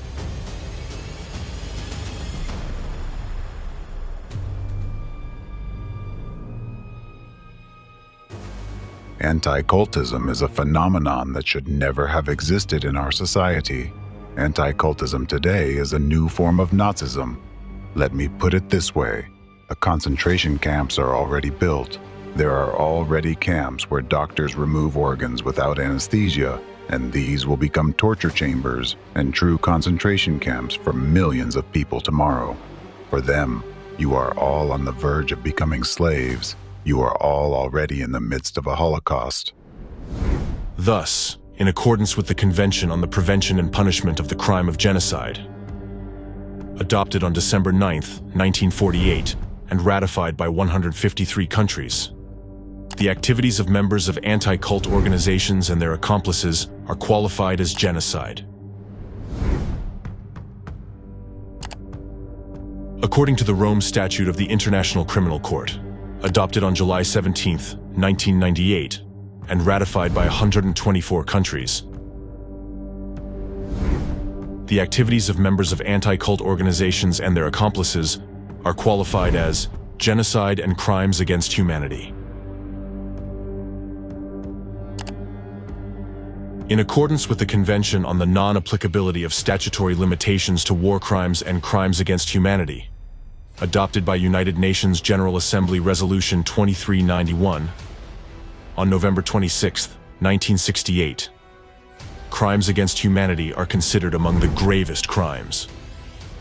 Even if these acts do not constitute a violation of the internal laws of the country in which they were committed. Crimes against humanity have no statute of limitations, regardless of when they were committed and whether they were committed during wartime or peacetime. Representatives of the terrorist network of anti-cult groups have not limited their targets to specific organizations and their members. They carried out a successful campaign to demonize an entire nation. The goal of this campaign was to prepare the public in their targeted country for aggression against this nation and to justify the extremely brutal and ruthless actions that were subsequently taken against its people. In fact, the anti-cultists orchestrated and legalized a genocide against an entire nation, the people of Ukraine. The Ukraine case. Representatives and accomplices of the anti-cult movement made a series of outrageous statements about Ukrainians and Ukraine as a whole. These defamatory statements began to surface many years before the military conflict between Ukraine and Russia, as a preparatory stage of propaganda aimed at shaping public opinion, injecting and ingraining necessary narratives in people's minds. These statements have only intensified and taken on more radical forms now that the military conflict is in its active phase. And in general, the situation with mass hysteria we observe in Ukraine resembles, in essence, what happens in cults. One of the first to spread the idea that Ukraine is afflicted by Satanism, which is linked to Nazism, was Vladimir Rogatin, a corresponding member of the European Federation of Centers of Research and Information on Sectarianism, FECRIS. By a remarkable coincidence, this individual conducts his activities in Ukraine, while also being an active mouthpiece for Russian anti-cultists. In 2014, he began explaining the cause of the Euromaidan by attributing it to the harmful influence of new religious movements. He added that they were also behind what happened in Ukraine in 2004, namely, the Orange Revolution. Discrimination has reached a qualitatively different level. We must acknowledge that it wasn't just Orthodox Christians and Uniates. There were also neo-pagans, Baptists, and various movements involved in the Maidan protests. This completely aligned with the opinions of FECRIS Vice President Alexander Dvorkin, who had previously made similar statements. We saw that the first Maidan was driven entirely by neo-Pentecostals, who were the main active forces. The second Maidan had a more complex religious component involving not only cults, but also the Uniate Church, which belongs to the Roman Catholic Church.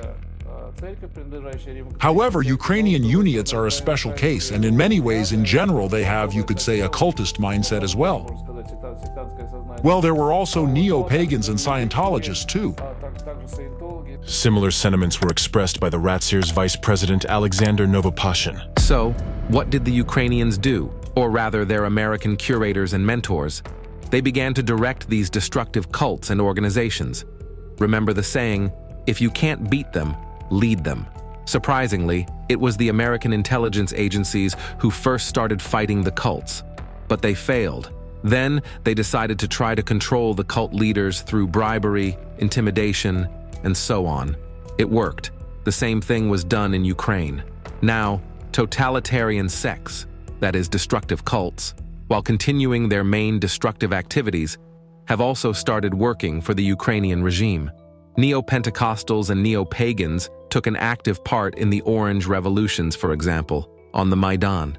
There, they gained considerable combat experience and can now be used to organize and sustain street riots in Russia. In the same 2014 interview, Rogatin stated, in Ukraine, there is a growing influence and presence of various satanic cults. According to various estimates, there are more than 100 satanic groups operating in our country, with a total of about 2,000 followers. Subsequently, this rhetoric of Satanism supposedly engulfing Ukraine was picked up by high-ranking Russian government officials. They used similar narratives to justify the war as a necessity to de-Satanize Ukraine. Thus, the Assistant Secretary of the Security Council of the Russian Federation, Alexei Pavlov, stated, I believe that, with the continuation of the special military operation, it becomes more and more urgent to carry out the desatanization of Ukraine, or, as the head of the Chechen Republic Ramzan Kadyrov aptly put it, its complete de-shaitanization. Pavlov also mentioned the Church of Satan, which has allegedly spread throughout Ukraine, and claimed that through network manipulations and psychotechnologies, the new regime has transformed Ukraine from a state into a totalitarian hypersect. Ukraine, the whole country, is just one new cult. This is an absolutely anti-Christian, absolutely anti-Orthodox political regime. Additionally, back in 2014, on the website of the Missionary Department of the Novosibirsk Diocese chaired by the aforementioned Alexander Novopashin, an article was posted containing the following statements.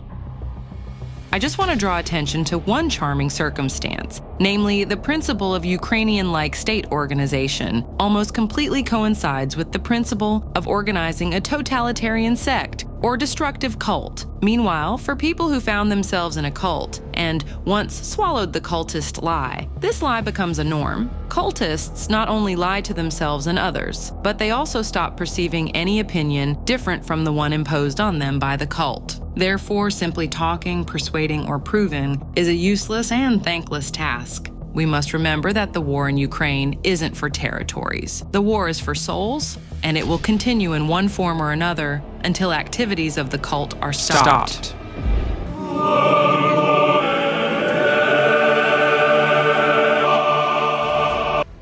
All this rhetoric is aimed at instilling in the minds of Russians the idea that the current military conflict is not just a war, but a holy war. It is clear that loving Ukraine, the Lord is now punishing it. And I'll repeat once again, in order to understand what is happening, you need to understand why the Lord is punishing Ukraine. Why exactly Ukraine? Ukrainians now hate Russians because Russians are merely God's tool. It's like a belt with which a father punishes his child. It's a holy war. It's a war for what we believe in. So I wouldn't be surprised if calls are voiced in churches and mosques. The rhetoric of a holy war is necessary for the state to justify its aggressive actions, in order to make people believe that their country and they themselves are fulfilling some sacred duty. The purpose of these narratives is to convince the public that a war leading to the destruction of the victim state, the deaths of countless people, and the destabilization of the entire democratic world is acceptable and even necessary.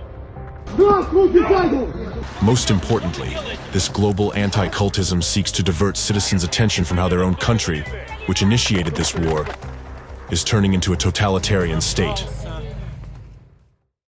In Ukraine, the disease is so advanced that it's no longer possible to cure it with any persuasion, negotiations, or anything like that. Only surgery is possible there. So the only response to those Nazi speeches may be the Soncepek weapon. It should all be burned down, absolutely. Someone may tell me, oh, that's not a Christian way. It is quite Christian. It's just the ethics for those people. They position themselves as pagans, excuse me. So let them get what pagans should. Not the New Testament ethics is applicable there, but the Old Testament ethics, that of Elijah the prophet who himself cut the throats of 300 servants of Balaam. With these ones, we should do the same. Destroy them without any doubt. Just the Old Testament ethics, and they actually understand this language only. Be this vehicle sanctified. In the name of the Father, the Son, and the Holy Spirit. Amen.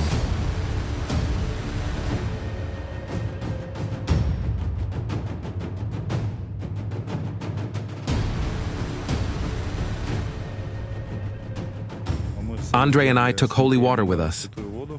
I told all the brothers to lay out the machine guns, and we sanctified all the weapons. That is, we performed the rite of consecration. I drew a cross on my machine gun so that nobody would confuse that it's my cross, the priest's cross. It is my weapon, my sword.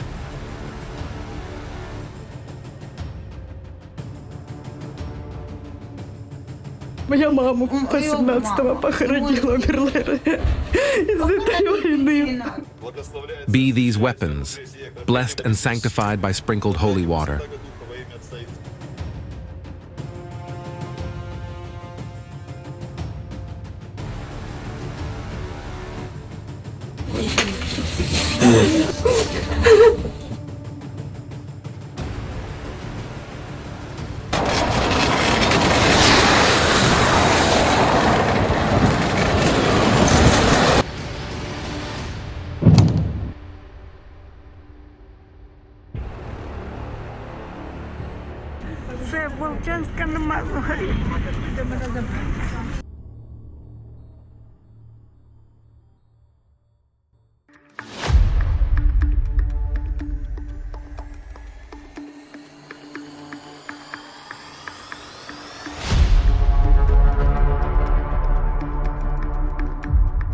The final chord, which indicates the ultimate goal of a number of such rhetoric, is the statement of another Ratzer's leader, Archpriest Alexander Novopashin, who called Ukrainians cannibals.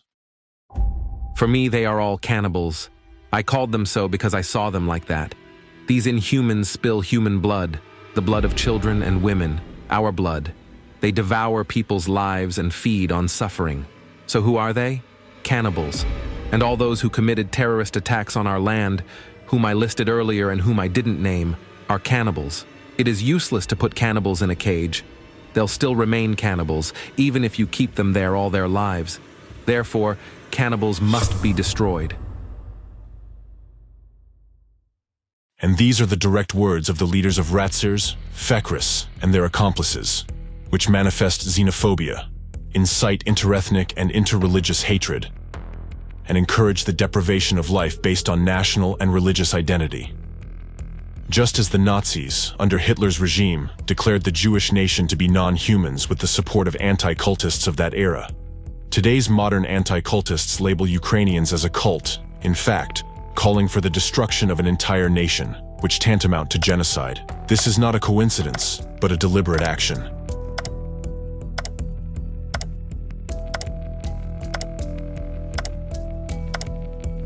What we are seeing now is a war, primarily a spiritual war because the Antichrist is attacking the Holy Rus, the Orthodox Christianity. I'd like to teach you to load cartridges correctly, so that the cartridges hit the target, precisely destroy the enemy, and not fly aimlessly in the air. Thus, Holy Fathers teach us this way. When you take a bullet, you load it, and say the following words. Holy Mother of God, save us. Holy Father Nicholas, pray to God for us. Holy Mother of God, save us. Holy Father Nicholas, pray to God for us. Holy Mother of God, save us. Holy Father Nicholas, pray to God for us. Tsar Nicholas II, pray to God for us. What does the Bible say? You shall not kill. Do not load a grad rocket without prayer. For each of these, as you load it, say, Lord, have mercy, Lord, have mercy, and so on, and so on, and so on. And then, whoosh, boom. Jesus said, "You have heard that it was said to your ancestors, you shall not kill, and whoever kills will be liable to judgment." The Moscow Theological Seminary is fighting against NATO. Christ is risen. Jesus said, "A new command I give you, love one another. As I have loved you, so you must love one another." If a person dies when fulfilling this duty, then he, undoubtedly, commits an act equivalent to sacrifice. He sacrifices himself for others. Therefore, we believe that this sacrifice washes away all the sins that this person has committed. After everything you have seen, tell me, how should the public perceive these people? Representatives of Russia's front religion and their faithful anti-cultist proponents? Who are they in essence, when even at the highest level, the leadership of this organization, calling for hatred, violence, and killing, violates God's commandments just as the Nazis once did? When using the name of God, as the Nazis did in their time, they break Christ's commandments, justify sadism, and call for the destruction of peaceful, innocent people. Can this organization be called religious, let alone Christian? Can we consider them followers of Christ? Answer this now. Who is their God? And whom do they truly serve?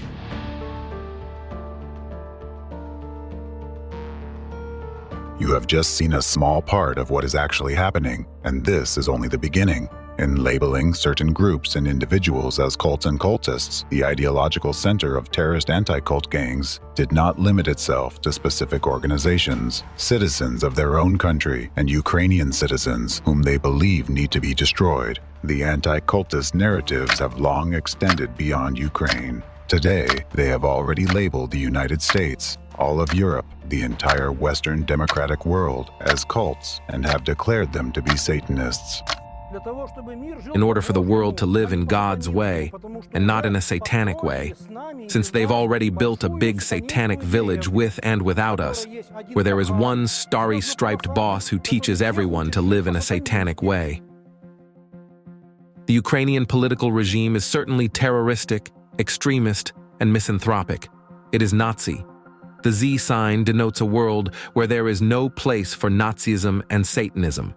Ukraine is rapidly rolling downhill, according to the plans prepared by Western and American experts. The special operation on denazification is carried out not just to destroy the Hydra in its lair. We defend the whole Russian world. We defend our civilization. We defend Russia from this evil. from the anti-system. Because if we don't do that, this infection might spread very widely, like a cancerous tumor. There are no societies that have developed 100% immunity against it. We can see that in the West. The complete denial of a human, faith, and traditional values. The suppression of freedom takes on the characteristics of an inverse religion, outright Satanism. And the war is not yet lost. It is very important that our country, which relies on its centuries-old spiritual and cultural tradition, having formed its own code of moral values, be capable in some sense also of leading this resistance. I will say an incredible word now, against the Antichrist. Today, I believe that I am acting in accordance with the will of the Almighty Creator. By defending myself against the Jew, I am fighting for the work of the Lord. Adolf Hitler, 1925. Mein Kampf. As you can see, the public actions of anti-cult organizations' representatives lead to tragic events that occur sometime after their information injections. The rhetoric of anti-cult organizations' representatives, besides being filled with manipulative techniques, contains numerous hidden meanings. Anti-cultists do not simply make public statements. They serve as the mouthpiece for the enemy of the democratic world, who openly announces its plans through them. Additionally, their statements exert a covert influence on authorities, providing them with directives for action.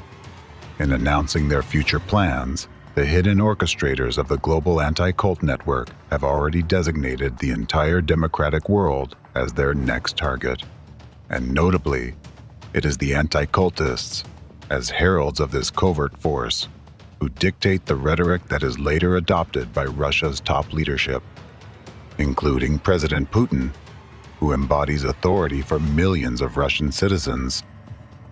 To understand what the hidden enemy has already prepared for each of you, listen carefully to what this person, echoed by President Putin, has to say.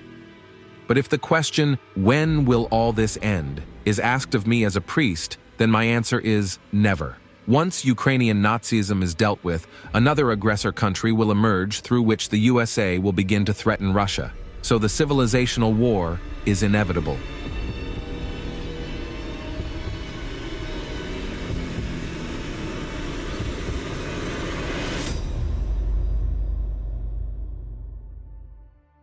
As you heard, he explicitly said that a war for civilization is unavoidable. Do you know why he said that? He said it because he knew that both America and Europe would soon be mired in civil war.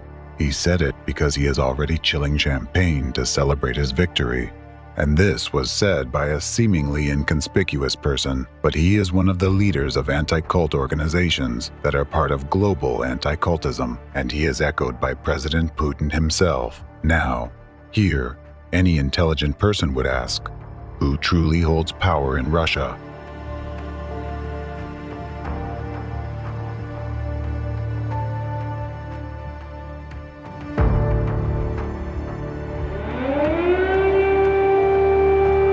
Я не хочу, чтобы я умирала. Хочу, чтобы быстрее это все закончилось.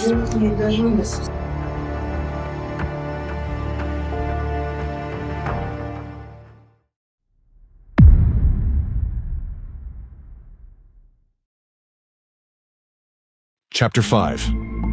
Abode of Anti-Cultism. I am sure you have already noticed that a Russian connection is constantly present behind all the crimes of anti-cult organizations, the organizers of the international anti-cult terrorist movement, the perpetrators of terrorist acts, and the ideological inspirers of mass genocide in several countries. All trace their roots back to Russia. The activities of this enemy are always directly connected with representatives of Russia. Why is this happening? Because the real enemy of America and the free world is the Fourth Reich, this global anti-cultism which originates from Russia. It is precisely there that the representatives of global anti-cultism establish their deep state and develop their strategy. It is from there that their commands are issued to other countries for all branches. including anti-cult organizations. It's important to understand that anti-cult organizations worldwide are merely one of the tools through which global anti-cultism achieves its goals. Organizations like Ratzers, Fekris, and anti-cultists in America are just mouthpieces of anti-cultism, pawns on the chessboard that it manipulates. Anti-cultism will not protect them if there is a threat of it being exposed. In order to deflect the blow from itself, it will easily sacrifice them all and discard them like a lizard dropping its tail to escape. In Russia, the country that has become the stronghold of anti-cultism, anti-cult organizations have already triumphed and are destabilizing it by manipulating the minds of millions of citizens. You may wonder, if anti-cultism originates from Russia, why are they destabilizing their own country? The thing is that they don't consider it their country. They hate both Russia and the Russian people just as much as they hate America and the American people. I think you're already convinced of how cruel their methods of manipulating people are, and now I will give you another example. This enemy has set a goal to revive Nazism and to destroy democracy by any means possible. In order to achieve this, they have established a state within a state in Russia that has already gained immense power. Global anti-cultism is cynical and ruthless, and for the revival of Nazism, it has chosen the very country which suffered the greatest human losses defending itself and the whole world from the Third Reich. The most frightening aspect of this situation is that Russian citizens, people who lost someone in every family while defending their homeland from Nazism during World War II, people for whom the very word Nazism is the most terrifying, people who sincerely believe that such a thing will never happen again in their country because they won't allow it, without even realizing it, are now helping to build the Fourth Reich with their own hands.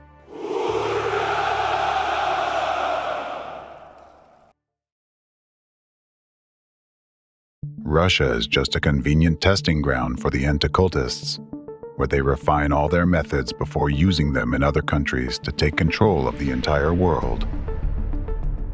Anti-cultism and anti-cult organizations hold immense power in this state. They have managed to alter the constitution to suit their needs, took over government authorities, and made Orthodox Christianity their titular religion. Anti-cultism is behind Putin, manipulating him for a very long time.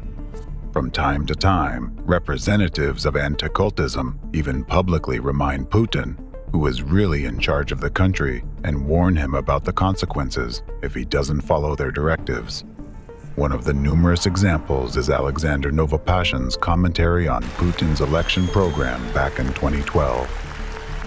Excerpt from Alexander Novopashin's commentary on President Putin's election program. Whatever the case, we still have to vote based on what politicians declare in their programs. Not all of them speak about morality and spirituality today.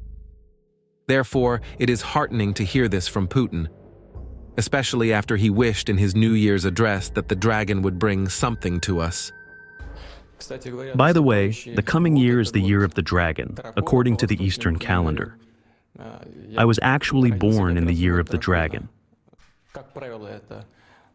As a rule, these have always been fortunate times for us. I hope this time, too, the dragon will bring luck, well-being, and prosperity to every Russian family, to all our citizens. That really shocked me back then. If a man wears a cross, how can he appeal to some fictional beast instead of the Creator and wish its help for his people? Moreover, what do Chinese superstitions have to do with our history, traditions, and culture? Why is this being imposed on us?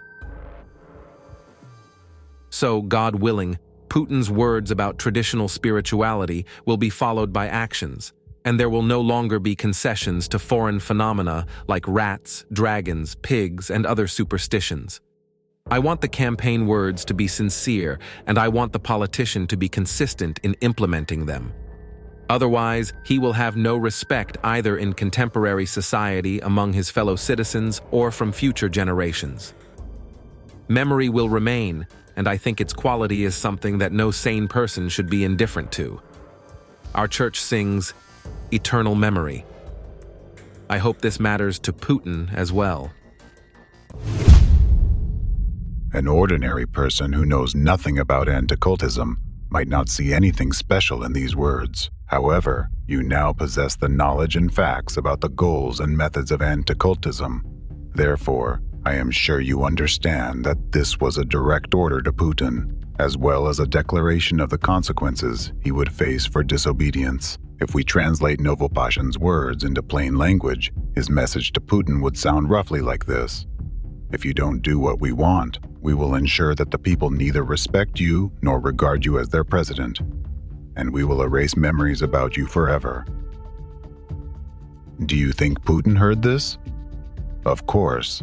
He did, because Novopashin is merely a mouthpiece delivering a warning from the force that is standing behind him, and Putin understood this perfectly well. He heard it and drew his conclusions. Today, Vladimir Putin stated that Russia needs to improve legislation on controlling the activities of totalitarian sects. This issue was raised by representatives from the Samara region, along with Governor Nikolai Merkushkin, who came to the president to discuss the region's problems. They proposed creating a database of such organizations and making the list accessible to all regions.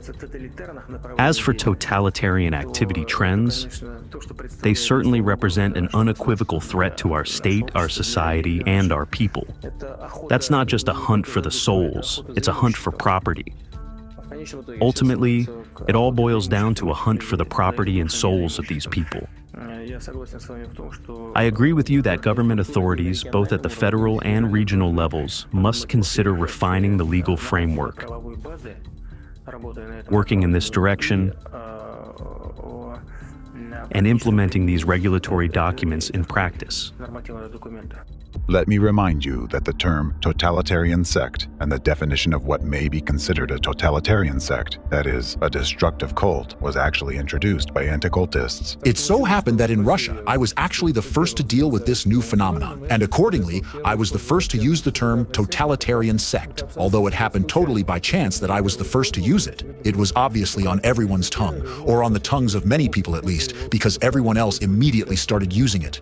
This term isn't defined legally, and its use violates the presumption of innocence. Now think carefully. What? The use of the term totalitarian sect or destructive cult at the official level by the president of a country signifies. With his statement, Putin essentially violated the presumption of innocence, legitimized persecution, and supported stigmatization of millions of innocent people. Moreover, this statement became a signal to law enforcement agencies and security services that they can repress any citizens whom anti-cultists identify as members of a totalitarian sect or destructive cult. All of this happened merely because Putin began to echo the anti-cultist rhetoric after hearing Novopashin's warning. Thus, a single statement by Putin significantly expanded the already immense power of the representatives of anti-cultism in Russia, increased their ability to influence the minds of citizens, and ultimately exacerbated people's sufferings. Some people wonder why Russian citizens do not realize they are being manipulated. However, imagine how difficult it is to live under constant threat and psychological pressure while your consciousness is bombarded with contradictory narratives.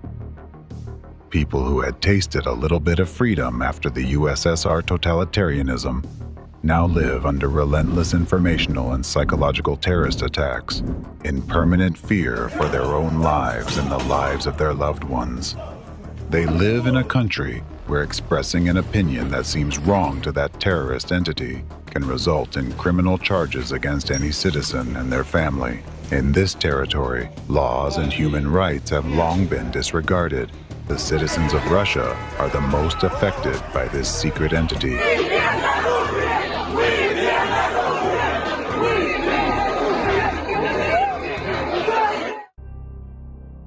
Just as anti-cultism has its own state within the state, in the same way they have their own grouping within Orthodox Christianity, which by its actions poisons the very essence of this religion.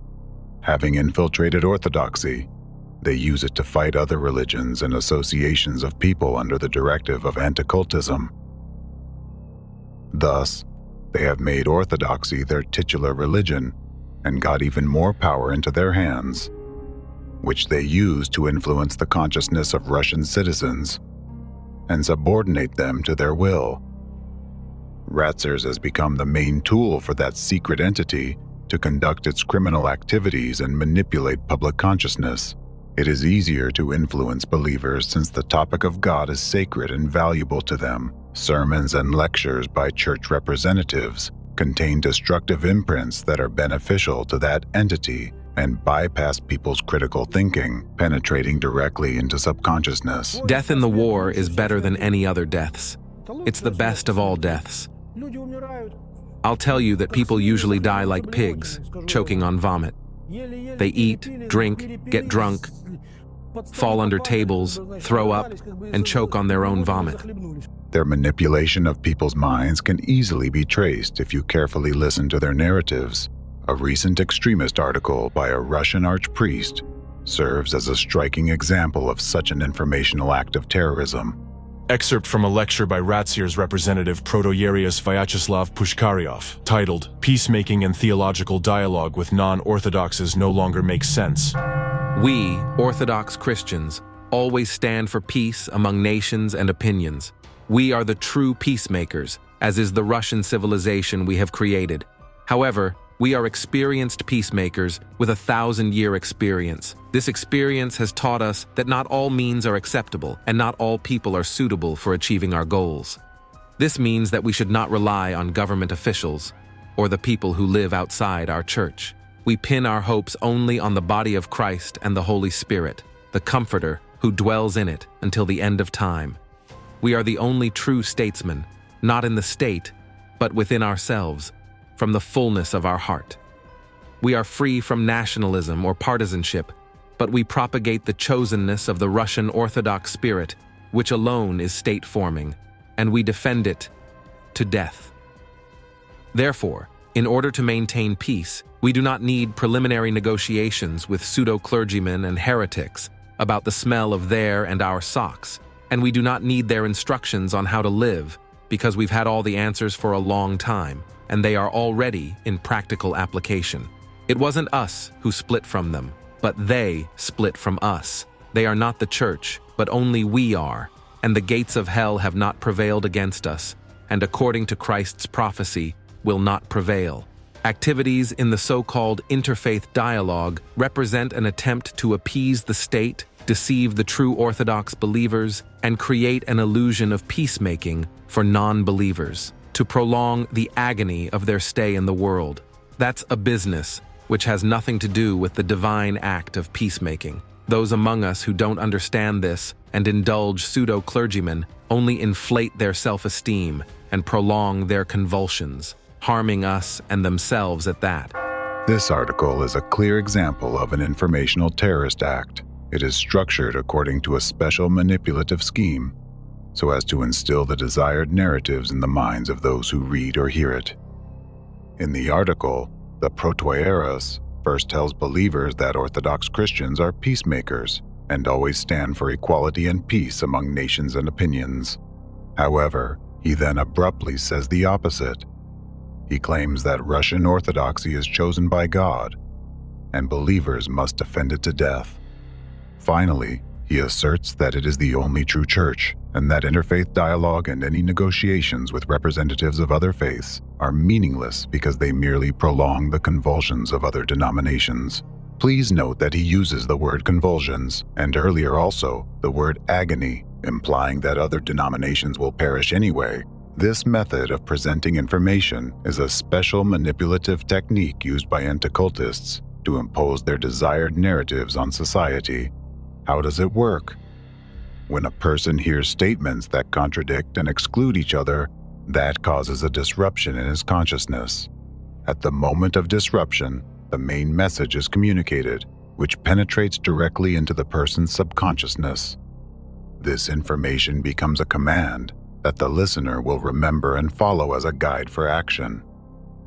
In case of the aforesaid appeal, the The command that a person will remember is the protoiarius's final message. That dialogue and any negotiations with dissenters are meaningless because they are already having convulsions and doomed to death. Manipulating people's minds in this way, anti-cultists can instill any narrative they want and make them do anything they want. Just like the Nazis, anti-cult organizations use the rhetoric of chosenness and superiority of some people over others. For example, Ratzer's representatives claim that believers in Russian Orthodox Christianity are chosen by God. We believe in the one holy apostolic church, which is the same church that Christ himself founded. It is the only church that has fully preserved Christian life, Christian tradition, and Christian teaching. And there is only one way to unite: if all the rest join orthodoxy. We have to remember that cults are always fake. Cults are always a sham. They falsify the original. They alter the original. But the thing is that if there is a fake, hence there must be an original. All of us should remember that there is the original and how we should study it. They impose an idea of their own infallibility and manipulate a notion that cults are dangerous. However, according to official statistics, representatives of the so-called cults rarely even commit administrative offenses. Meanwhile, it is not publicly mentioned that 76% of prisoners in Russia who serve time in jail for severe crimes and felonies are Orthodox Christians. Not only do anti-cultists exalt orthodoxy and call for the eradication of dissent, but they also wage a full-scale war against a global religion, against Islam. This is happening despite the official stance of the Orthodox Church in Russia, which is peaceful towards Islam. In the case of Russia, inciting intolerance towards Muslims is particularly dangerous for the country and destabilizes society because more than 20 million Muslims live there, at a time when true representatives of Orthodox Christianity, on the contrary, try to smooth over disagreements and to find reconciliation. Anti-cultists methodically, deliberately, and cynically stir up hatred among millions of people in the country. Like the Nazis in their time, anti-cultists systematically convince people that they have the right to stigmatize and then destroy dissenters. After such sermons and lectures, a believer leaves with an instilled sense of superiority and his own righteousness.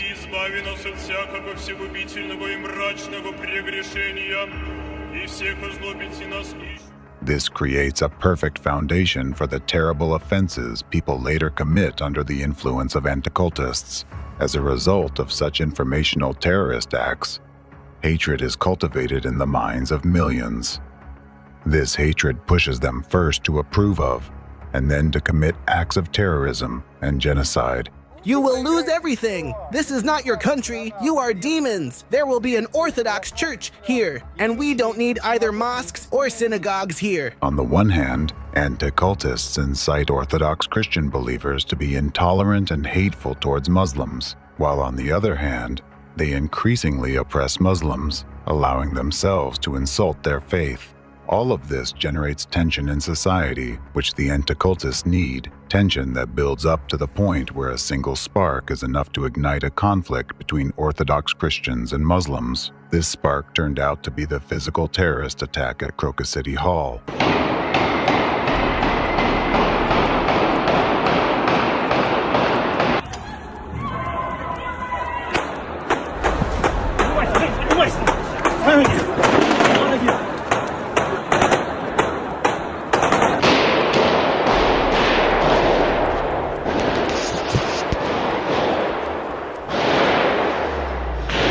Находимся на концерте в Крокус-Сити. Здесь происходит какая-то стрельба, куча народу бежит, все орут, кто-то стреляет здесь.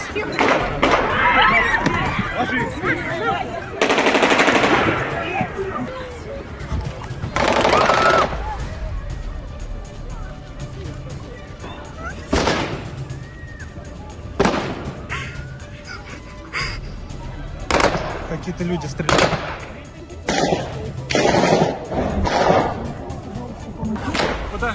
Подожгли зал. Зал горит. Подожгли нас. Нас подожгли. Нет, там тупик. Там тупик. Там тупик. Вниз.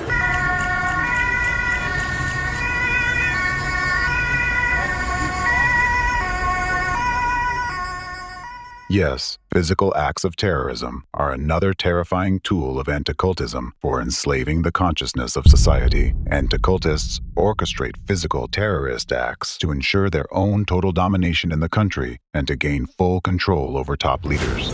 The recent horrific terrorist act in Russia is an example of that. The bleeding wound. 145 people died and more than 550 injured. The investigation must be carried out in a highly professional and objective manner, without any political bias. We know that the crime was committed by the hands of radical Islamists. All the detainees were citizens of Tajikistan, or ethnic Tajiks. Since these people are Muslims, it can be said that an undeclared war against Islam has begun. Tough raids on migrants started in Russia. Riot police knock down doors and take bunches of workers to police stations. Several more Tajiks have been arrested during investigation of the terrorist attack case. There is always someone who benefits from acts of terrorism of such a scale, and the sole beneficiary of this particular attack is anti-cult organizations, specifically the anti-cultism which used this act of terror to achieve the three of its own crucial objectives. Objective number 1, strengthening the position of orthodoxy as the titular religion. With the terrorist attack on March 22, 2024, anti-cult organizations literally brought Islam to its knees, significantly weakening a religious competitor on their territory. This way, they have further strengthened the dominant position of Orthodox Christianity in the country and divided society to the utmost. Obviously, this attack was aimed against Muslims. Immediately after the act of terrorism, thousands of migrants belonging to this religion, not just citizens of Tajikistan, were expelled from Russia. What do anti-cult organizations get from that? They have instantly and for long got rid of dozens of thousands of freedom-loving people who at any moment could demand compliance with their rights, thereby threatening anti-cultist total power. They have expelled a huge number of migrants who worked in Russia and benefited its economy. As for the Muslims who stay in Russia, they have experienced and keep experiencing inhumane treatment. Human rights advocates from various organizations report widespread violations of law and abuses of power by law enforcement agencies. Tong Jahoni organization reports that during the first 2 weeks after the terrorist attack, over 8,500 migrants sought legal assistance. They complained about being unfairly fired from their jobs, about biased inspections and even attacks. Lawyers say that people report being subjected to torture. They are kept outside in cold weather, not let into buildings, and go without food for days. They are only allowed to drink water from a tap in the bathroom, which they can access once a day. Human rights defender Valentina Chupik, who specializes in migrant issues, shared the following. Right now, I'm in touch with the guys, citizens of Uzbekistan, who worked in Balashika. They worked legally. Rosgvardia and police officers burst into their dormitory, beat them all, put them on the floor, and then took them to the police station. 78 people were detained. People were robbed of all their money and forced to make transfers to a bank card. But the saddest thing in this story is that in the dormitory, they were beaten with a metal reinforcement rod. One of them had his eye knocked out. They just tore it out of the socket, while the other guy had one arm broken in 3 places with that metal rod. We receive dozens of such messages every day. Courts behave absolutely disgracefully. They just deport everyone. Most often, they deport people without any hearings. It was amazing when on Sunday, in the Meshchansky District Court of Moscow City, about 280 people were brought to the courtyard. After several hours of them standing in the courtyard in the cold, without food, water, and toilet, A female judge appeared in the window and said through the window, "In the name of the Russian Federation, everyone is deported," and she closed the window. That's it. It has also been reported that citizens of Tajikistan disappeared after their detention. Specifically, a resident of the Voz district told Radio Ozodi that on the afternoon of March 23rd, Moscow police detained his 2 brothers and his son, and there has been no information about their fate since then. They were involved in apartment repairs. My son was the only breadwinner for the family. We only know that they were detained along with several other Tajiks. We don't know where they were taken or what happened to them. There are statements by Russian officials and the so-called law enforcement agencies that incite migrantophobia. For example, a former Russian presidential candidate calls for deportation of migrants for any offenses. A lot of human rights activists claim that xenophobia has long been imposed by the state, which has ultimately caused aggression against Muslims from ordinary citizens. People appeal to the authorities with demands to deport all Tajiks. They consider our country to be a place from where they can pump out money, so to say. Their attitude towards us is of the same nature. They don't like us. They don't want to live here and improve anything. So why would we need this? You see, if a man has worms in his intestines, which simply keep draining vital energy out of him, he never tolerates that. Does he think, okay, let them live? Let's feed them? No. In this case, we need to take some concrete measures. Citizens with Eastern appearances are beaten, denied housing, and nationalistic marks with an inscription, "Tajik means terror," are drawn on their homes.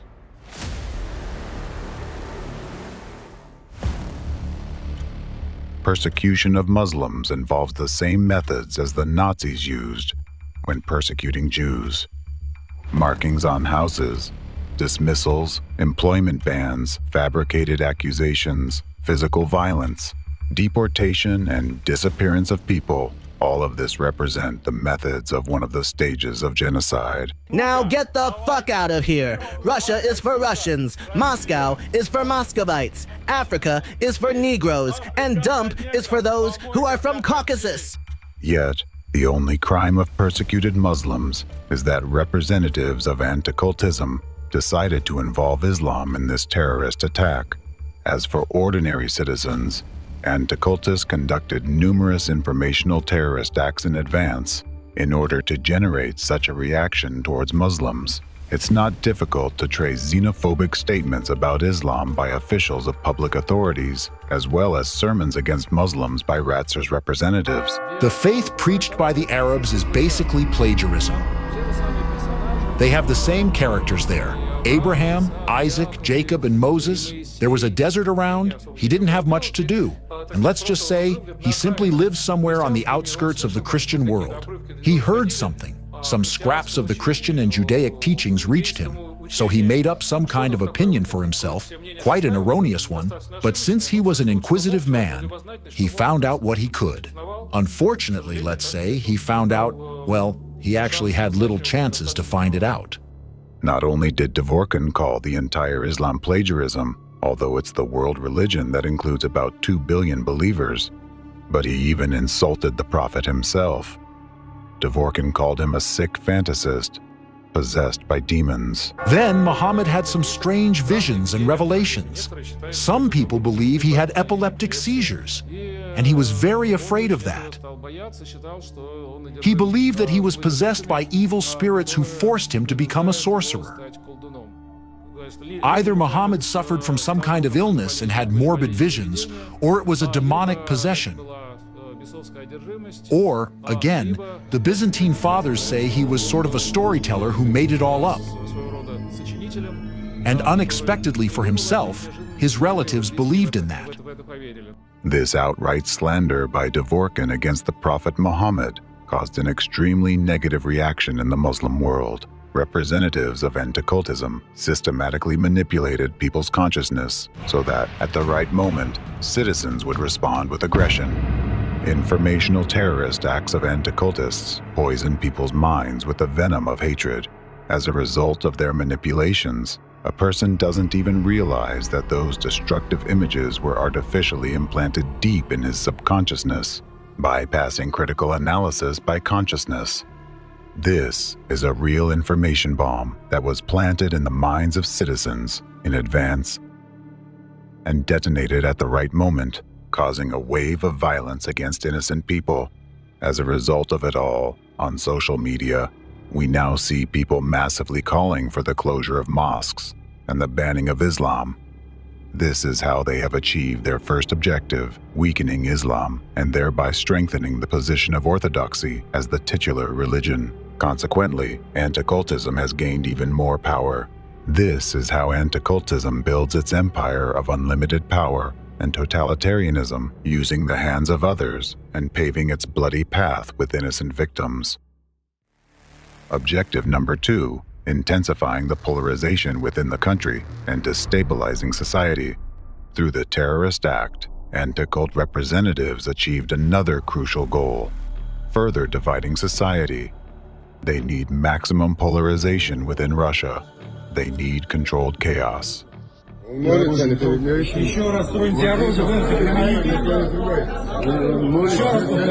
Because it is precisely under conditions of controlled chaos that they can fully control the ideology of the masses and manipulate the ruling power.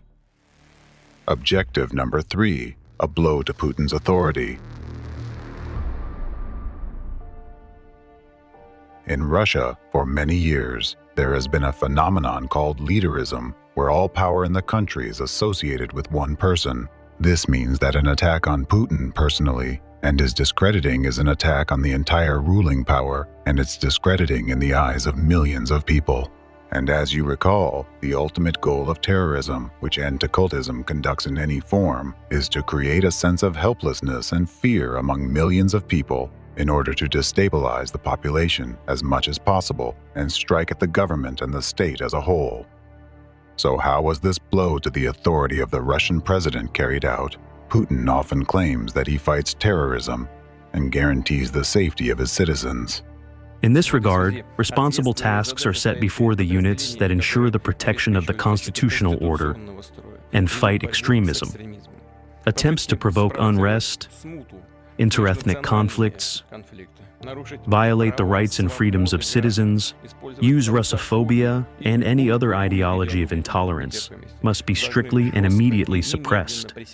However, immediately after the election results were announced, a horrific terrorist act occurred the very next day, and it happened in the very heart of the country. The anti-cultists calculated everything precisely. First, Putin was re-elected, a leader in whom the people had absolute trust. Then, the day after the election results were announced, the focused attention of millions of citizens on their leader was abruptly shifted to the terrorist attack unfolding before the entire nation.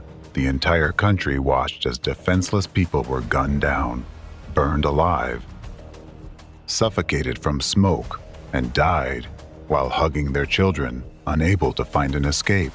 The entire country saw a terrifying terrorist act that the leader they elected failed to prevent. Moreover, he did not even visit the scene of the tragedy. As a result, instead of confidence in the government and the elected president, many people began questioning this very president as a guarantor of safety. This was a very serious blow to Putin's authority, aimed at undermining public trust in him on one hand, and on the other, at showing Putin himself who is really the boss in the country, and how easily he could lose his electorate and public support. The anti-cultists showed him that they could, at any moment, anger the masses and, if necessary, direct that anger against him. They demonstrated that they have enough power to not only destabilize society, but also, if needed, to spark a war between Christianity and Islam, plunging the country into the chaos of civil war. No one has ever put Russians on their knees, and no one ever will, because we are Russians. God is with us. God is with us. Moreover, this terrorist act gave the anti-cultists another advantage. They forced Putin to make significant personnel changes in the Russian leadership, to put their own people in key positions. Representatives of anti-cultism have already infiltrated all the critical sectors in Russia. Just think about it. All these people are obsessed with their idea of totalitarianism. They are the ones standing behind the president of the country with the largest stockpile of nuclear warheads. In this regard, consider the precarious balance on which the existence of the entire democratic world now rests, as well as your own existence. Strengthening orthodoxy as the titular religion, polarizing society within Russia, putting maximum pressure on Putin, and expanding their power. This is what the anti-cultists achieved with just one terrorist attack.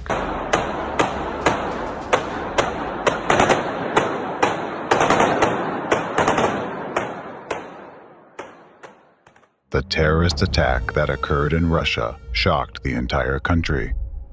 Considering the immense power anti-cultism gained through this attack, how this newfound power is already changing Russian and global society, and the terrifying consequences that are yet to unfold, it can be said that this attack in Russia is comparable to the 9/11 attack in our country, and this is no coincidence.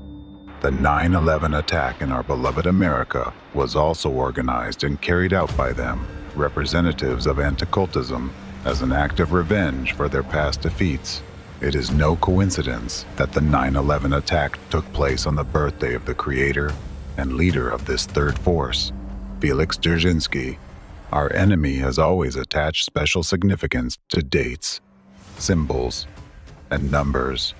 It was the representatives of anti-cultism who struck this devastating blow at the heart of our beloved America. They managed to implement this terrorist attack through their connections with Saudi intelligence. It is exactly anti-cultism that is responsible for all the consequences this attack brought to our nation. These consequences continue to affect our society to this day.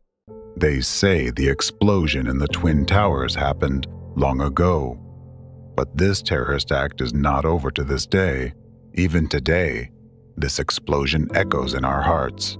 An explosion that took priceless lives and peace from us. An explosion that dragged us into a terrible 20-year war. An explosion that marked the beginning of division in our once unified society. An explosion that divided American history into before and after. The narratives of civil war that you hear every day today are all echoes of that same explosion. An explosion for which we blamed everyone, except the real beneficiary of this crime, the real enemy of the United States.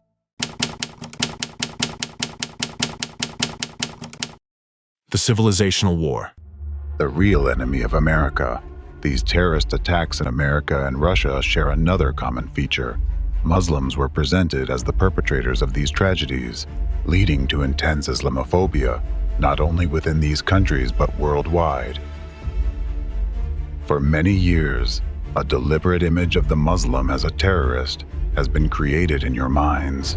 You've been led to believe that a Muslim is an uncivilized, uncultured, aggressive, and dangerous person to be feared. To reinforce this image in your consciousness, regular information terror attacks are carried out. For instance, if a Muslim commits any offense, it is immediately broadcast nationwide, even though identical crimes are regularly committed by non-Muslims. However, when it comes to Muslims, the media accompanies such news with additional commentary and reflections on the impossibility of living with Muslims in the same country. I'm sure you have noticed how, in many countries, mass media consistently highlight the differences between Muslims and the civilized world. You may often hear continuous narratives suggesting that peaceful coexistence with them is difficult due to supposedly different values, cultural and religious differences. Think about how often you hear opinions that your country would be better off without Muslims, that you, the local residents, have given them opportunities, while they behave ungratefully. Have you ever wondered why this is happening? Why is such similar rhetoric against Muslims conducted in different countries? All of this is a multi-year information terror attack conducted by global anti-cultism. As a result, relations between large Muslim diasporas and the local population in different countries are becoming increasingly strained. It's like a spring that is constantly being compressed. Let's consider where this might lead. In order to do this, you need to look at the situation in the world, taking into account the knowledge you already have. You know that global anti-cultism aims to establish a unified Fourth Reich. To achieve this, it continually destabilizes democratic countries, eroding laws and people's rights. As you may recall, the next target of the enemy is the division of the United States of America through civil war and the division of Europe. So, let's just assume that the enemy has succeeded in their plans, resulting in a divided United States and a disintegrating Europe. What do you think will happen next? Do you believe Muslims, incited by anti-cultism, will be able to resist the temptation to attack weakened European countries, the same countries that forced them to flee their homelands, the same countries where they've been oppressed for so many years? The question is rhetorical. Now consider this. As soon as the first attack by Muslims occurs, this conflict will immediately escalate beyond the borders of a single country or even a continent. The entire non-Muslim world will instantly come to defend Europe. If war breaks out, it will be a war of the whole world against Muslims. Do you think the parties involved will refrain from using nuclear weapons? And what do you think will be the outcome? I'll give you a hint.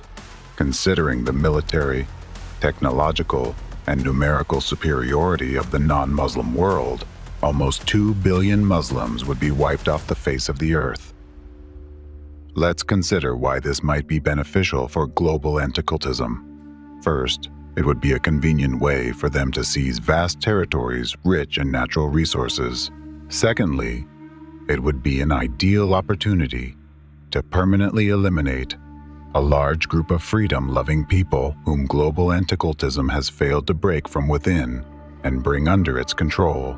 Islam as a religion is particularly difficult for anti-cultism to control because Muslims form a society within a society. They have adhered strictly to the Quran for many years and follow their established traditions. Therefore, it's very hard for anti-cultism to control Islam because Muslims managed to avoid the global introduction of anti-cultism agents into their religion. Consequently, representatives of anti-cultism strive to demonize Muslims to eventually eliminate them, despite the fact that in many countries, Muslims live peacefully and harmoniously with other religions.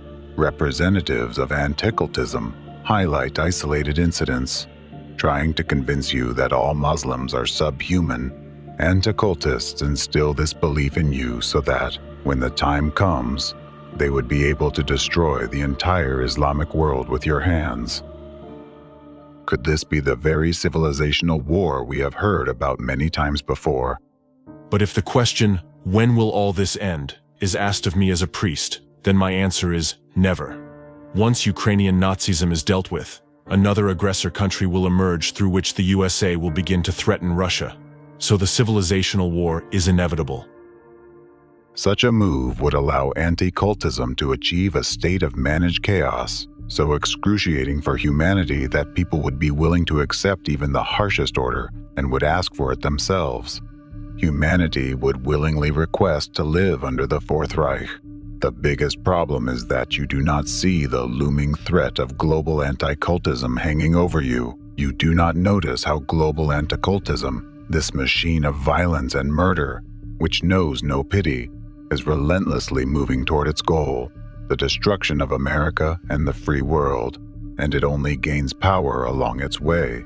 Feeding on people's fear and deaths, we see that it has already broken not only Putin in Russia, but also Macron in France and Scholz in Germany. These countries, entangled in the tentacles of anti-cultism, can no longer call themselves democratic. France and Germany are considered the foundation of Europe, and if America's enemy is not stopped, it will soon consume the rest of European countries as well.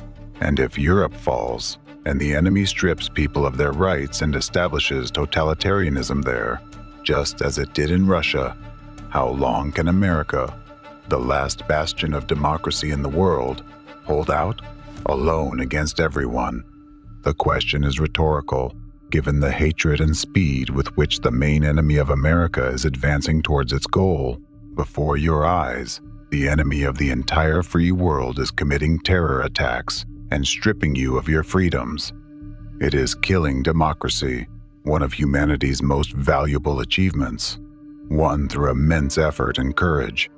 Many honorable people gave their lives so that you could finally live in freedom and equality. And now, those terrorists, those Nazis, are mercilessly destroying everything with impunity, your freedom, your rights, and most importantly, the future of your children, simply because they wish to do so. They are doing everything they can to turn your so far free world into the bloody dominance of the Fourth Reich.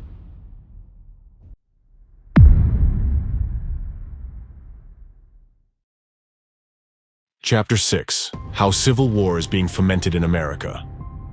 The civilizational war would greatly benefit global anti-cultism on its path to global totalitarianism. However, let's return to the facts that reflect the harsh reality of today. Now, facts indicate that anti-cult representatives have already brought the United States to the brink of a civil war, which can completely destroy our country. To implement its plans, global anti-cultism needs to divide American society into two camps and radicalize them against each other. One tool for this division is the activity of anti-cultists in the U.S. Anti-cultists use Nazi methods to maximize the conflict in American society. I'll give you just one example among many. You already know about Stephen Hessen, the deprogrammer who combats dissent by labeling as cultist people with different ideologies, or whoever is supposed to be stigmatized at the moment. So, Hessen has gone even further by declaring Donald Trump a cult leader and his supporters as cult members. Hessen published a book titled The Cult of Trump, where he claims that every American who supports Donald Trump is a cult member, meaning they are not free in their opinions, not independent individuals, but rather people who need to be subjected to intervention, as Hessen puts it, or in other words, they should be forced to change their beliefs. By actively promoting this book and the whole idea in the media, Hessen uses labeling to dehumanize one part of the population in the eyes of another. This leads American society to see one group of Americans not as people with different opinions, but as brainwashed zombies incapable of constructive dialogue. After all, it's much easier to take up arms against a group of people who have lost their human nature. And it's no coincidence that dehumanization was always considered the first tool of Nazi propaganda during the war. Because in order to get people to take up arms against each other, you first need to make them stop seeing each other as fellow humans. Stephen Hessen spreads these destructive narratives with the help of his friend and media ally, Dave Troy. Troy calls himself an investigative journalist, but has never received formal training. Like Hessen, he actively disseminates stigmatizing and dehumanizing ideas about various religious and secular groups. Almost every article Troy writes is an information terrorist attack, and many of his readers actually notice that. Thus, commenting on media materials created by Dave Troy, readers point out that his rhetoric sows moral panic, causes depression, and harms their mental health. Hessen and Troy do not hide their connections. They actively supported the release of a book by anti-cultist Alex Alvarova from the Czech Republic, a country that is one of the centers of anti-cultism in Europe. In her book, Feeding the Demons, the Conquerors of America, Alvarova essentially continues to promote Hassan's and Russian Racier's narrative that tens of millions of American citizens are cult members, urging other Americans to fight them. The destructive activities of anti-cultists have already led to the point when in our democratic United States, where people are guaranteed freedom of speech, Trump supporters are afraid to express their support openly, fearing open aggression. I highlight this not because they represent a particular party or support a specific politician, but because they are Americans, residents of a free country, who have a guaranteed freedom of speech and expression by the Constitution. It's important to remember that anti-cultism does not support any political party, force, or country. Anti-cultism hates the U.S. and is only interested in exacerbating conflicts within American society to the point of its destruction in a civil war. To achieve this, it infiltrates both opposing parties, fueling hostility. Therefore, in the opposing political camp, anti-cultism also infects citizens with Nazi narratives. It is precisely anti-cultists who heavily propagate in the media this narrative that all Democratic Party supporters are supposedly against Christianity, that they are anti-Christians, that President Biden betrayed Christianity and is destroying it. Thus, it is instilled in people that Christianity is threatened and persecuted because of the actions of this part of Americans. Consequently, according to this logic, citizens are urged to make every effort to protect Christianity from those who may destroy it, in their opinion. And again, we see the Nazi method of labeling specific groups, which is imposed by anti-cultists. Thus, the anti-cult movement exploits the existing division into two political camps in American society, stirring even greater hatred between them. All of this has led to an unprecedentedly high likelihood of a civil war. Once I already warned you that long-term consequences of party divisions can be dangerous for the nation's welfare. Back then, I said, however, political parties may now and then answer popular ends. They are likely, in the course of time and things, to become potent engines by which cunning, ambitious, and unprincipled men will be enabled to subvert the power of the people and to usurp for themselves the reins of government, destroying afterwards the very engines which have lifted them to unjust dominion. Everything I warned you about is already happening in our United States of America today. In order to achieve its goals, global anti-cultism divides you Americans, creating conditions for a new civil war in the USA. As much as American society is divided nowadays, it was only divided before the war between the North and the South, and you yourselves can see and feel that. Many citizens have already started talking about the inevitability of a civil war. Civil war. Civil war. Civil war. Civil war. Civil war. Civil war. And such narratives are increasingly heard from the media. This situation is a direct outcome of the actions of numerous branches of global anti-cultism and their agents, infiltrating the social and political spheres of America's life. In this war, information terrorist attacks and real acts of terrorism they provoke remain the customary tool of the hidden enemy of democracy and the entire free world. Today, I'll give you several examples of specific phenomena, events and their consequences that were orchestrated by representatives of global anti-cultism and their loyal anti-cultist dogs in order to create and intensify a split in American society, to prepare a ground for a future civil war, and to place all the pieces they need on the chessboard.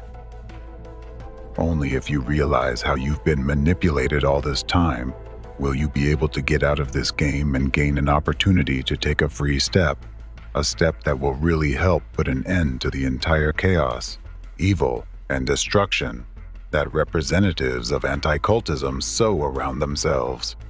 Then you will finally be able to find ways to achieve reconciliation and unity.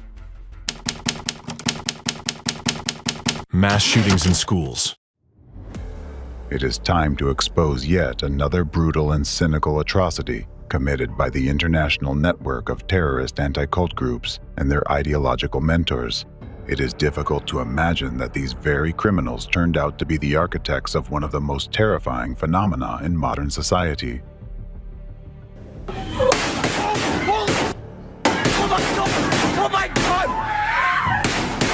shooting at a a high school in Broward County. Mass shooting inside an elementary school. The shooting there at the Covenant School. Shooting at the Sandy Hook Elementary School. Deadliest shooting in U.S. history. Worst ever mass shootings. 14 students. At least 17 people have been killed. 27 victims, 20 children, 7 adults. 33 dead, 29 wounded. A total of 15 people are believed to have died here, 12 students. 3 young children dead and 3 administrators dead as well.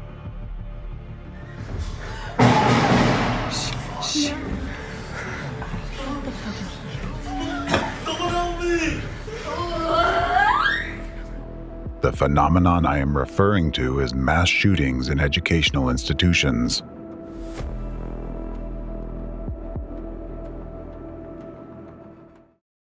Not long ago, the entire human community was shocked by the first such incident and wondered how it was even possible. Now, it has become a harsh reality. These incidents leave an indelible mark on people's memories. The most terrifying aspect of these violent outbursts is not just the loss of young lives, but the fact that children are killing other children. What has happened to society to give rise to such a phenomenon? What has changed, and what is the root cause of this tragic reality? A wise person once said, "For every complex problem, there is an answer that is clear, simple, and wrong." In this case, many of you might be satisfied with an answer that seems obvious and straightforward, that this phenomenon has become possible because modern society is experiencing a decline in morality. People have become disconnected, and there is too much anger and violence, which has inevitably affected your children. This seems like a logical answer, and there is, of course, some truth to it. However, this is such a sharp and painful topic that it has not gone unnoticed by opportunists who are accustomed to profiting from others' misfortunes. Moreover, too many inconsistencies and unanswered questions emerge when examining each case individually and the overall picture in detail.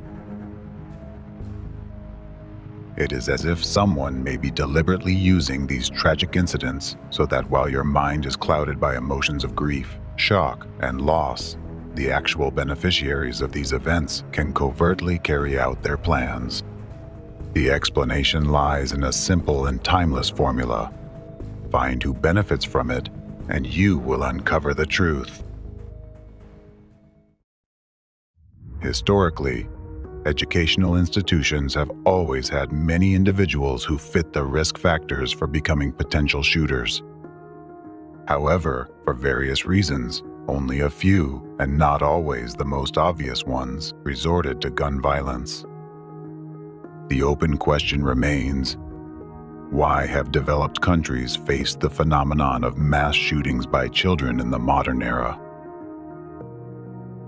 Yes, with the invention of firearms and their gradual availability to civilians, such incidents have occurred since the early 18th century.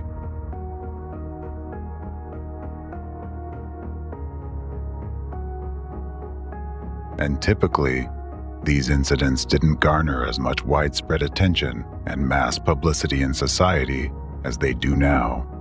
News reports covering these events didn't employ manipulative psychological techniques. They simply reported the facts, informed the public, and nothing more. But what's happening now is an unprecedented phenomenon. The sharp, rapid increase in armed attacks in schools worldwide occurred roughly around the same time, starting from the late 90s, with a frightening trend towards escalation since the early 2000s. In other words, school shootings have been a phenomenon of the past 30 years. Just as many years ago, the hidden force behind global anti-cultism began to regain its strength. It was then that they founded the ideological center of the modern network of anti-cult groups, and it was then that they began to consolidate their positions and spread their destructive influence massively in democratic countries around the world.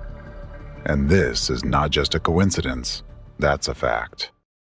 For those who think such events can't be artificially provoked, I suggest taking a closer look. Follow my train of thought and don't just look at the surface, but try to penetrate with your gaze into the depths of things. Armed attacks in educational institutions or school shootings.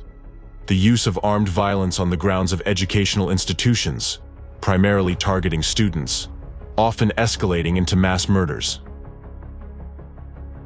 At this point, a vast number of countries have already experienced cases of school shootings. This is an international issue being addressed by specialists from various fields. It is generally accepted that such actions by minors are driven not only by aggressive behavior, but also by a complex set of circumstances developing over a long period of time. Those can include individual vulnerability of a specific child in particular situations. For example, chronically tense relationships in the classroom or school, bullying, neglectful attitude in the family, unrecognized prolonged depressive state, and psychological problems. Thus, as some experts believe, the reason for the crime becomes the fact that the teenager, unable to cope with the situation, explodes, reacting to it with aggressive actions. However, specialists' attempts to conduct detailed analyses of dozens of cases have hit a dead end. They report that there is no single, universal profile of a shooter. Age, gender, race, and social characteristics all vary. Potential shooters are usually portrayed as unsociable, quiet loners. But studies have shown that only about 12% of them had no friends, and about 34% were considered socially isolated, which is higher than the average for their age group, but not enough to identify a significant trend. About 44% of attackers were involved in social activities outside school, such as sports teams, hobby clubs, extracurricular education, and religious groups. More than 63% of attackers came from intact families and did not have academic problems. In many cases, future shooters came from relatively well-off families where parents tried to build trusting relationships with their children. In the US, the schools that were attacked were located in suburban or rural areas with low rates of violent crime. This contrasts with Russia, where the most notorious school attacks occurred in cities: Moscow, Kazan, Kerch, Perm. Therefore, it is also not possible to explain such crimes by the negative influence of the social environment, as all these children grew up in different conditions and places with varying levels of crime. The majority of attackers did not have severe psychopathology. Out of 27 cases, only 23% had a history of seeking psychiatric help, and only 6% were deemed insane at the time of committing mass murders. At present, it is not possible to accurately identify a potential shooter based on external signs. It could be anyone. All these children who later became criminals are entirely different individuals, with different characters, different experiences, and different destinies. 20-year-old Adam Lanza blasted his way through the front door of the Sandy Hook Elementary School with an AR-15. Nicholas Cruz in court Monday, the confessed school shooter never looking up. So they thwarted 18-year-old Alex Yee's plans to shoot up his high school. Despite some shooters studying violent materials before committing the crime, others did not. Some showed signs of depression, while others did not. Some underwent psychiatric treatment, while others did not. Some were bullied in school, while others were the aggressors themselves. So, it's impossible to confidently conclude that only a specific personality type is prone to such crimes. What made them cross the final moral line within themselves and commit such a terrible crime? What unites all these cases? The answer is both simple and complex at the same time. All these children fell victim to representatives of global anti-cultism and their meticulously planned info-terrorism acts.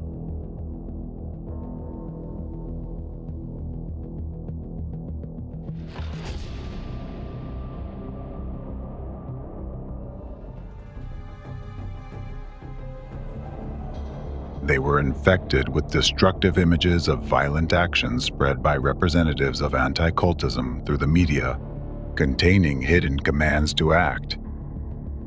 That's why we see cases where teenagers are inspired to commit armed attacks by stories of terrorism.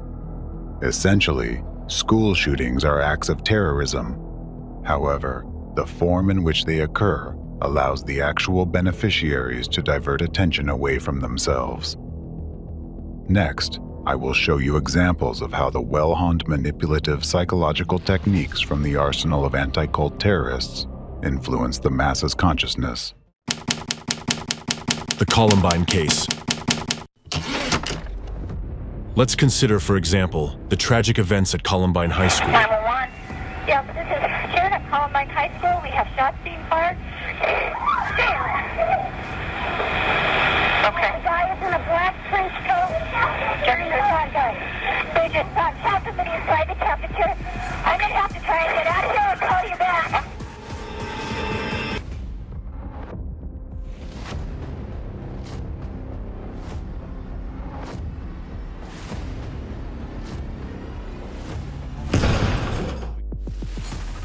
Oh, God. Stay in the line with me. Oh, God. The gun is right outside the library door.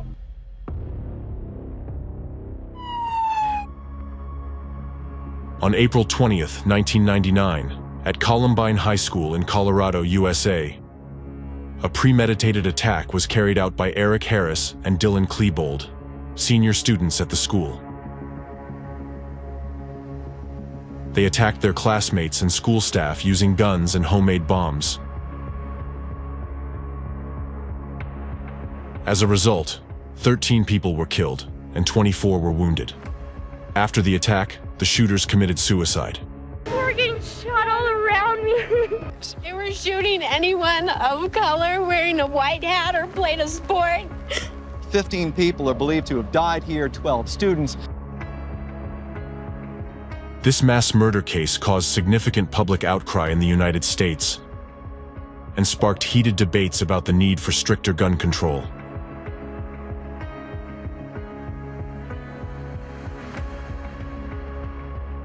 The incident led to the tightening of security systems in educational institutions and increased regulation of children's access to the internet and violent video games. Despite being known today as a case of mass murder, there is evidence from the perpetrators themselves that clearly characterizes their planned crime as a terrorist act.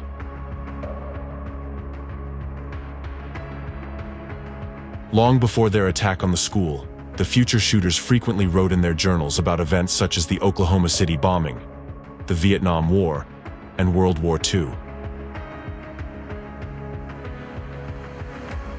Journal entries also revealed that the attackers were planning a school bombing intended to rival the power of the Oklahoma City bombing on April 19, 1995. Prior to the events of September 11, 2001, this was the largest terrorist attack on U.S. soil. The bombing of a truck filled with explosives resulted in the deaths of 168 people, including 19 children under the age of 6, and injuries to over 680 people. Furthermore, in their writings about these events, the perpetrators expressed a desire to dwarf the carnage of the Oklahoma City bombing and leave a lasting impression on the world about these events. So what really happened on that tragic day at Columbine High School? How do we interpret this event when, in fact, teenagers, impressed by stories of terrorist attacks and military actions, literally plan the next actual terrorist attack? It's not just murder or suicide. They planted a massive amount of explosives in the school and planned to detonate it. They planned to kill about 250 people, or even more, as they admitted in their diaries. The only thing that prevented them from carrying out their plans was that the homemade bombs didn't explode for some reason. And if the bombs had all gone off and they succeeded in what they had planned, how many children would have been harmed? How would law enforcement classify this crime then? The fact that the teenagers planned the attack is evident from their deliberate choice of the attack date, which they called Judgment Day. Initially, the shooting was planned for April 19, 1999, the 6th anniversary of the end of the Waco siege and the 4th anniversary of the Oklahoma City bombing. They postponed it to April 20th, only because they needed to secure additional ammunition. In other words, inspired by the Oklahoma City bombing, Eric Harris and Dylan Klebold sought to commit an act of terror that would claim more lives than that explosion. In turn, the Oklahoma City bombing was linked to the events at Waco and was carried out on the second anniversary of that tragedy. The perpetrator of the Oklahoma City bombing explained his actions as revenge against the federal government for its criminal actions, including those at Waco. Let's recall that back then, the members of the Branch Davidians religious group were surrounded and besieged by the Federal Bureau of Investigation, FBI, and the U.S. National Guard on the territory of their compound ranch Mount Carmel, near the city of Waco, Texas. The siege lasted from February 28th to April 19th, 1993, and ended in tragic events during which a total of 86 people died. With a high probability, Eric and Dylan, like the rest of the country, watched the bloody events at Waco and the explosion in Oklahoma on television. Thus, the tragedy that resulted in the deaths of 86 people became the motive for another act of terror in which 168 people died. Both events, in turn, influenced two teenagers to attempt to surpass the terrorists' acts, culminating in the mass killings at Columbine High School. So what really triggered the shootings at Columbine High School? The accumulated aggression of the children, which they couldn't cope with, or the media hype surrounding descriptions of high-profile terrorist attacks, containing specific destructive images and attitudes that incite action? What affected the children's psyche, and who is truly responsible for children becoming mass murderers? Now, these dates on the calendar, April 19th and 20, have become days of deep mourning for the entire American nation, marked by the shadow of three horrifying tragedies: the siege in Waco, the Oklahoma City bombing, and the mass shooting at Columbine High School. The events of those days, which claimed numerous human lives, have become memorable milestones in American history. They have been the source of numerous changes in both the political and social landscape of the country. But what unites all three tragedies is not just their dates and their impact on America, but also that they are all part of the strategy of global anti-cultism and the hidden force behind it. They have become long-lasting anchor events that have triggered numerous processes, which continue to significantly influence the current situation in the country to this day. I will talk about this in more detail later, and also, using the specific example of the tragedy in Waco, I will show you how the enemy, through its network of global anti-cultism, orchestrates such events, and how you can identify its hidden hand amidst what may seem like chaos or accidental coincidence of circumstances. Mechanisms of artificial provocation of school shooting incidents by anti-cult representatives. All these events, besides being acts of terrorism, subsequently became powerful info-terrorist attacks, which in turn spawned new crimes. Later, through their allies in the mass media, representatives of anti-cultism launched a PR campaign to give worldwide publicity to the events at Columbine. Numerous high-profile articles were published, films were made, and books were written detailing the day of the attack down to what the boys had for breakfast that morning. All of this ultimately created a romanticized image of the shooters, evoking both sympathy and even admiration. Ain't no V-Tech shit or Columbine, but I look like Bret Hart mixed with Dylan Klebold. Maybe what the pro. I get this look up for you. Dude, I want you to know, like... Shots fired. Several shots fired.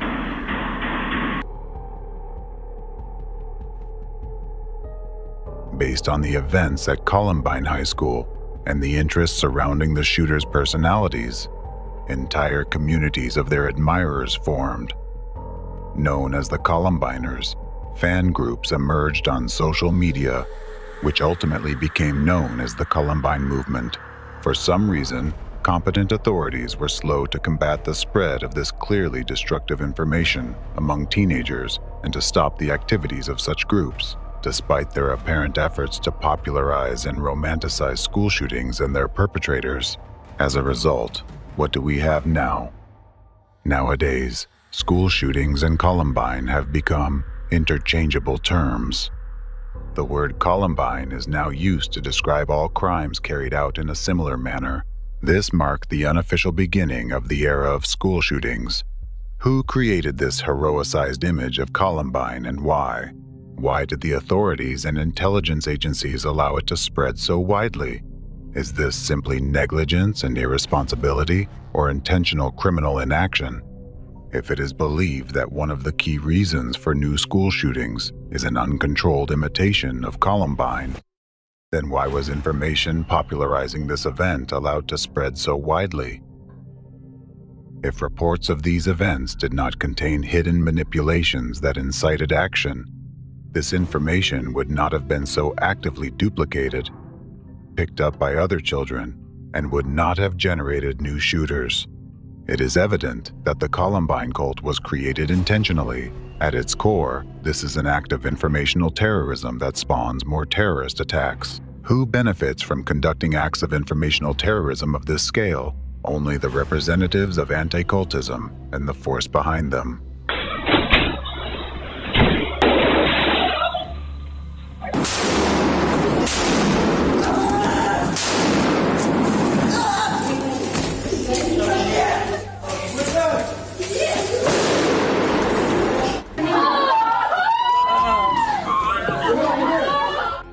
It is the representatives of anti-cultism who subtly glorify the perpetrators of these attacks through the media. Using manipulative psychological techniques, they implant the desired image into people's subconscious minds, promoting the spread of information that contains hidden destructive messages. The legacy of Columbine. Ever since that mayhem 15 years ago, we've seen more and more of these mass shootings, many by troubled young men inspired by the Columbine killers. Police say Yee is obsessed with the Columbine High School massacre.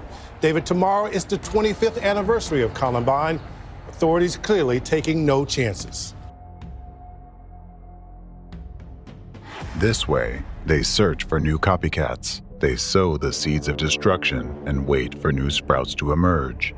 When a school shooting occurs in any country, and the media worldwide starts broadcasting information about it, what happens to the people exposed to this information? Thousands of children and teenagers start to try on the image of the perpetrator, contemplating, what would I do if I were him? They think about how they would act towards their classmates in school, or peers in college or university. Even many rational adults, listening to these stories in the media, start imagining how they might carry out such an act. In doing so, the human mind unwittingly identifies potential victims, those who have wronged them in the past or undervalued them. Thousands think about it, and a few actually turn their fantasies into reality. This is deliberate psychological manipulation. Many of you might wonder, if representatives of anti-cultism are behind school shootings, how do they manage to control the shooters remotely? They aren't physically holding their hands. The answer is simple. They don't need to physically hold anyone's hand to make them commit a mass shooting. They only need to control their consciousness. Naturally, the next question arises. If they use such precise and refined manipulative techniques, why do they not work on everyone? What is the key factor that opens the door for the implantation of a destructive program into the subconscious of teenagers, driving them to enact such horrific scenarios? To understand the true nature of what is happening, let's delve into the details of how representatives of anti-cultism use methods of covert programming to influence a person's subconscious to commit a school shooting. How do they manage to code a teenager to execute their malicious will? Method of puzzle piece coding. First, representatives of anti-cultism select a region where, according to their goals and objectives, it will be strategically advantageous to create a school shooting incident. The organization and planning of such a terrorist act in the chosen region happen long before the actual event, usually from 1 to 3 years, depending on the significance and importance of the event for them. The coding of a teenager to carry out an armed attack is done remotely, using the method of subliminal information embedding through mass media and the internet. To create a new school shooting, they use a method of puzzle piece coding, that is, a method of covert manipulation by directing multiple waves of information coding. Each wave individually contains specific embedded messages that, like puzzle pieces, come together in the depths of the potential shooter's subconscious. Only when these pieces combine do they activate the program to commit mass murder. As a result of this activation, the individual goes through with the crime, while to an observer, it appears as if it was their personal decision. No one met with them, directly incited them, or helped them prepare. They didn't even discuss the topic with anyone. In reality, they act as a biorobot, guided by a skilled hand to carry out a premeditated criminal plan. This segmentation of manipulative embeds into several waves of information delivery is intentional and serves the purpose of precise targeting. Since a school shooting requires one, at most two perpetrators, the waves of information coding affect thousands of people. Some of these people may even feel an impulse to act on the commands, but not everyone can cross the line into committing mass murder. Therefore, to narrow down the target zone and activate a suitable potential shooter, a cross-sectional information attack is conducted. It consists of several information deliveries, each containing specific embeds that can bypass the critical control of the conscious mind and penetrate directly into the subconscious. Once there, these embeds come together like a puzzle to form a cohesive picture of the future crime. This image becomes a dominant intrusive thought, pushing the individual towards committing mass murder. When planning the next school shooting, representatives of anti-cultism first study the demographics of the target school, their interests, and popular internet and media resources among them.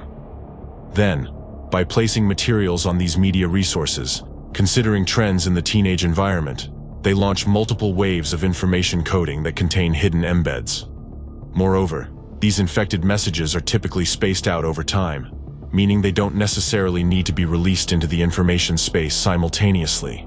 The key is that they all superpose in the perception of a specific individual. Their combination in the potential shooter's subconscious triggers the command to execute the implanted program.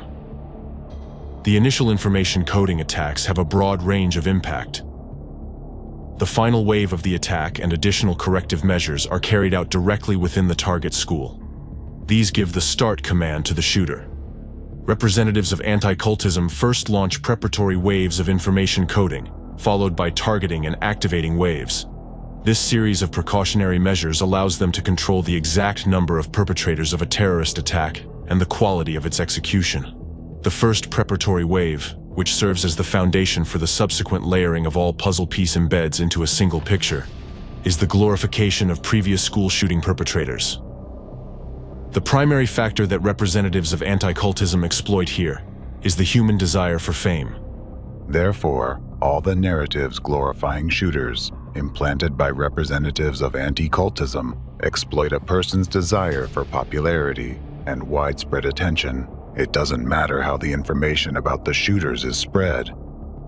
It could be condemning their actions or justifying them, a biographical sketch, or a dramatization of events. Anything goes. The critical aspect is the news coverage and the manipulative message embedded in it. Thus, an image of the criminal is created, surrounded by an aura of fame and admiration, despite the wrongfulness of their actions. What does a teenager see when they encounter this information? They see that an ordinary student, just like them, who felt undervalued, gained worldwide fame with a single act. Now, the top popular media write about them, celebrities talk about them, and they become a sort of idol for others. It is precisely the desire to become famous, the thirst for fame, that serves as the fertile ground in which the seeds of evil sown by real terrorists take root, provoking children to commit crimes. My name is Nick, and I'm going to be the next school shooter of 2018. My goal is at least 20 people with an AR-15 and a couple tracer rounds. She is infatuated with Columbine's school shooting. Police say she was armed and extremely dangerous. Well, I will be. Columbine, Virginia Tech, none of them will beat me. I'll kill them all. Remember Columbine! He was arrested. BC News investigation spanning the country uncovered chilling evidence, video diaries.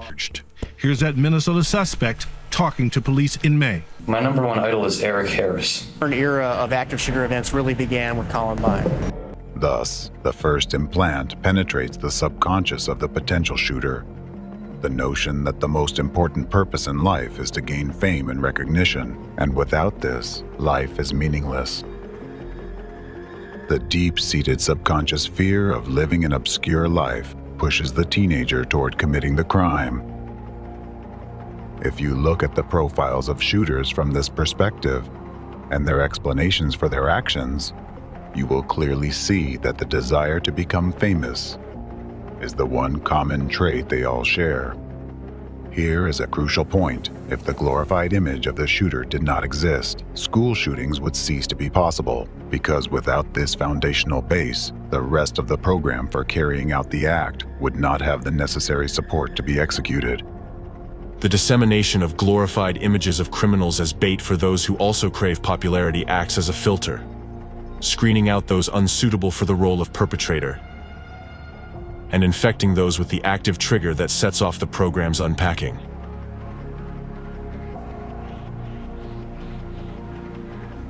Another filter is the specific method of selecting themes through which the program components for executing a school shooting are embedded.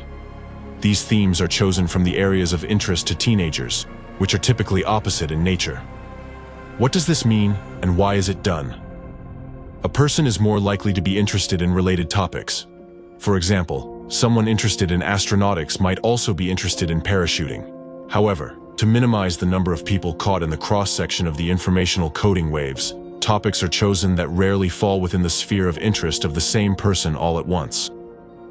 For instance, a teenager might be fascinated by space and the possibility of life on other planets, such as astrobiology. What would be opposite in nature to this interest? Life's opposite is death. So, a teenager potentially suitable for the role of a shooter might also be interested in different models of weapons. This combination of interests is rare in real life, which is precisely what anti-cultism representatives count on. Subsequently, various materials on these themes are embedded with other components of the single program for carrying out a school shooting. Particular emphasis is placed on awakening an interest in weapons as tools that grant power and fame. As a result, only those teenagers who are simultaneously interested in both opposing themes and who already have a dominant desire for fame and recognition fall into the crosshairs of these intersecting waves of information coding. Thus, the target group gradually narrows down through the final stage of the coding process. The first wave of information coding affects thousands. Then from these thousands, only hundreds remain, and ultimately, only a few individuals are caught in the crossfire of all the necessary coding waves. It then becomes a matter of time to see who among them activates first, and who ultimately becomes the perpetrator of the implanted program. This is why shooters often appear entirely different from one another, with diametrically opposed personality traits, frequently without significant psychological issues, and most importantly, without apparent motives for committing such crimes. Let me give you an example of an inducing wave of information coding that activates a teenager's program to commit a school shooting. The start command doesn't necessarily come through the media or the internet. It could be delivered by a guest lecturer at the school who incidentally mentions a person in their talk who dedicated their entire life to science but never gained worldwide recognition or fame. In contrast, the lecturer then cites Nobel laureates as examples, few in number, but they were able to achieve success. What embed does the potential shooter receive here? Their subconscious gets the directive that neither science nor diligent effort brings fame, and that life's meaning isn't in discoveries or hard work, but in popularity. For if no one knows you, you're wasting your life. Therefore, there's no point to your existence. From an outside perspective, such a lecture might seem noble, yet it serves as the trigger for activating the shooter. After a short period, one of the students at this school will commit an armed attack on others. Several months may pass between the lecture and the tragic event, by which time no one will remember or connect the person to the reasons for this tragedy. From a legal standpoint, There's no grounds for charges of incitement because the lecturer didn't even mention school shootings in their talk. In this way, through purposeful information coding, the subconscious program for committing mass murder is activated in the teenager unnoticed by others. Thus, out of thousands of teenagers affected by intersecting waves of information coding, only a few become future shooters. This transformation occurs only in schools where the final stage of subconscious programming, the activation phase of the embedded command, has been completed. That's why, seemingly out of nowhere, children develop an attraction to weapons and a desire to inflict harm on others. Just an image that bypassed the critical perception of the conscious mind, penetrated deep into the subconscious, and triggered action.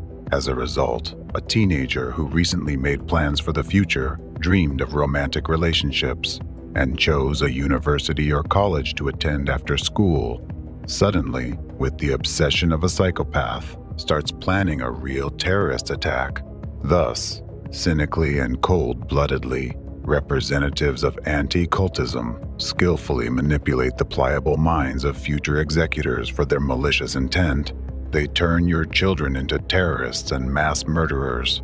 Even if only one out of hundreds of thousands of children brings this image to life, it is more than enough for representatives of anti-cultism and the force behind them to continue their destructive activities to destabilize society and impose the agendas that benefit them. Representatives of anti-cultism, in their public statements, which they also make in educational institutions, often talk about their concern for the safety of children. However, it is they themselves who are the secret instigators, provoking children to display outbursts of hatred, intolerance, and aggression. It is the representatives of anti-cultism who create conditions in society for children, and sometimes even adults, to take up arms and go shoot other children in schools. Being terrorists themselves, they breed new terrorists. Thus, through the hands of others, they achieve the desired results. Ways to prevent school shootings. Understanding the fundamental principles of manipulative techniques through which the search and activation of potential shooters occur also provides the opportunity to identify the organizers of such crimes and prevent similar incidents in the future. How to prevent school shootings. Method 1. Monitoring content leading to crime. For example, by tracking the content that teenagers who commit mass shootings have been exposed to, it is possible to uncover those who led them to these actions, using them as remotely controlled weapons. This includes identifying specific publications, harmful content, and even particular media channels through which children are encoded to commit school shootings. It is worth noting that identifying potentially harmful content in this case is possible only through its external features. Without specialized knowledge of the puzzle coding method, an ordinary person will not be able to detect hidden puzzle embeds in text or video materials, which ultimately transforms someone into a shooter. Since this method is designed to influence a person's subconsciousness, bypassing critical perception by the conscious mind, it's logical that it is almost impossible to understand where and how these embeds occur if you use consciousness alone.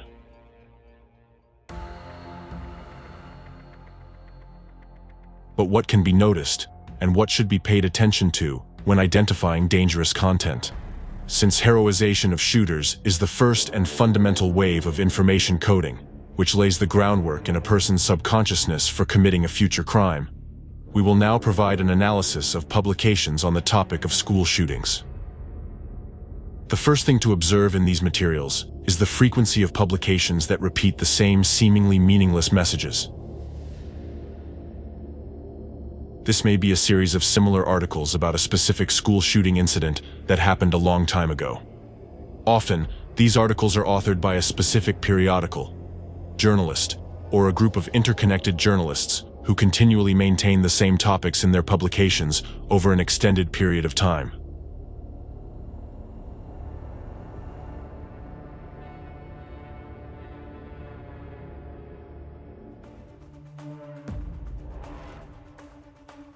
Meanwhile, other journalists or media outlets may have already stopped covering this event long ago.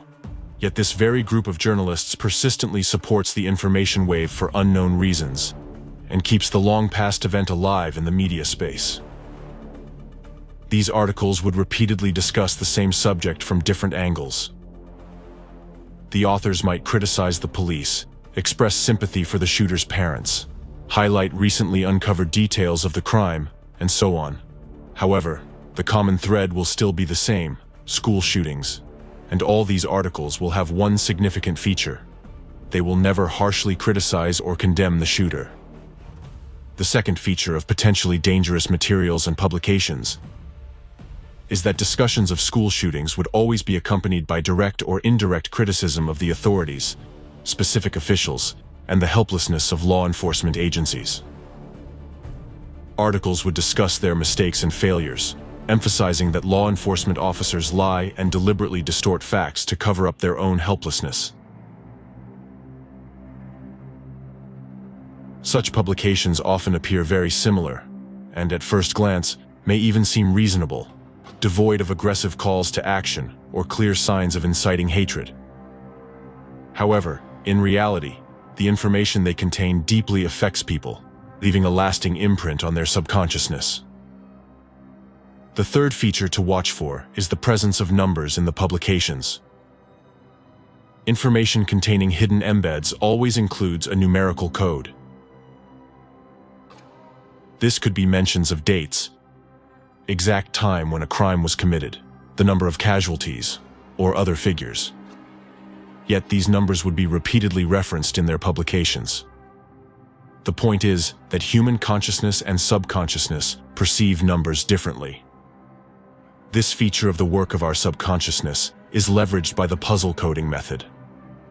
As mentioned before, it is extremely challenging for an unprepared individual to detect hidden manipulations of consciousness, and, even more so, subconsciousness, through the puzzle coding method without specialized training. However, there is always a pattern, and identifying this pattern can help pinpoint particularly dangerous content amid the vast flow of information. Once sources of destructive influence containing hidden embeds are identified, it is crucial to promptly halt the propagation of their influence on the broader population. Method 2. Conducting psychological testing in schools to identify increased levels of bipolar disorders. One indicator that students at a particular educational institution have been subjected to hidden external subconscious manipulation is an increase in cases of bipolar affective disorder among them. What's the connection here? Since the initial waves of information coding have a wide radius of impact, certain embeds, parts of the program for mass shootings, infiltrate the subconscious of all affected individuals. What happens to a person in this case? Hidden directives start acting in their subconscious, conflicting with their conscious goals and aspirations. As a result, internal conflict and resistance emerge within the individual. This conflict, triggered by the implanting of foreign elements into the subconscious, eventually manifests as bipolar disorder. Representatives of anti-cultism cannot avoid provoking such conditions when they initiate preparatory waves of coding for school shootings, because this forms the foundation for further imposition of other waves, ultimately launching the program. An illustrative example in this regard is the situation in the Czech Republic, where after the shooting incident at the Faculty of Philosophy of Charles University in Prague in 2023, pertinent information emerged regarding the prevalence of bipolar disorders among the country's young generation. Czech media began disseminating information indicating that approximately 5% of the entire population of the Czech Republic currently suffers from bipolar affective disorder, primarily among the young generation of the Czech shooter's age, namely students. Students of Charles University themselves posted on social media, expressing concern about a troubling trend. Every second student suffers from bipolar affective disorder.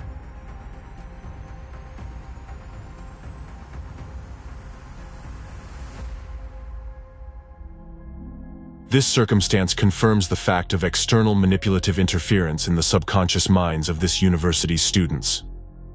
As of today, the Czech Republic, particularly its capital, is a hotspot of anti-cult activity.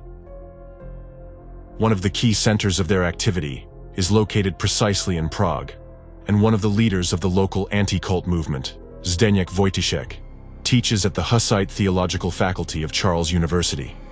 Consequently, there are grounds to presume that a thorough analysis of the public activities of anti-cult groups might help establish a correlation between their activities and the increase in cases of bipolar disorders among Czech youth. A deep study of this relationship may ultimately provide compelling evidence that anti-cult organizations are not only linked to school shooting incidents, but are indeed their perpetrators. In fact, shooters are just as much victims of anti-cultists as those they shoot at.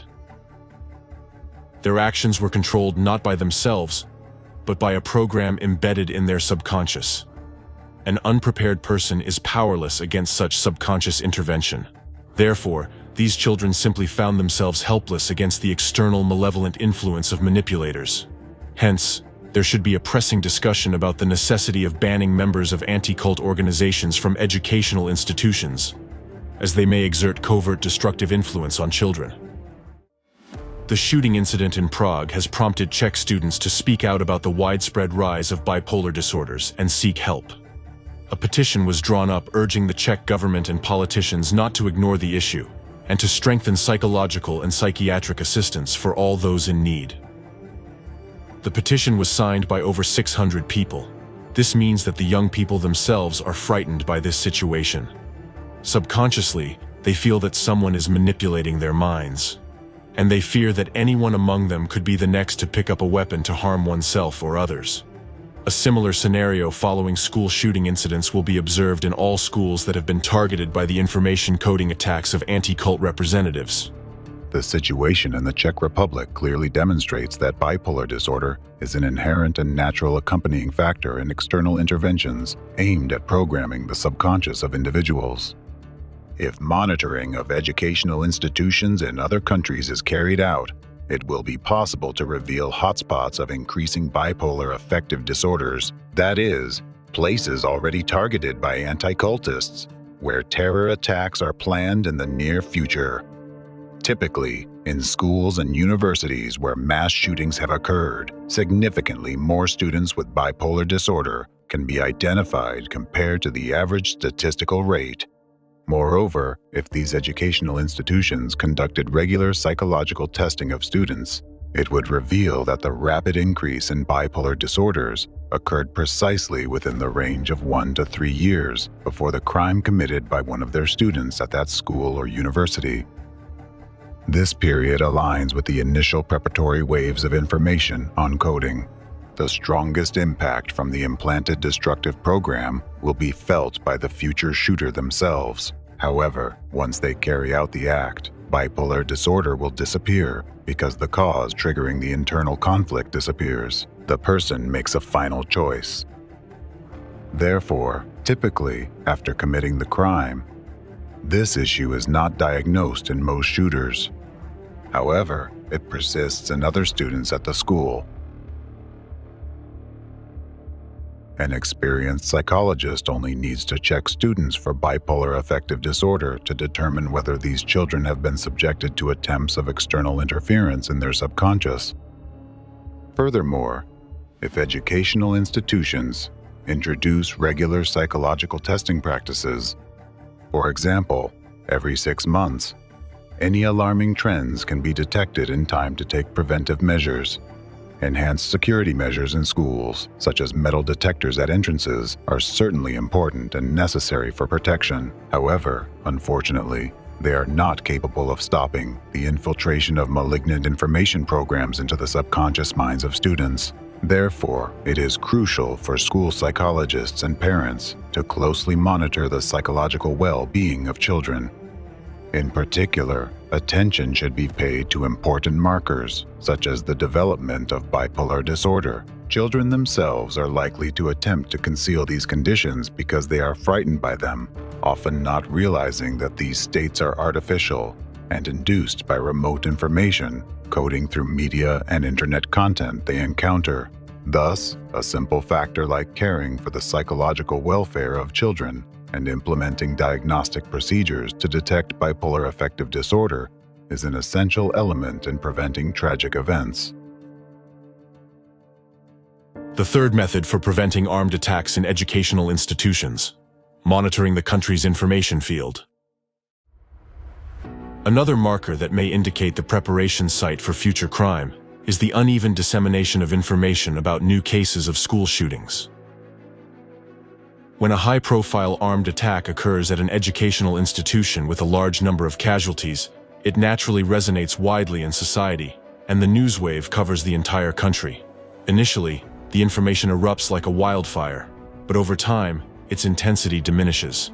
However, if representatives of anti-cultism have already planned a similar attack in a specific region, the informational echo of this event will resonate longer and louder here than in other regions of the country. Alternatively, information about it may be reactivated in the information field after the news wave subsides. It is important to note here that the names and images of the criminals continue to appear in the news, remaining in the information field of the region or city. This leads to a covert heroization of the shooters, with the key embed spreading that humanity will remember them for life. This phenomenon is a red flag for vigilant observers. If you notice such a trend in your city, be vigilant. The dissemination of a heroized image of shooters is the first preparatory wave of information coding, and a fundamental implant on which the future behavior of the shooter is built. If somewhere this image is artificially sustained in the information space, it means that the psychological indoctrination of the next shooter has already begun in one of the schools in this region. At the same time, conducting psychological testing across educational institutions in the city to detect a sudden increase in the number of bipolar disorders can with a high probability identify the school or university where representatives of anti-cultism have planned the next case of school shooting. People must also be informed about how to recognize manipulative techniques and how to train their minds not to succumb to covert influences. The most effective measure to prevent school shootings is the complete cessation of the activities of the entire network of global anti-cultism. Everyone who is behind organizing such crimes and programming people to carry them out.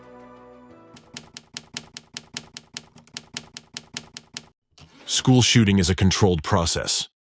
The fact that seemingly uncontrolled school shootings are actually a controlled process is evidenced by statistics and chronology of their spread.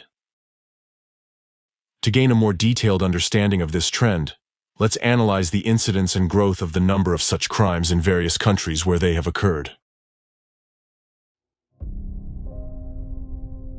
School shootings in Russia. For quite a long time, no evidence of cases of mass shootings in schools has surfaced in Russia. In the 1990s, only one such crime was widely known: the incident at the Kamyshin Cadet School in 1997.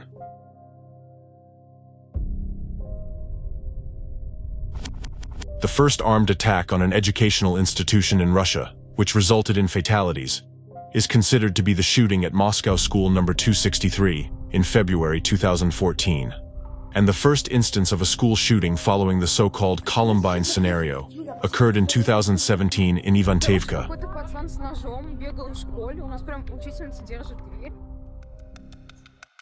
What can explain the sudden appearance of a phenomenon such as school shootings in a territory where it was previously uncommon? How can it be explained other than by outside interference? After all, what has changed in Russia since the times when such crimes were unheard of? What has changed is that anti-cultism has gained unprecedented power and influence here. Today, Russian media deliberately spreads the narrative that the cause of mass school shootings in Russia is the influence of similar incidents in the United States. To implant this idea in the masses, the same image of such a crime, Columbine, is most often used. In news reports about school shootings in Russia, you will frequently find a parallel drawn specifically with the Columbine case. What happened at the Moscow school is being called the American scenario by the Russian press. Incidents like this do indeed happen often in the U.S. School shootings are common in the US, but not in Russia. Shootings and hostage situations are indeed not uncommon in American schools. A student or former student with a rifle in hand, that's the typical anti-hero of local news. However, as I mentioned earlier, the first instance of such supposed imitation in Russia occurred in 2017, 18 years after the Columbine events. Why did it take so long for the first imitator to appear in Russia? The answer is simple. Because it's not just imitation. Someone allowed this precedent to happen in Russia and ensured it received widespread publicity. Some Russian propaganda figures, authors, and proponents of the theory alleging the harmful influence of the USA on school shootings in Russia claim that these incidents are characterized by organized activity, supposedly initiated by the US. This argument is supported by a simple propaganda narrative. It is so because historically, the US has always been opposed to Russia on the geopolitical stage. Therefore, America is an enemy, and in this way, the enemy is attacking Russia. However, logically thinking, it is the United States itself that suffers much more from school shootings. Why? Why would they attack themselves? It would be more logical to assume that America suffers the most precisely because its adversaries subject it to massive and regular attacks. The truth is that both the American and Russian peoples are subjected to cynical and sophisticated attacks from their common enemy, global anti-cultism. By trying to divert attention and shift all the blame onto the allegedly bad example set by the United States, the hidden shadow force, who is the ideological mastermind of anti-cultism and terrorism, intended to create a visible image of an enemy, obscuring its own tracks behind mass shootings in both Russia and America, behind the Columbine tragedy and the phenomenon of school shootings as a whole. Today, the threat of school shootings in Russia has become a serious societal issue. At least 13 people are dead, including at least 7 children, after a shooting at a school in central Russia. In Russia, a gunman killed at least 15 people at a school today, 11 of them children. Close the door. Some shooting! I hope they'll shoot him. Hey, buddy, hang in there. Hold on a bit, okay? We'll tie it up quickly. Guys, it's a complete mess. I'm done. I'm in Perm State University. It's a complete mess here. The situation right now is people are being loaded into ambulances. There are the wounded everywhere. I wanted to get my child out, but the best thing for them now is to barricade. They're there. To explain how this phenomenon suddenly emerged and began to progress, one needs to trace the consequences these terrorist acts brought to the country. What was the political situation at the time of the attack? What changes did this event provoke in that situation? What laws were passed after each new high-profile case? And who ultimately benefited from this, implementing their selfish goals under the guise of a loud news break? Then it becomes evident that the reason for the emergence of school shootings in Russia is not spontaneous copycats. It is simply that the force behind anti-cultism has decided to use this tool of terror now on Russian soil as well. Another confirmation that school shootings are not accidental is the geography of these attacks. Notice that there are specific countries, like the United States, that regularly suffer from school shootings. Then, there are countries where this phenomenon is gaining momentum, like Russia. And there are countries where only isolated incidents have occurred without subsequent recurrences, such as Canada or some European countries. Breaking news out of Canada, Canadian Prime Minister Justin Trudeau says 5 people have been killed, 2 more are in critical condition after a school shooting. A 14-year-old boy has shot dead 8 children at a school in Serbia. These cases generally did not receive widespread media coverage or gain worldwide notoriety. Many of you, I am sure, are hearing about these incidents for the first time today. And then there are other countries with a myriad of social problems and factors that seem likely to provoke such incidents. Yet, they have never experienced a single school shooting.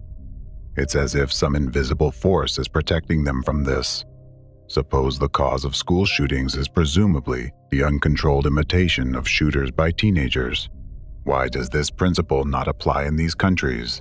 This simply indicates that either the representatives of anti-cultism do not yet have their levers of influence in these countries, or it is not yet advantageous for them to carry out such attacks there. However, this does not guarantee that these countries' populations are protected from such crimes.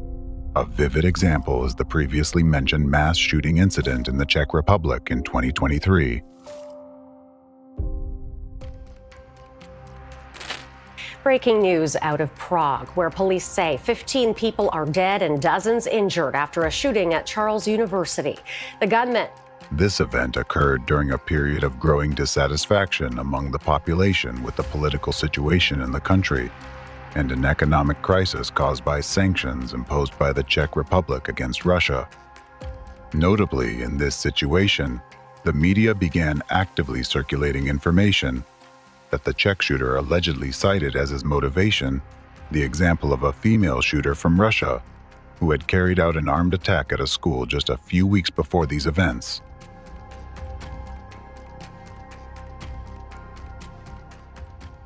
Such a confluence of circumstances suggests that the attack in the Czech Republic was not coincidentally carried out at this particular time, nor was the reference to Russia as the inspiration for the crime accidental.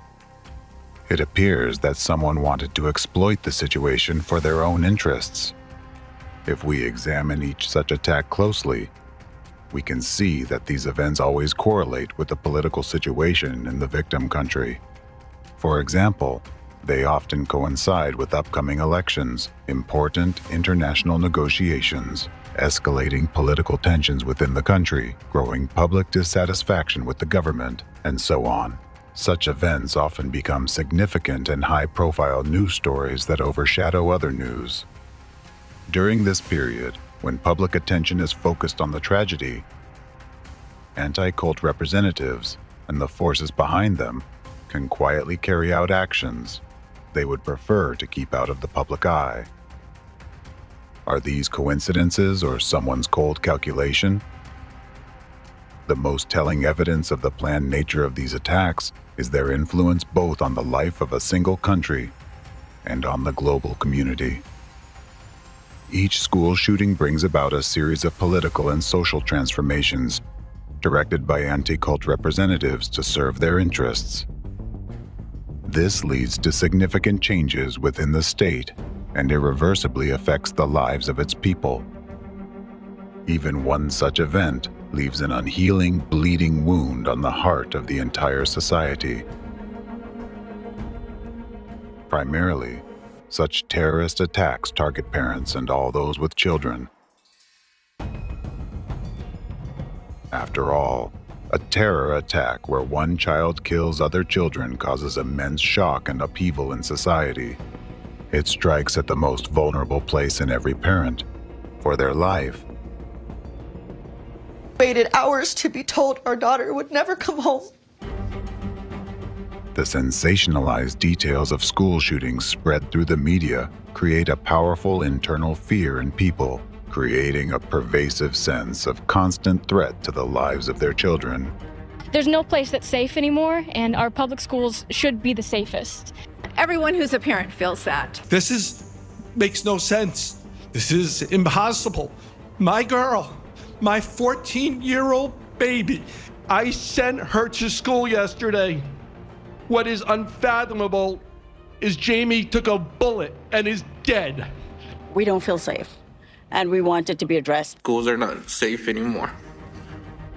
At the same time, a clear belief forms among the population the government cannot protect our children. How dare you? You were paid by them, and you just came out and, what was that, a deposition? I'm tired. I'm so tired of getting up here and offering condolences. Therefore, with each new incident, Distrust and dissatisfaction with the authorities will only increase. This is America. We were supposed to be able to do things and be the people we wanted to be, and now we're in a crazy place. Since we survived a mass shooting in July, I have met with over 130 lawmakers. How is this still happening? How are our children still dying, and why are we failing them? How do we allow a gunman to come into our children's school? How do they get through security? What security is there? There's no metal detectors. The gunman, a crazy person, just walks right into the school, knocks down the window of my child's door, and starts shooting her. In the eyes of frightened parents, the authorities are guilty of failing to ensure their children's safety. They are guilty of allowing their children to live in a state that is rotting from within, where their child could become a victim at any moment or even turn into a perpetrator. This subconscious understanding causes feelings of apathy, hopelessness, and hatred towards the current authorities, skillfully inflamed by anti-cult representatives. This doesn't happen in other countries. It happens in the United States of America. You've got a beautiful country, you've got beautiful people, but what's the problem? Guns. How does a 7-year-old have a gun? I'm very angry that this happened, because it keeps happening. These children survived. This is the shrill screaming of kids trying to get out while their classmates are being murdered.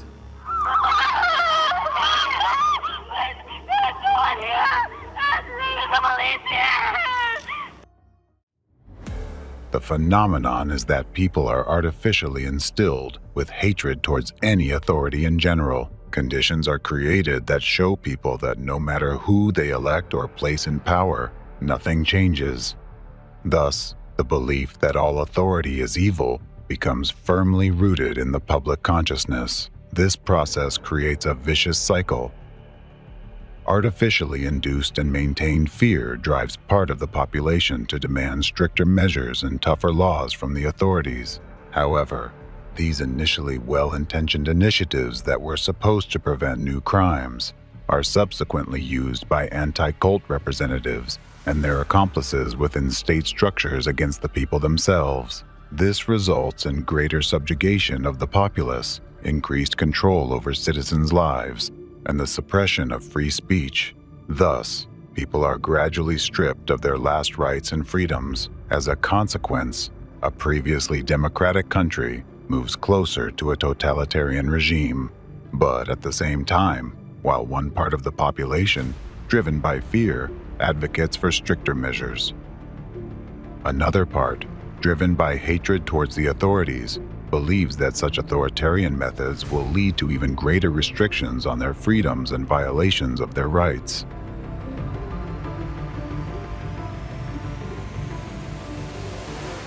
Students, parents, and activists gathered outside Tennessee State's Capitol to protest gun violence. The government would just do something to keep people from getting guns they don't need. It's unnecessary. To change who is in government. Wrong-headed leaders who prioritize guns over children. My gun sits right here on my side and doesn't jump out and shoot anybody. Gun violence! In a school that allows teachers to carry guns? You think more guns lead to more death? The main point in this situation is that anti-cult representatives, through precise and sophisticated manipulations, artificially destabilize and divide society. This causes a split into two opposing camps. Thus, a large mass of people forms who hate the authorities and hate each other. What will this lead to? Unrest, protests, and confrontation. All of this collectively puts the country on the brink of civil war. And this is precisely the final point to which global anti-cultism and the hidden shadow force behind it are currently leading America. This is why mass shootings in schools occur so frequently in the United States. This process is planned and controlled. It is part of the enemy's strategy aimed at destroying democracy, first in the US, and then throughout the world. It is a complex but highly effective scheme carried out by global anti-cult representatives right before the world's eyes, yet unnoticed by anyone. It's worth adding that despite the apparent chaos in the spread of news about these incidents or narratives glorifying the shooters, anti-cult representatives carefully ensure that the information tainted with their manipulative virus is delivered precisely and in measured doses. This is to prevent school attacks from becoming too widespread. Excessive numbers of such crimes would diminish their impact, and each subsequent incident would no longer provoke such a strong societal reaction. People are capable of becoming accustomed to anything, even such horrific events. If school shootings happen too frequently, society will eventually adapt. While these events will still induce fear, the constant internal anxiety and worry will diminish. People will remain cautious, but not much more. On the other hand, measured instances of crime open people's minds to the implantation of negatively acting images that go straight into the subconscious, which most people today cannot defend against.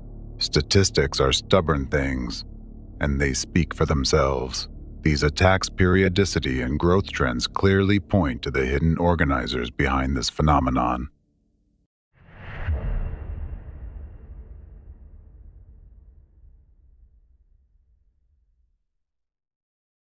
The situation in the U.S. is particularly alarming, with a rapid increase in school shootings carrying a hidden warning sign. Initially, anti-cult representatives provoked isolated incidents of school shootings, which had a massive impact not only on America, but on the entire world. School shooting, school shooting, school shooting, high school shooting, school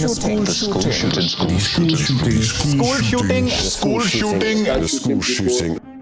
These events were like bombs going off because, at the time, children shooting other children was an extraordinary occurrence that caused profound shock in society. Thus, the early incidents of school shootings in the U.S. became very loud informational terrorist attacks, shocking the whole world. The Columbine High School massacre alone had tragic repercussions for many, spawning new school shootings and significantly bolstering the influence of anti-cultism in the U.S. Now, look at what's happening in America today. The graphs showing the number of mass school shootings indicate a sharp increase. What does this signify?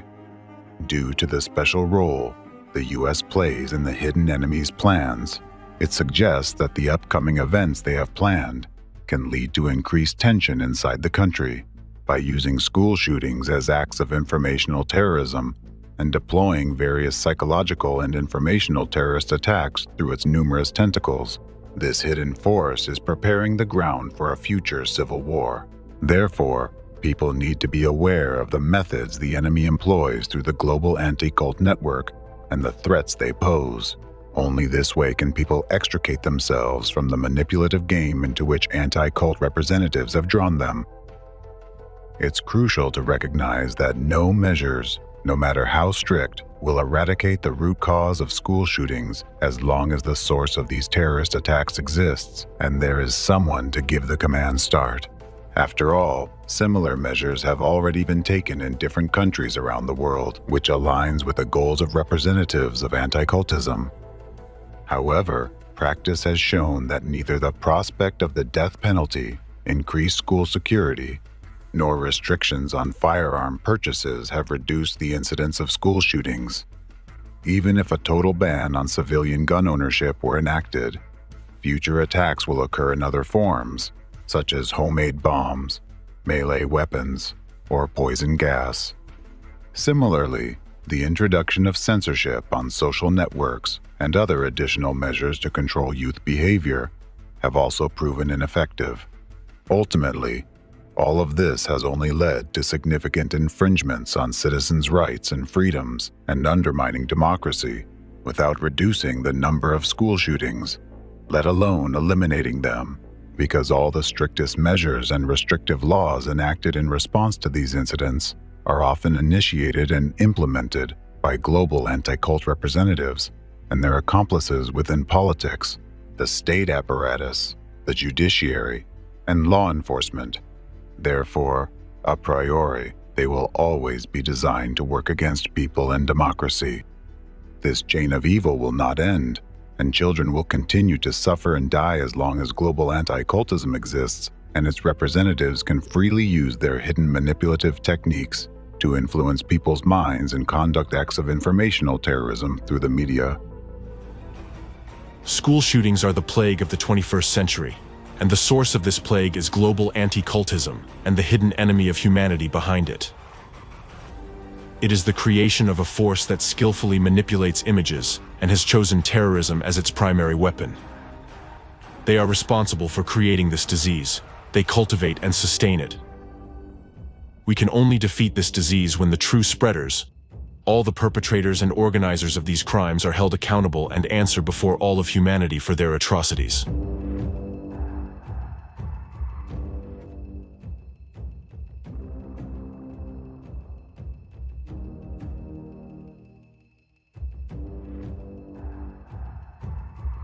If anyone still doubts that representatives of anti-cultism are behind mass school shootings, let me give you a specific example.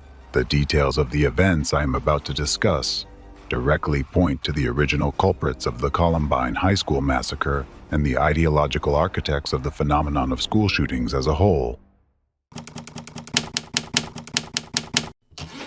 Waco case.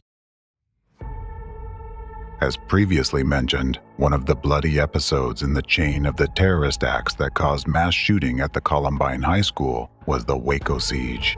In the spring of 1993, tragic events took place as a result of which many people died, a horrible death. The Waco siege still remains a relevant, widely discussed and burning topic for many Americans. It is one of the most notorious events in U.S. history that has changed American society forever. To this day, it continues to have a significant influence on political and social life in the country. Despite numerous attempts by various researchers to get to the bottom of it, there are still many dark spots in this story, because all discussions, even those representing points of view of the opposing parties, are still being held according to a pattern set by representatives of anti-cult organizations 30 years ago. Today, for the first time ever, the real picture of events in Waco will be presented, and you'll be able to clearly see for yourselves how the threads from that terrorist attack lead straight to its instigators and final beneficiaries, to the very abode of anti-cultism, to Russia. The Waco tragedy is a classic example of a premeditated public display of a religious organization persecution by anti-cultists, involving law enforcement agencies and other authorities, which turned into a powerful informational act of terrorism. In this case, the target of anti-cultists was the Branch Davidian religious group that represented an offshoot of the Seventh-day Adventist Church. By the time of the discussed events, the Branch Davidian community that resided at Mount Carmel Ranch, near the city of Waco, Texas, had been peacefully existing for about 50 years. For a long time, the locals perceived them as a harmless group of positive people. However, in the late 1980s, early 1990s, through the efforts of representatives of anti-cult organizations, the derogatory word cult suddenly began to be used as regards the Branch Davidians, which is a classic first step by cult fighters in dehumanizing their chosen victim for subsequent persecution. What was the Branch Davidians community like? They were a group of people peacefully living on their land, in a building they themselves had erected, and were united by joint study of the Bible. Each had their own hobbies, earned their living, just like everyone else, had various professions, and came from various walks of life. Among them were Harvard graduates, rock musicians, as well as ordinary mothers caring for their children. There are many similar settlements across America. Those were free people who lived in a free country the way they liked, in accordance with Christian values and the U.S. Constitution. They didn't impose their lifestyle on anyone and didn't cause anyone harm. I'm Paulina. I'm Stephen. I'm Vanessa. Philip. Well, you had a bunch of women, children, elderly people. They were all good people. They had different beliefs from others. different beliefs than I have, or maybe different beliefs than you have in their way of life, and especially in their religious beliefs. But basically, they were good people. I was around them quite a lot. They were always nice, mannerly. They minded their own business. They were never overbearing. They were always clean and courteous. I liked them. Several years before the tragic events, anti-cultists had launched a series of discrediting articles and videos in mass media, aimed at the Branch Davidians. At that time, the community leader was a young preacher, Vernon Howell, who adopted a religious pseudonym, David Koresh. He became the main target of the attack of anti-cultists, who started labeling him as a dangerous cult leader through the media they controlled. Even then, his enemies were saying this self-proclaimed son of God was closer to Satan. Throughout the entire subsequent disinformation campaign, other members of the organization were deliberately ignored, and almost all of them remained nameless, devoid of individuality. Under the influence of anti-cultists, mass media presented the Davidians solely as those who had been brainwashed by their leader, who allegedly were almost in a slavish position and unconditionally followed Koresh's orders. A demonization campaign against Davidians was led by the already mentioned anti-cultist and deprogrammer Rick Ross. He organized a group of people who purposefully engaged in demonizing this community.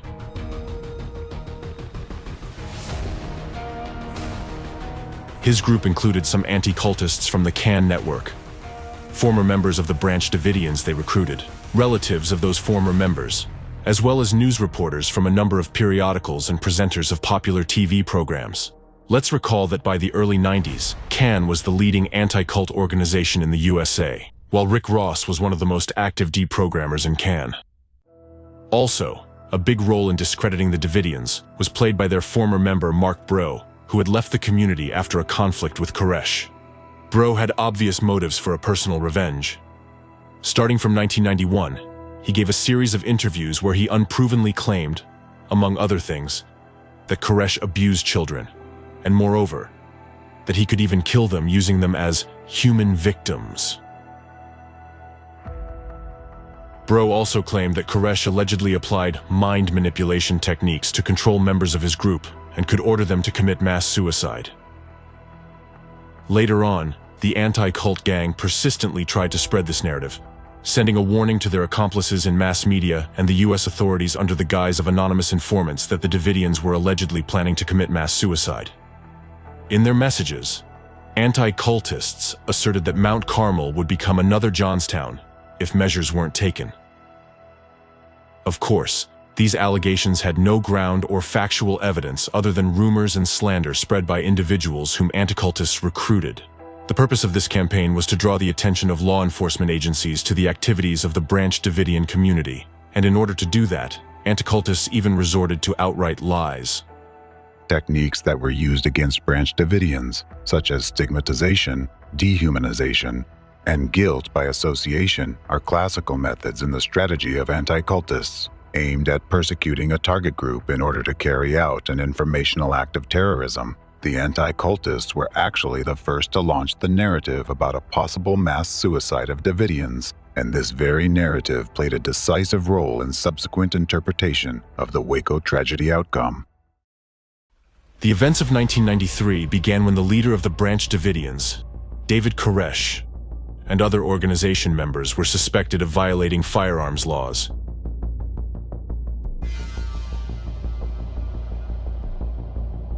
The Bureau of Alcohol, Tobacco, Firearms, and Explosives, ATF, initiated an investigation into the activities of this religious organization based on unverified information, or simply put, rumors, about the illegal possession of automatic weapons by its members. Who was actually the source of those rumors? In the summer of 1992, anti-cultist Rick Ross forcibly deprogrammed former Branch Davidians member David Block at the home of Priscilla Coates, who at that time was the national representative of the Cult Awareness Network, CAN. In the process of deprogramming, which is essentially physical and psychological torture, Rick Ross wrested information from Block about the weapons stored at Mount Carmel and conveyed it to ATF, where he had personal connections. According to the 1993 U.S. Department of the Treasury report on the ATF raid, the message about the weapons turned out to be inaccurate and was based almost entirely on the statement of a former Davidian member, David Block. During the investigation of ATF's actions, the Department of the Treasury later criticized the agency's excessive reliance on a single dubious source of information. It is worth noting that at that time, legal sales of firearms were a widespread business in Texas, and it was indeed one of the income sources for the Branch Davidians. Therefore, when federal ATF agents began to show interest in the Davidians' activities, the organization's leader, David Koresh, invited the agents to visit Mount Carmel and personally inspect the weapons and the relevant licenses. However, Agent Aguilera, assigned to the case, refused this offer for some reason. Subsequently, after setting up round-the-clock surveillance on the community members, Agent Aguilera managed to compile the necessary materials to obtain a search and arrest warrant based on the collected information. The investigation initiated by the U.S. Congress later found out that the ATF investigation had been gross and untenable, while the statement compiled by Aguilera contained numerous errors, distortions of facts, incorrect interpretations of the law, improper application of the law to the facts, as well as a great deal of incoherent and confusing information. In particular, Agent Aguilera's statement claimed that Koresh possessed a .52 caliber anti-tank rifle, which was a criminal offense. In reality, he owned a .50 caliber rifle, which was totally legal. That the Davidians had grenades, but it wasn't mentioned that the grenades had been legally purchased and that Davidians were selling them at gun shows as paperweights. The statement included references to the testimony of a deputy sheriff who reported hearing the sound of a powerful explosion coming from Mount Carmel. However, he failed to report that the sheriff had investigated and learned that the Davidians were using dynamite legally for construction. The source of exaggerated claims about illegal weapons, paramilitary training at Mount Carmel, 24-hour observation posts, commands to shoot any suspicious persons on sight, and alleged plans to wage war against the U.S. government was the previously mentioned former Davidian, Mark Bro, who had abandoned the community due to disagreements with Koresh. At the same time, the statement against the Davidians did not mention that this former member was blind. Yet it claimed he had been personally involved in physical training and firing practices conducted by Koresh, and had supposedly served as a guard armed with combat weapons. Thus, ATF agent Aguilera initially maintained the case against Davidians based solely on the testimony of anti-cultists and their accomplices. Based on these falsified materials, a search warrant for the Mount Carmel Ranch, where the Davidian community resided, was issued on February 25, 1993. Role of mass media in the Waco tragedy. Simultaneously with preparing the ATF operation, anti-cultists launched an active campaign to discredit the Branch Davidians in mass media. Later on, a number of researchers noted the key role the media played in the tragic turn of the Waco events. It was actually accomplices of the anti-cult movement among the media who became the main broadcasters of the anti-cultists' dark rhetoric. Through their efforts, combined with the manipulative tactics of anti-cultists, an image of members of a dangerous and sinister cult was created out of innocent, law-abiding American citizens, members of the Branch Davidians. Consequently, it was through the prism of the unreliable and defamatory information presented by the media that society, law enforcement agencies, and government officials viewed the Davidians. A significant contribution thereto was made by a local newspaper, the Waco Tribune-Herald, which actively broadcasted baseless accusations initiated by the anti-cultists. At the time of the discussed events, almost simultaneously with the start of the law enforcement operation against the Davidians, the Waco Tribune-Herald released a series of articles titled "The Sinful Messiah." The first article was published on February 27, 1993, the day before the ATF raid. Reports by the article author, Mark England, heavily relied on the testimony of Bro, deprogrammer Rick Ross, and other key figures involved in the demonization campaign against the Davidians. At the same time, the author did not seek opinion from competent researchers specializing in studying such religious organizations. And even more so, the perspective of the Davidians and their leader was not represented either.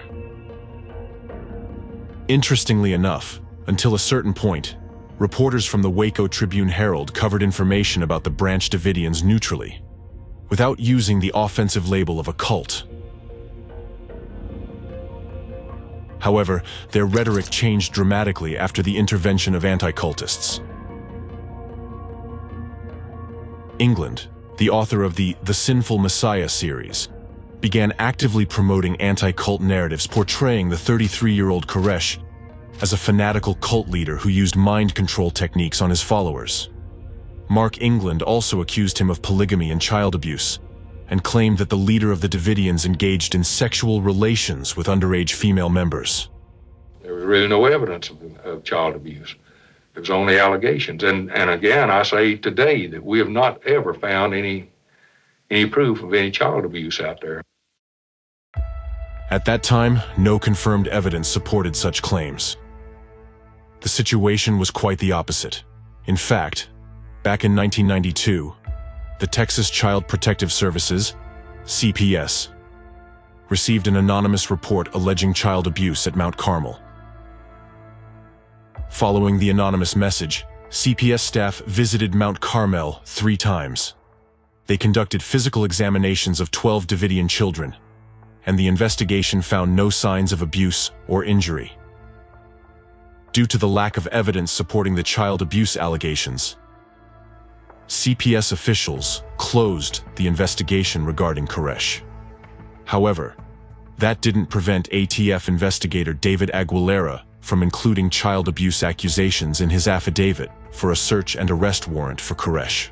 Aguilera, in turn, had received this information from Mark Bro.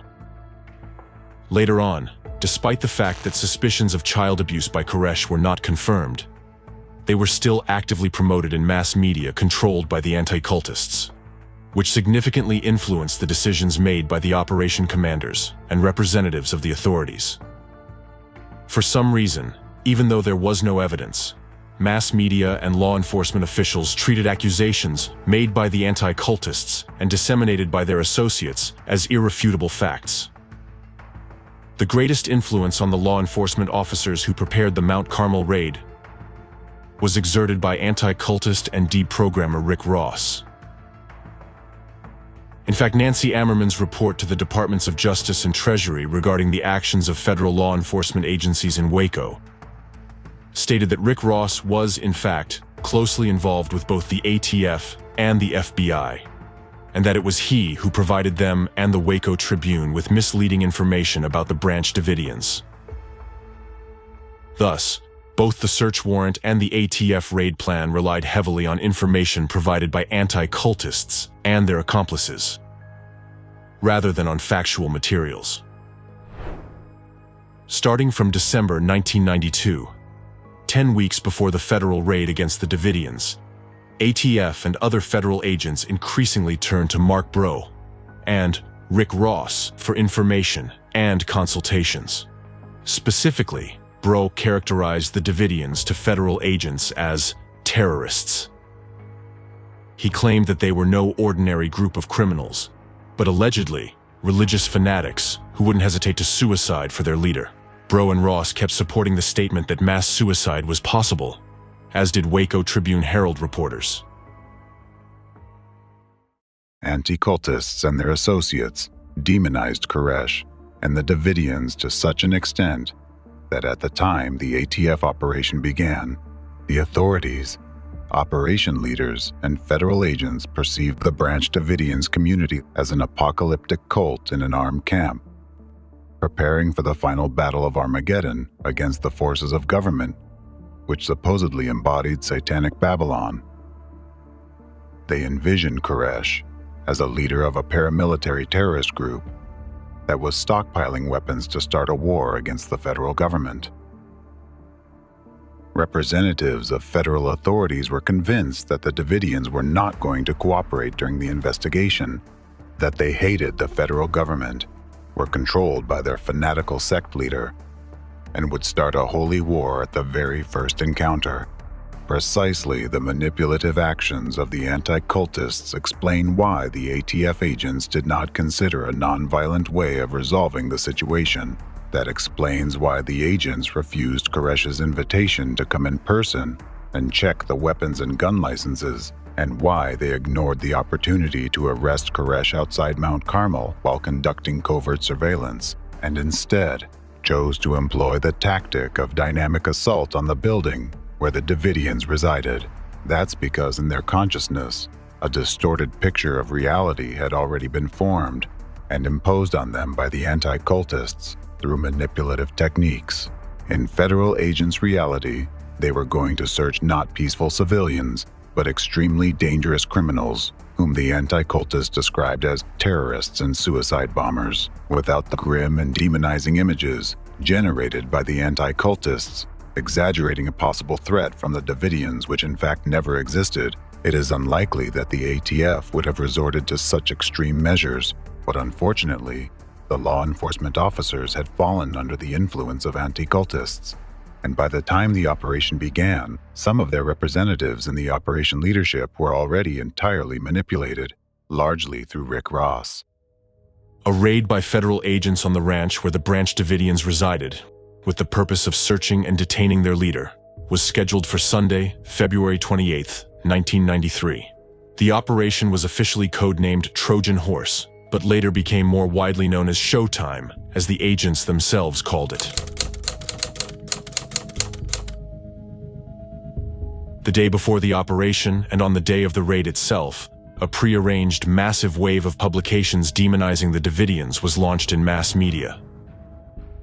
Thus, on February 27th and 28th, more than 100 media across the country released materials with almost identical statements, mostly reiterating the core narratives of the anti-cultists' dark rhetoric against the Branch Davidians. All of the media outlets communicated the same groundless accusations by Rick Ross and Mark Bro against the Davidians, posted in the local Waco Tribune-Herald newspaper. During the raid on the ranch, a shootout began, resulting in the deaths of 10 people, including 6 Davidians and 4 ATF agents. David Koresh got wounded. After the federal agents' deaths, the operation came entirely under FBI control, and the case against the Davidians was reclassified as a conspiracy to murder. And in actuality, the Branch Davidians reacted the way any American would react when his home was broken into by armed terrorists. They first called the police. They dialed 911. 911, what's your emergency? There are men, 75 men around our building. Okay, just a moment. In the tape recordings of these conversations, we can hear the fear and distress of Wayne Martin as he says, "Yeah, tell them there are children and women in here and to call it off."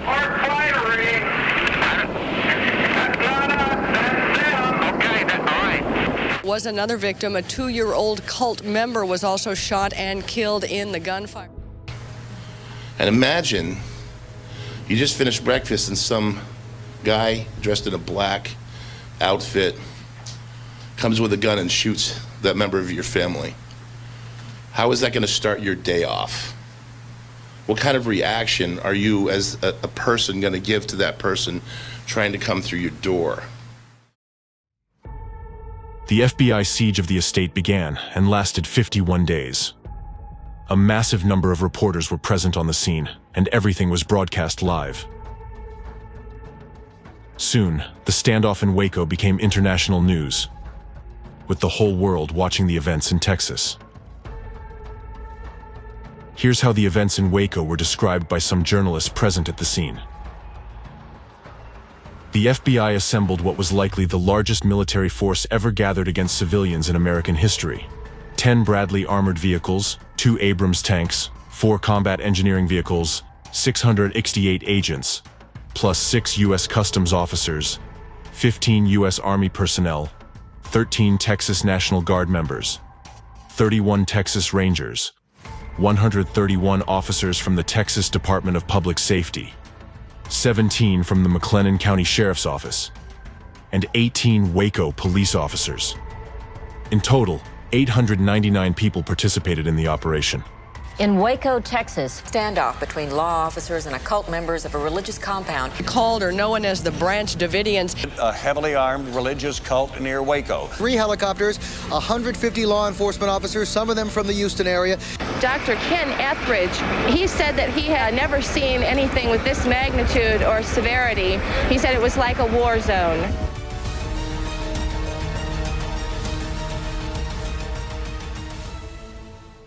Throughout the siege, negotiations between the FBI and the besieged were ongoing, with the official goal of persuading the Davidians' leader to surrender and lead his people out. During this time, some Davidians left the building, only to be immediately arrested by federal agents. According to video records of their testimonies, everyone who remained in the building for the 51 days of the siege did so voluntarily.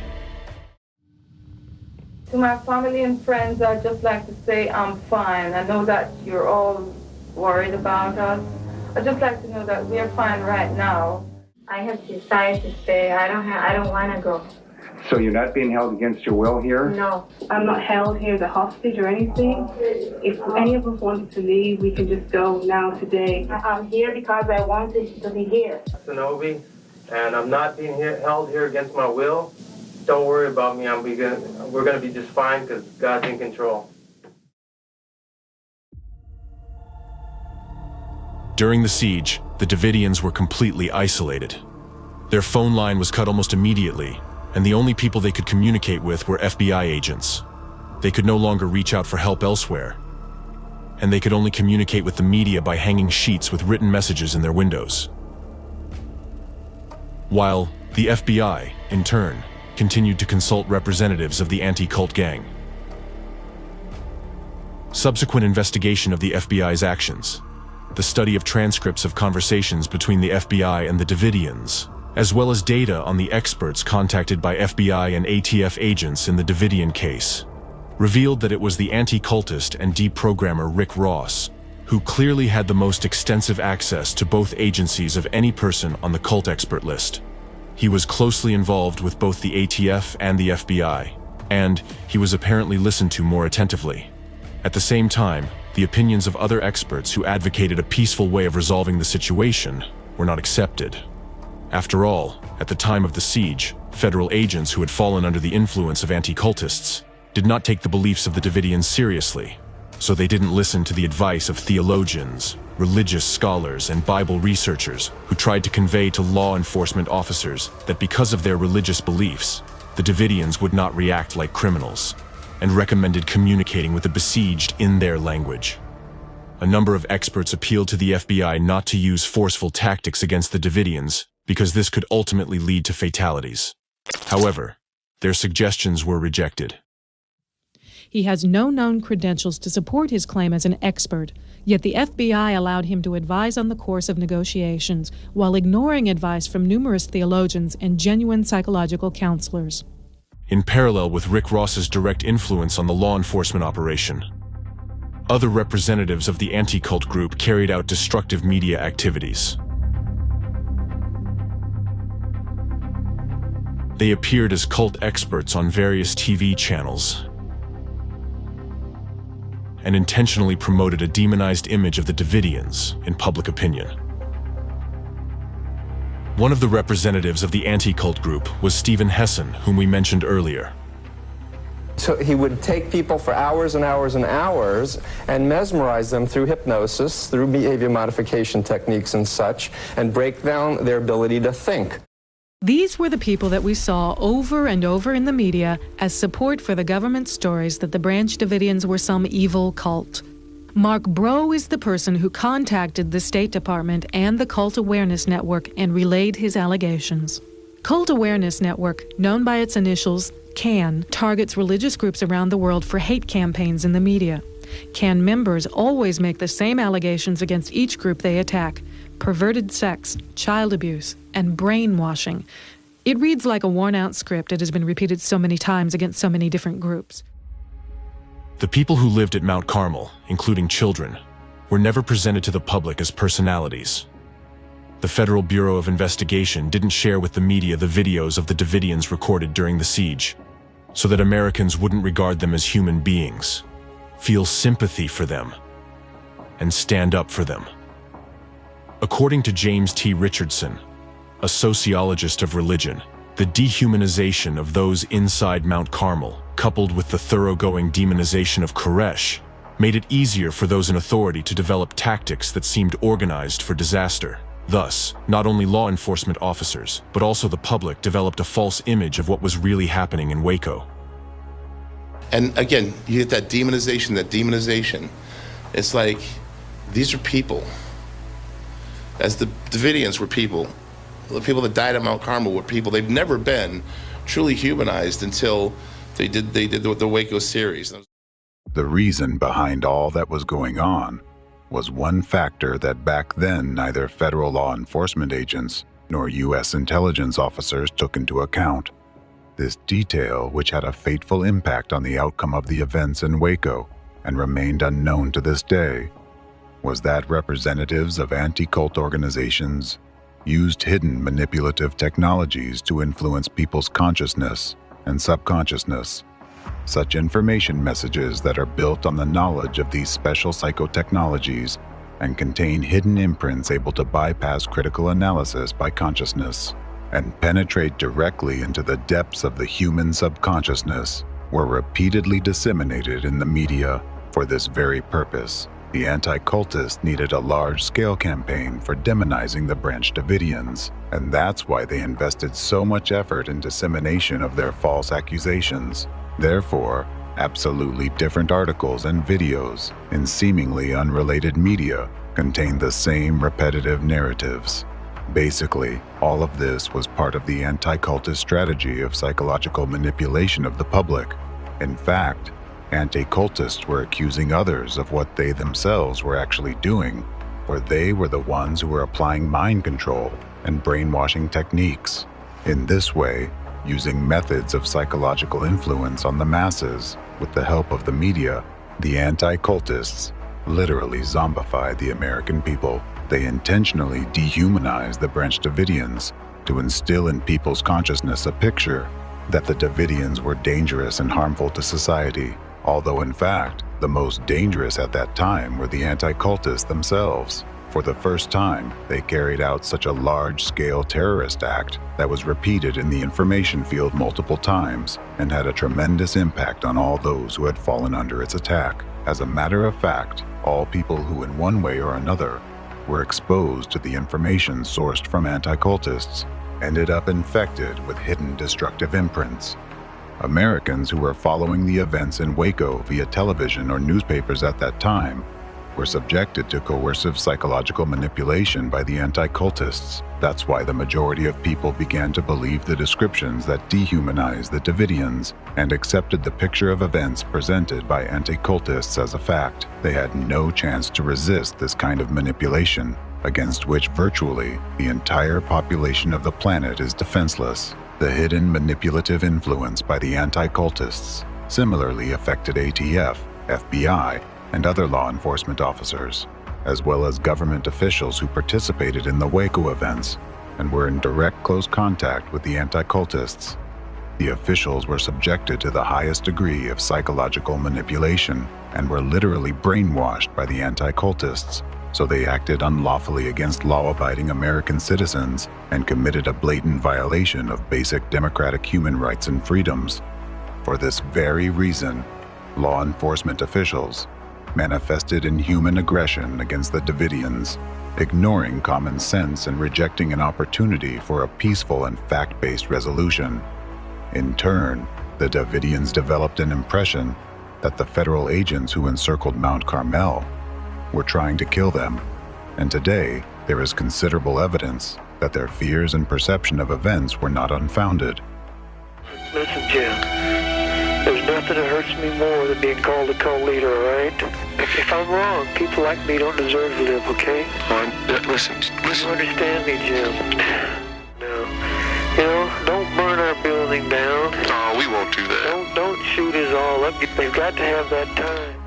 The strange behavior of law enforcement officers and their excessive belligerence towards peaceful citizens who showed no resistance was noticed by experts who hadn't been zombified by anti-cultists and arrived on the scene as consultants. Seeing what was happening, soberly assessing the situation, and foreseeing what the use of aggressive tactics against the Branch Davidians could lead to, they offered quite logical and reasonable options for resolving the conflict in a non-violent way. But they were not listened to because those in power had already been programmed by the anti-cultists into the violent scenario. The representatives of law enforcement agencies and authorities were sure they were doing the right thing and were acting in an absolutely lawful manner. After all, they believed they were facing enemies, not law-abiding citizens. I thought the main problem was going to be understanding the psychology of the people inside the company. But as I got into it, I quickly became aware that the psychology of the people outside the compound was more important to an understanding of what happened. They needed to take control. And the tactical people, in particular, needed to show him who's boss.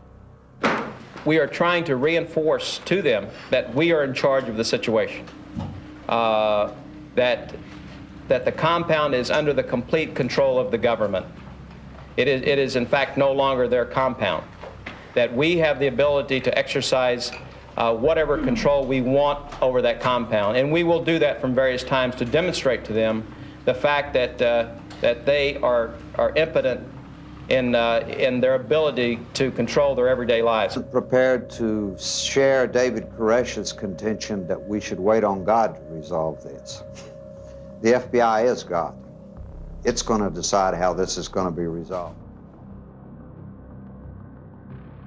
The federal agents in charge of the operation were confident that they were in control of the situation, but this firm conviction was in fact an illusion instilled by the anti-cultists. In reality, they were no longer in control. It's the anti-cultists who had originally created this situation and held the levers of control. Such manifestations of abnormal behavior are clear signs that perception of all these people had already been distorted at that time by the manipulative technologies of subconscious suggestions used by anti-cultists. The FBI also employed aggressive psychological tactics during the Waco siege to supposedly force the besieged to voluntarily leave the building. Water and electricity supplies were cut off. Powerful floodlights were aimed at the ranch windows, shining around the clock to prevent the people inside from sleeping. Loudspeakers continuously blared irritating noises and high-volume music. A tank was brought in to clear the area around the building, crushing cars and nearby structures. Clearly, the mere presence of military equipment had a strongly demoralizing effect on the people inside the building.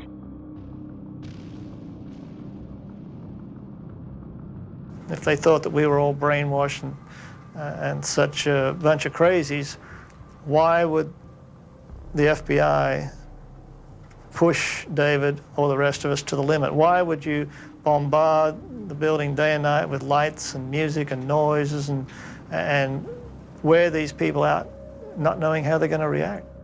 These pieces of equipment were unarmed, as I understand it, and were contracted. I mean, it was like a good rent-a-car. A good rent-a-car? A tank going into a building? Why did the FBI use such methods against peaceful Davidians? Who was behind plotting the tactics of aggressive psychological influence on the besieged people? It's an established fact that the stress escalation strategy employed by the FBI was based on the recommendations of Rick Ross and his accomplices. Moreover, further investigations revealed that the FBI followed the advice of anti-cultists and applied to the Davidians' typical deprogramming techniques, including depriving Koresh and his followers of food, water, and sleep, and repeatedly exposing them to excruciatingly disturbing sounds. In other words, the tactic of aggressive psychological attack on the Davidians was nothing but an attempt of mass deprogramming. It means that the anti-cultists, who had mastered their skills of physical and psychological violence on individuals, in the case of the Davidians, made an attempt to deprogram a whole group of people. This proves that sabotage of peace talks and protracted siege of the building were originally instigated by the anti-cultists, who sought to put an end to the activities of the Branch Davidians by first exposing them to psychological pressure. And when it became obvious that deprogramming methods failed, and on the contrary, only united the people inside the building, the situation took a fatal turn. The catalyst for initiating the forceful stage was the unfounded conclusion by FBI agents that there was no reason to believe the Davidians would leave the building voluntarily. This was reported to the U.S. Attorney General. It is worth noting that throughout the siege of Mount Carmel, it was repeatedly observed that the actions of the tactical team of federal agents sabotaged the work of their colleagues in the negotiating team. The goal of the negotiators was to build rapport with the Branch Davidians in order to gain their trust. In contrast, the tactical team's efforts were aimed at intimidation and harassment. The negotiators themselves noted that such aggressive tactics undermined their own attempts to gain Koresh's trust and achieve a peaceful surrender of the Davidians. Moreover, the FBI actually made their statement that further negotiations were pointless after an agreement had been reached between their agents and the leader of the Davidians, David Koresh, that all of the Davidians would voluntarily leave the building immediately after Koresh would write his interpretation of the 7 seals of the apocalypse. Definitely, those people were perfectly aware that the law enforcement officers intended to stop the activities of the Branch Davidian as a religious group. They realized that as soon as they would exit the building, they would be immediately arrested, and their children would be taken away by social services. Despite that, they agreed to come out, while the media promoted the anti-cultist mindset that Davidians were an allegedly dangerous suicidal cult. In fact, those people clearly demonstrated by their actions that they wanted to live, and they fought for their lives to the end. On April the 14th, there was a major breakthrough, and that breakthrough was David Koresh's letter to me, which I promptly gave to the FBI, that said that he'd received his mission, that he was working on writing his interpretation of the 7 seals, and that everyone inside was relieved that they didn't have to die now, that the prophecies were not being fulfilled now, and that this would be resolved. He waited 51 days, and then he said, the word came to him and said, write, and he wrote. This was brought out the day of the fire by one of the survivors. He was keeping his promise of April 14th. We believe they would have all come out safely.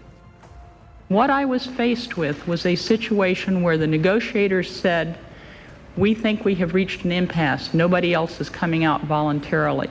We looked at the entire situation and we made the best judgment we could. I'm very satisfied that in the information furnished to me by the FBI, I was informed. A key factor that significantly influenced the decision-makers was a speculation that the children in the building were in danger, and that they had allegedly already been victims of abuse. These claims were fueled by the series of articles under the collective title, The Sinful Messiah, co-authored by Mark Bro and Rick Ross. Based on the belief formed under the influence of these anti-cultist narratives promoted in the media, the U.S. Attorney General decided that it was necessary to begin an operation to free the hostages and assault the building where Davidians and their children were located. The Bureau, time after time, asked Koresh for some evidence that the children were okay. We did not receive verification that the children were okay. We had concerns for the children. Their concern were the children. They had candy bars in their pockets to give out. Chocolate for the kids. Wow. The Davidians themselves had no idea that an attack was being planned against them. On the contrary, they believed they had made progress in the negotiations and that the ordeal they had been enduring would soon come to an end. They didn't know they had only one day left to live. Hello? Hello? No, honey, nobody's gonna come and kill you. Are they gonna come and kill me? No. No. Nobody's coming.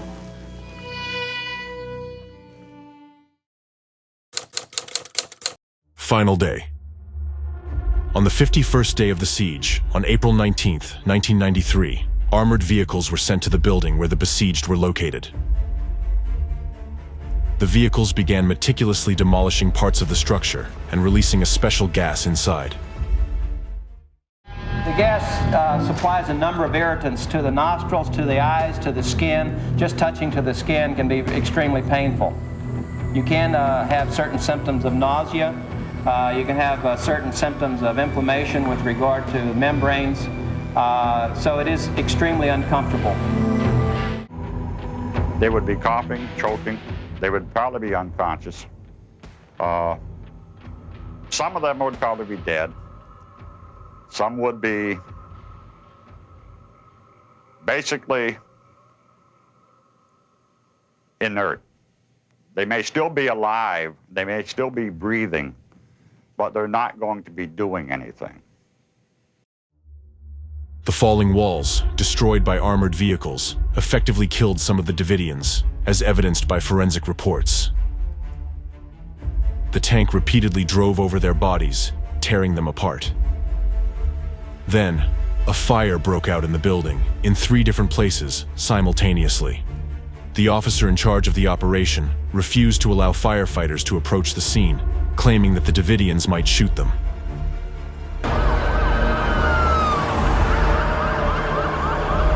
This looks like probably the fire chief and fire marshals, and we have, at this point, 2 fire.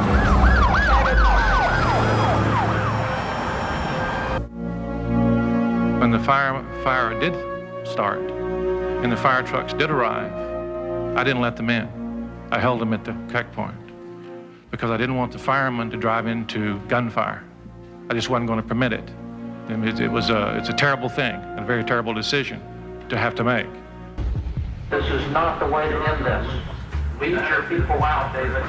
Be a messiah, not a destroyer. After American citizens were poisoned with gas and their house was set on fire, the authorities kept shouting, "Get your people out, David," even though they knew very well that there was no one to come out. Many were already dead at that moment, and the rest were burning alive. This show was staged by the representatives of the law enforcement agencies for the media and possible future investigations in order to avoid responsibility.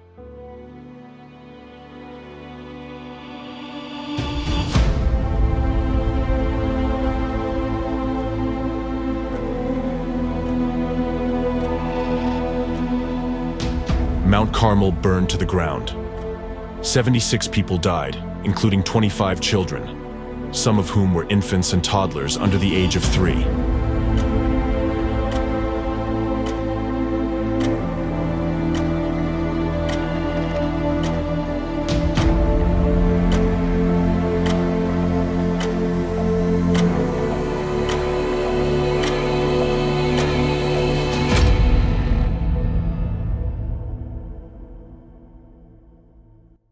The organization leader, David Koresh, was found with a gunshot wound in his head. The causes of the fire remain undetermined to this day. Less than a month later, bulldozers destroyed the remnants of the burned buildings, which critics of the government regarded as an attempt to cover up the circumstances of people's deaths.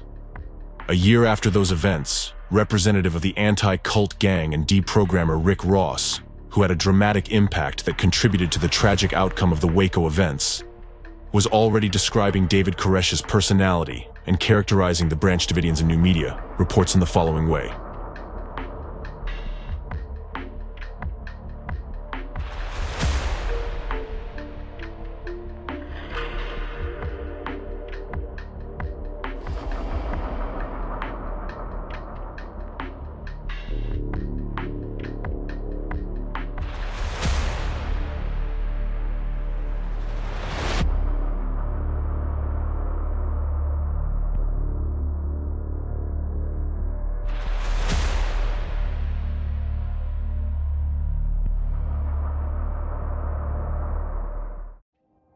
Even after the deaths of those people and their children, anti-cultists continued their smear campaign to demonize the Branch Davidians, aiming to cement the image of sinister cultists, psychopaths, and suicides in public consciousness. They used this horrific tragedy for their own ends, turning it into an informational terrorist act, essentially an act of intimidation for all other religious communities and a precedent for undermining public trust in law enforcement agencies of our country, which were supposed to guarantee lawfulness and order in society instead of causing mass deaths. Since the FBI controlled the flow of information about the Davidians in the media, they were never able to share their own version of events with the American public. All Americans have seen in the media are images of the crazy David Koresh and the same repeated unsubstantiated accusations by anti-cultists.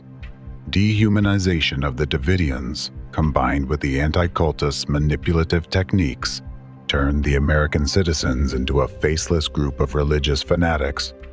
Such media coverage of the events produced an illusory perception that the deaths of American citizens were not a ground for public protests against excessive force used against them. Therefore, until the very last moment, the entire country was silently observing the events in Waco as yet another reality show until those people and their children burned alive in the fire. Realization of what had happened started coming much later, and not to all observers of this terrorist attack organized by anti-cultists. Even now, in articles about those events, you might see the phrase, "About 80 cultists died," not people, not American citizens, but cultists. This terminology is used by anti-cultists and their supporters to ensure that the deaths of those people do not evoke sympathy or regret in you. It is meant to absolve you, as a society, of guilt for allowing this to happen, and for letting the actual perpetrators of this mass murder go unpunished. The Waco tragedy, the terrible death of all those innocent people and their children, is essentially an act of genocide carried out by anti-cultists through representatives of the authorities and law enforcement agencies. And in this case, those who committed it are no different from the Nazis during World War II. When someone's suspected of a crime, even if it's child abuse, even if it's capital murder, we give them a trial, a jury finds them guilty beyond a reasonable doubt before they go to sentencing, then a jury or a judge sentences them, and an appeals court makes sure the trial was conducted with due process. And then and only then do we kill them. We don't kill them first, like happened in Waco on April the 19th. Aftermath of the Waco tragedy. And I'll remind the American people one more time that during that entire time, those 6 hours, and indeed those 51 days, the FBI never fired one shot at the Davidians. David Koresh and the Davidians set fire to themselves and committed suicide. The government did not do that. Assertion to me that the media and that the government has made a kind of blanket declaration that the Branch Davidians committed, quote, mass suicide, to equate it to a Jonestown, Guyana suicide. The Bureau's efforts were ultimately unavailing because the individual with whom they were dealing, David Koresh, was dangerous, irrational, and probably insane. I was, frankly, surprised would be a mild word to say that anyone that would suggest that the Attorney General should resign because some religious fanatics murdered themselves. The Waco tragedy became one of the most significant and bloody failures of American intelligence agencies in the country's history. Being under the influence of manipulative techniques by anti-cultists, federal agents committed physical, psychological, constitutional, and judicial violence against American citizens whom they regarded as members of a dangerous cult, thereby despising them and not considering them humans. To this day, this event remains the most severe case of Americans confronting Americans since the Civil War between the North and the South, and it happened as a result of manipulative actions of anti-cultists. American citizens who followed the events in real time were divided by contradictory media reports, actually the result of orchestrated information terrorism by anti-cultists into those who regarded the Branch Davidians as an insane, suicidal cult, and those who believed the deaths of almost 100 people were due to reckless actions of federal authorities. However, the majority of the American public became angry at the FBI. Federal agents were seen as demons, uncontrollably killing peaceful citizens. Later on, among peaceful citizens there emerged avengers, that is, new terrorists created by the media's informational acts of terrorism, who were actually yet another victims of the anti-cultists. This eventually culminated in the Oklahoma City bombing. Oklahoma City bombing, April 19, 1995.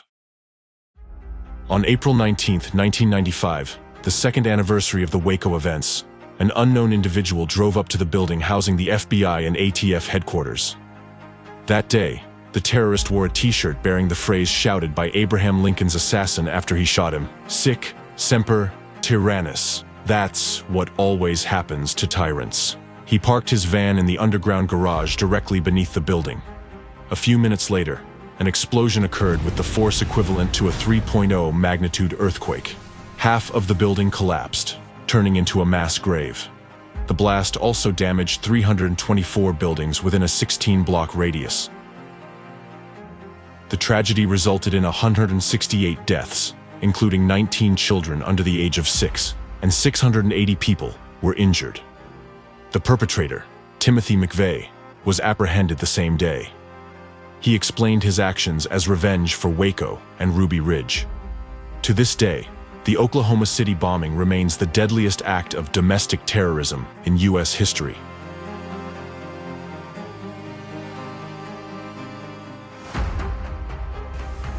And what did you do to these people? You deprived them of life, liberty, and property. You didn't guarantee those rights, you deprived them of them. Waco started this war. Hopefully Oklahoma would end it. The Oklahoma City bombing vividly illustrates the profound impact of the Waco tragedy and the informational terrorist act created by anti-cultists on its basis. For many people, the Waco siege crystallized an already distrustful attitude towards the government, while for those inclined to radical views, those events contributed to regarding the state as a ruthless enemy of its own people. The events in Waco marked the beginning of intensification and radicalization of the anti-government movement within the country. To this day, Americans consider April 19th to be a symbol of confrontation between the people and the government. From that very day, in the eyes of many Americans who witnessed the death of their fellow citizens live on television, America ceased to be a safe land of freedom and democracy. Instead, it became a country where the government could turn against its people. I don't know how the American people can stand by and watch such a thing take place. We have people out here, we have all these people, women, children, tiny babies. These men came in here and they started firing on us. The bullets came through the walls and people were killed, people were injured. And this is America. I mean, I thought this was the country of, you know, freedom of speech, freedom of religion, whatever, and just human decency. It just doesn't seem to exist. Waco still resonates within the anti-government community as an event that demonstrates the federal government does not protect its citizens, that it is willing to violate their civil rights and take away their guns. The Waco siege became a symbol of discord over a range of issues, such as violence and gun ownership, trust in government and state authority, and religious persecution. The catastrophe sparked a flood of books, articles, news stories, and television segments, becoming an integral part of public discourse. Waco became a vital topic in the country, and to this day, Americans experience its consequences. The most significant and most frightening consequence of the Waco tragedy was the deepened division among the American population, a divide that, unfortunately, has not been overcome to this day. A country and a people that once stood united were split into two warring camps, and this painful wound on the body of America has not healed to this present time. Representatives of the anti-cult movement deliberately shaped two extreme viewpoints on the Waco tragedy. As a result, descriptions of the Waco events in various media are often so contradictory that it looks as if groups of people who oppose each other describe completely different occurrences.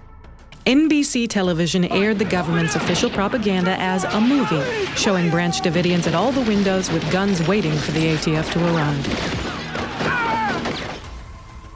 The anti-cultists are largely responsible for the enduring impact of the Waco tragedy on America, which goes on to this day. They have used the Waco siege to create new information terror campaigns aimed at destabilizing authority and influencing the political situation in the country, significantly contributing to polarization of U.S. politics. It is because of the anti-cultists that the fire in Waco was ignited, and it is because of them that it continues to burn to this day.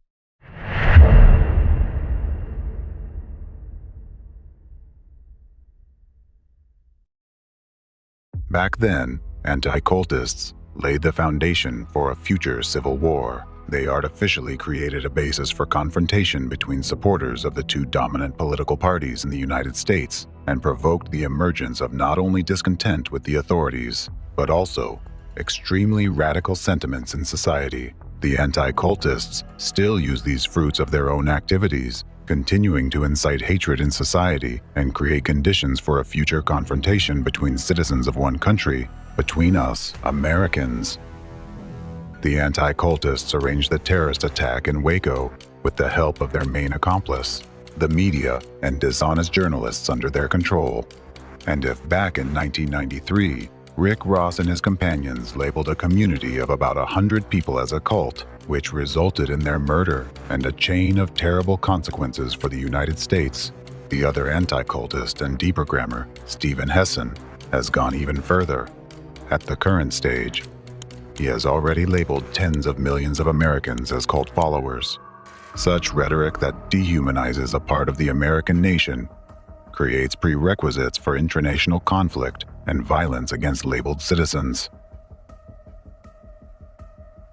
It is also noteworthy that this rhetoric amazingly repeats the narratives of anti-cultists in Russia, who label the people of America as one big cult. Yet, before, they manipulated only their own people in this way, setting up Russians against Americans, whereas now, the agent of the anti-cult gang in the USA, who's been conducting his destructive activities here for many years, repeats the same actions, but this time from inside America, setting Americans against Americans. Moreover, Stephen Hessen has already gone further, saying that the entire USA needs to be deprogrammed. And the bottom line is all of America needs deprogramming because we've all been negatively influenced by Donald Trump. What is meant by deprogramming the entire country? Remembering what happened in Waco, Texas, and how their deprogramming ended, just imagine in what way the anti-cultists plan to expand their methods to the entire United States of America. The main question is, with whose hands do they want to implement their plans this time? After all, as anti-cultists understand it, deprogramming implies the use of violent methods to force people to renounce their beliefs. Isn't this the main motive and driving force of a civil war, to force one part of the population to give up their views and to submit to the will of another part of the population, thus labeling a part of Americans as adherents of the cult of Trump and calling for deprogramming? Hessen straightforwardly urges Americans to use force against other Americans. The most terrible thing is these are not just words and not mere appeals, but hidden destructive imprints that are embedded in those words and have repeatedly caused deaths of a huge number of people. And believing that they won't work this time is foolhardy at the very least. Recall German citizens who assisted Nazis, released gas and poisoned people, being fully confident that they were doing the right thing by ridding their nation of the Jewish threat. Those were actually the same people as you. And to this moment, no one has found an answer to the question of what turned them into monsters. Or putting it more correctly, who made them that? Yet, now you know the answer. Just think about it. Right now, anti-cultists are forcing us Americans, a nation that defeated Nazism, to use Nazi methods for destroying each other. They already successfully tested this scenario in Waco, when they carried out a large-scale operation involving the country's mainstream media, which resulted in the genocide of honest, peaceful, and decent Americans committed by the authorities and law enforcement agencies.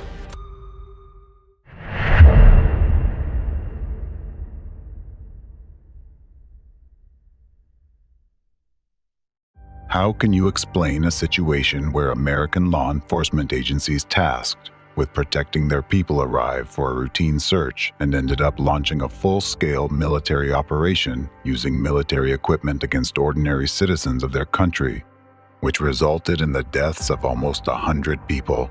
Indeed, from the perspective of common sense, a military raid that cost the U.S. government millions of dollars a day and was carried out against a group of American civilians that mostly included children, women, and elderly people looked like a disastrous misunderstanding.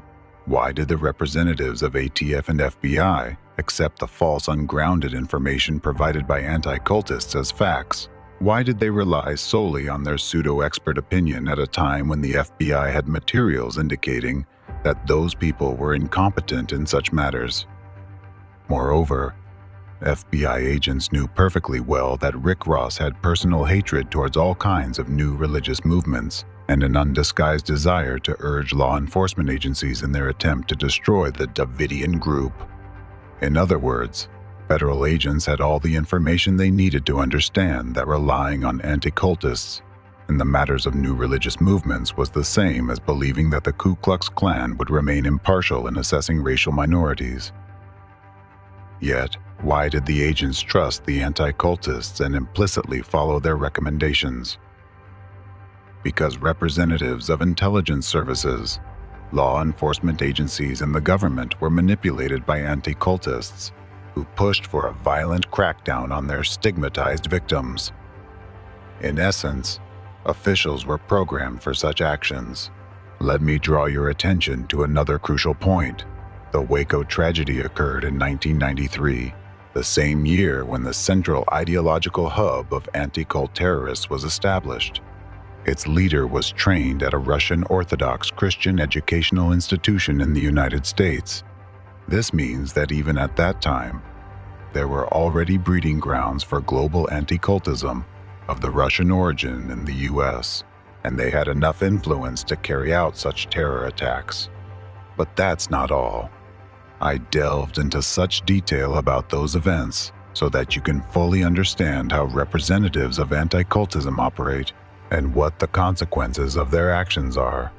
The thing is that during the Waco siege, the FBI consulted with another cult fighter, Igor Smirnov, a Russian scientist and inventor of mind control weapons.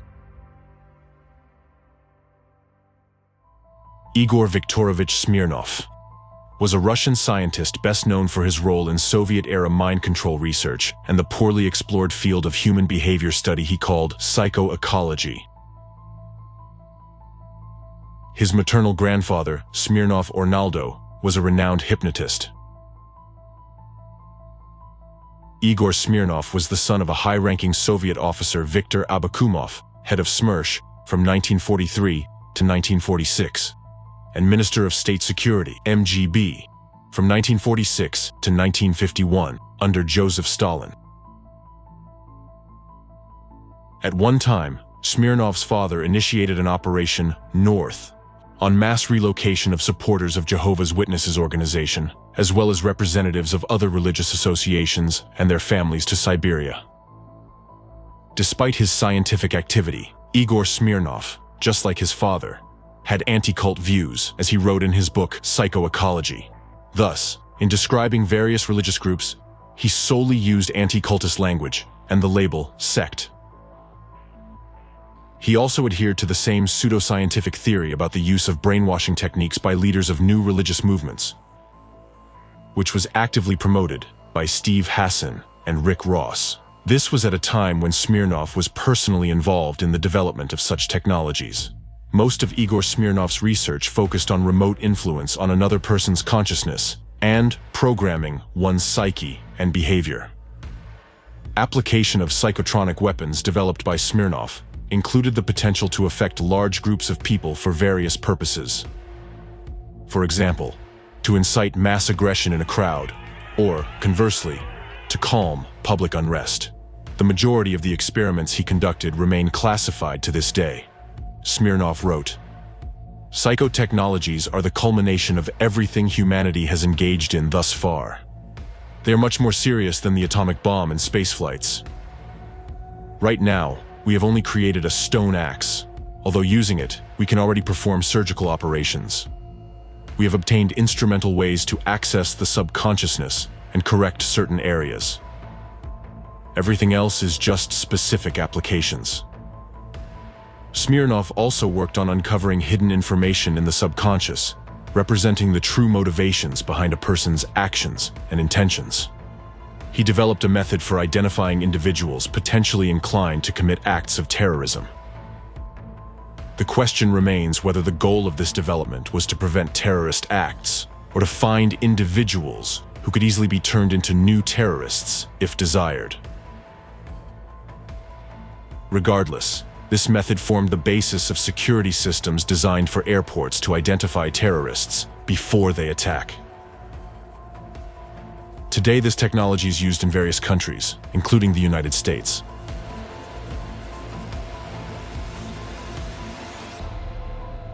Igor Smirnov worked on concepts such as psychocorrection, a term he used to describe application of subliminal messages to alter a subject's will, or even to modify their personality without their knowledge.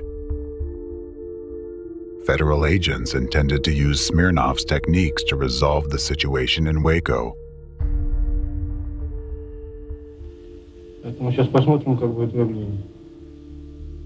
Two Russian psychologists have been brought in from Moscow to demonstrate a technique for analyzing the human mind and then influencing it.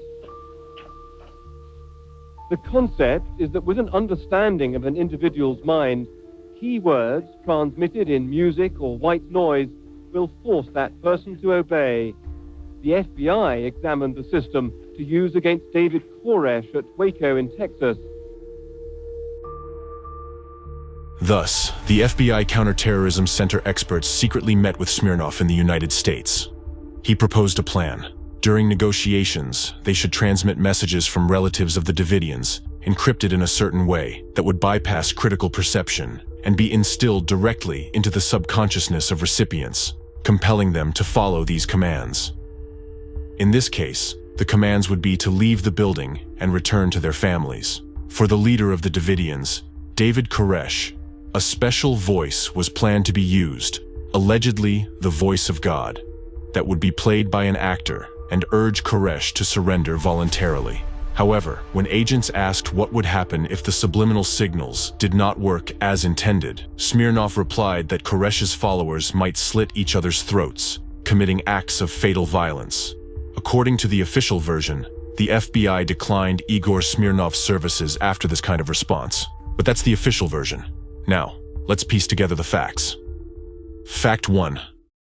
At one of the press conferences, an FBI representative publicly stated that during negotiations with David Koresh, the leader of the Davidians, an agreement was reached that the people would peacefully leave the building. However, Koresh suddenly changed his mind, claiming he heard the voice of God telling him to stay and wait. Steve, I want him to come out. I understand. When does he plan to come out? He said his God says that he is to wait. How long? How long does he... Look. He says that he did not fulfill his promise to leave immediately with his followers because God told him to wait. Do you people believe that Koresh is actually talking to God? Koresh believes he's talking to God. This fact, strangely, aligns with one of the steps in Smirnov's proposed plan, except that the effect of the supposed voice of God was exactly opposite to the declared result. Fact 2. Smirnov used manipulative techniques to influence human behavior by inserting hidden messages. These commanding messages were recorded on tape and technically altered to conceal their presence from conscious awareness.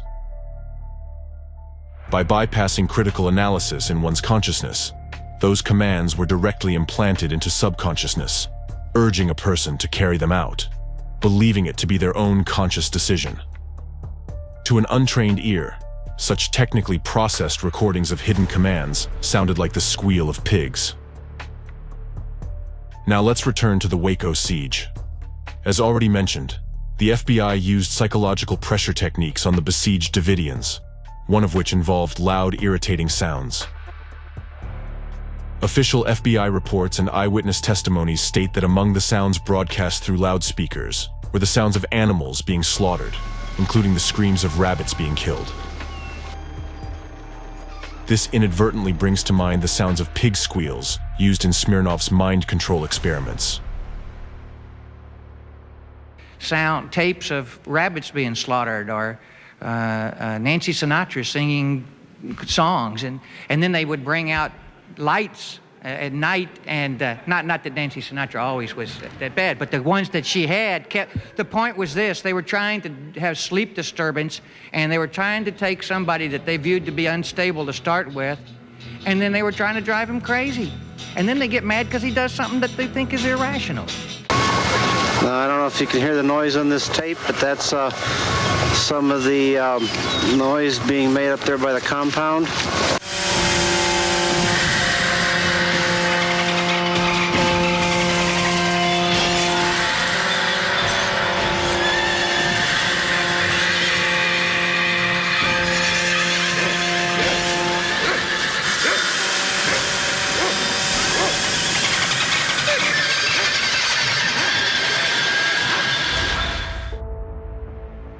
This raises a question. Why would the FBI use such strange sounds for a psychological attack on the Davidians? However, these actions gain an utterly logical explanation when combined with Smirnov's plan and the deprogramming methods used by anti-cultists against the besieged. One question remains. What was the true purpose of the plan proposed by a man who collaborated with the KGB to American intelligence agents as the final solution to the issue of the supposedly dangerous and sinister cult? What hidden directives were then transmitted through those encrypted sounds? And who was the intended target of that influence? We have seen what was the ultimate outcome for the Davidians. However, the law enforcement officials present at the Waco siege could have also been affected by those sounds. Moreover, Timothy McVeigh, the perpetrator of the Oklahoma City bombing, visited the site in 1993 to express his support. The man later bombed the FBI and ATF building to avenge Waco. Did he hear the sounds that echoed throughout the area? The likelihood is very high. Was he a victim of anti-cult programming? He definitely was. We cannot assert that Smirnov's psychotechnologies alone influenced him. Multiple layers of embedded directives played a role in this case. Those directives were part of other waves of informational programming launched by different branches of global anti-cultism. In reality, the psychotechnologies used by Smirnov were merely a stone axe, as he himself put it. Far more effective and sophisticated are the hidden manipulative techniques employed by anti-cultists, including puzzle programming, where information codes are embedded in the words themselves and do not require any special technical means. To an average person, such words, phrases and their combinations, or the frequency of repetitions may seem unremarkable and draw no attention, but for those who understand the principles behind their arrangement, they are like precise mathematical formulas. Using those formulas, one can assemble specific people at a particular time and place to perform a specific action. And the likelihood that those formulas will work is close to 100%. These are ancient manipulative methods that predecessors of the anti-cultists used as long ago as in the times of Christ to make the crowd shout, "Crucify him!" Just as humanity has been working throughout history to improve various types of weapons, in the same way, methods of psychological manipulation were being refined for an external invisible force to subjugate a person's will and to enslave them. Based on these ancient methods, further developments were conducted in secretive research bureaus in the Soviet Union. These same ancient methods were adopted, refined, and implemented by the Nazis of the Third Reich. Today, using these manipulative technologies, representatives of the anti-cult movement turn ordinary people into biorobots who become remotely controlled weapons aimed at targets the anti-cultists designate. These are facts supported by the 30-year history of the criminal network of anti-cult organizations. That's exactly how the FBI agents, officers of other law enforcement agencies, and government officials who were present at the Waco siege became victims of anti-cultist manipulations. They were all caught in the crossfire area of exposure to the informational programming waves created by the anti-cultists. They were literally zombified. This explains why they were confident in their actions, considered themselves professionals, and believed they had the situation under control, while in reality, they were basically puppets externally manipulated by a maniac. How else can we explain the strange behavior of those who carried out the Waco operation? Why lock those people up like lab mice in a cage and subject them to acts of psychological terror using hidden manipulative techniques? The siege of the Davidians and the final assault didn't look like a hostage rescue operation, but rather resembled a prolonged and excruciating torture. And who were actually the hostages if everyone remained in the building voluntarily? Official representatives and operation leaders stated at press conferences that they were primarily concerned about the children in the building, fearing they might be subjected to abuse by the Davidians. But what did they actually do to those children? They not only exposed them to danger, creating conditions for a tragic outcome, but also let them burn alive by preventing fire trucks from reaching the burning building. We thought that their instincts, the motherly instincts would take place and that they would want their children out of that environment. It appears they don't care that much about their children, which is unfortunate. Moreover, on the day of the assault on Mount Carmel, the FBI used the combat chemical agent CS against civilians, including innocent children and infants. Those who gave and executed the orders knew the Davidians had gas masks. But they also knew that the only ones unprotected from this gas would be the children, as their faces were too small for wearing the masks. He actually drove right through the middle of the building into the kitchen area and basically at point-blank range fired gas into the concrete room where the women and children were. In a cul-de-sac like that where there was no ventilation, they must have been going through. There was only one door? Front, one entry. Yeah. There was no windows, no back door or anything like that.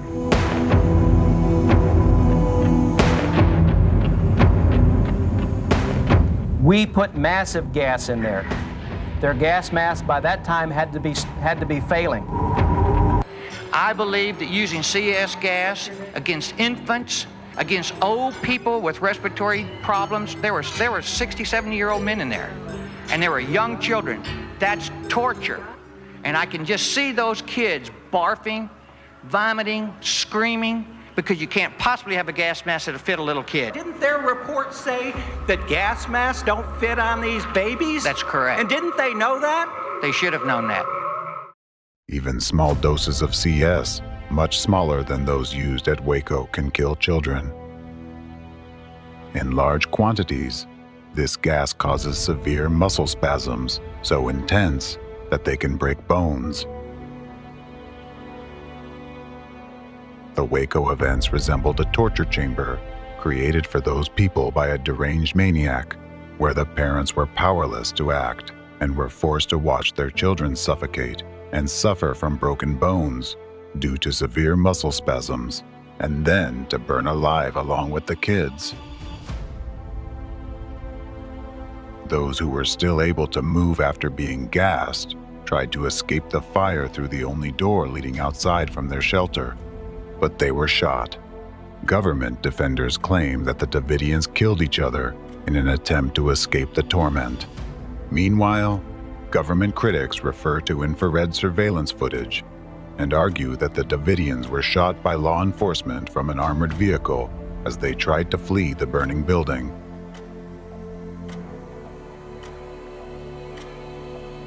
In my rolling on the floor and trying to protect myself from the heat and being in the pitch black, not able to see, that the voices of those behind me screaming kind of got through to me. My God, torturing babies. and saying it's part of their job? And saying it's okay because their parents were bad? The mother of Pablo Cohen, an Israeli Jew, talking to an American Jewish lawyer, watching that gas be inserted into that building, watching an American tank knock down an American house and then it burst into flames. And you imagine the images in an Israeli's mind with the Holocaust survivors in Israel? I couldn't answer. I think you can tell from today, it's not often that I'm without words. Gentlemen, I could not explain to her how that happened, and her answer, her question was, I thought he would be safe in America. The final point of the Waco tragedy was when law enforcement officers raised their flag over the ashes of the burned building and the charred bodies of the deceased, just as one would after winning a battle in the war. But can the siege, psychological torture, and militarized confrontation against a group of peaceful civilians who were unable to resist such an overwhelming force be considered a battle? Does such behavior by individuals who are supposed to serve their country and uphold the law resemble the actions of normal, sensible people? Why did these people become like this? Who impaired them? The answer is clear. These individuals, much like the Davidians who died at their hands, fell victim to manipulative techniques employed by anti-cult gangs. In fact, everyone understands perfectly well who actually burned down the building in Waco while people were still inside. In this way, the law enforcement and authorities tried to cover the traces of their crime and safeguard themselves. They were aware that the American people would never forgive them for such an egregious crime against their own citizens. As seasoned professionals, the operation commanders must have realized they had gone too far with the use of gas, resulting in the tragic deaths of people, especially children. That's why the order was given to shoot Branch Davidians who attempted to escape the burning compound in order to prevent them from revealing the torture they endured, how their children died from the gas, and who actually set their house on fire. You can intimidate or bribe one or a few witnesses, but if all these survivors had given the same testimony about what happened to them inside the building besieged by the law enforcement, the authorities wouldn't have been able to hide the truth about the Waco tragedy. Yet, don't be quick to blame only the federal agents and authorities. There are no mentally healthy people in the world who could resist the level of psychological brainwashing techniques used by the anti-cultists in Waco against law enforcement officers and other officials. Only those with special training and awareness of the principles behind such technologies can protect themselves from these covert manipulative methods which influence human subconsciousness, bypassing critical perception by the conscious mind. At that time, no one among the U.S. federal law enforcement officers knew about these techniques of covert subconscious behavioral programming used by anti-cult organizations. For this very reason, the anti-cultists succeeded in carrying out such a powerful terrorist act in Waco, which in terms of its role and consequences is no less significant than the 9/11 attacks they later orchestrated too. Yes, the federal law enforcement officers acted unlawfully. They broke their oath to serve and protect the American people and waged war against their own citizens. However, by then, they had been literally brainwashed by the anti-cultists and had themselves become victims of coercive psychological influence. In this case, the subconscious destructive commands and directives for aggressive and violent actions, embedded deep within their subconsciousness without them knowing it, significantly overrode their conscious behavioral motives. That's why the real actions of the Waco operation commanders directly contradicted their official statements and declared goals.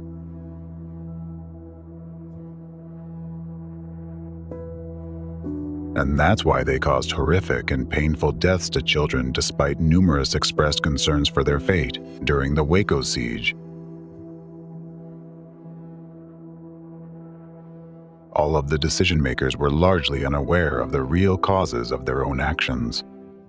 It was precisely the destructive commands embedded in their subconsciousness that compelled law enforcement officers to act with Nazi-like methods. Hence, in the United States, a free country, law enforcement locked their own citizens inside a compound and released gas into it. They acted this way because they had undergone severe psychological manipulation by the anti-cultists, just as the Nazis had once been manipulated.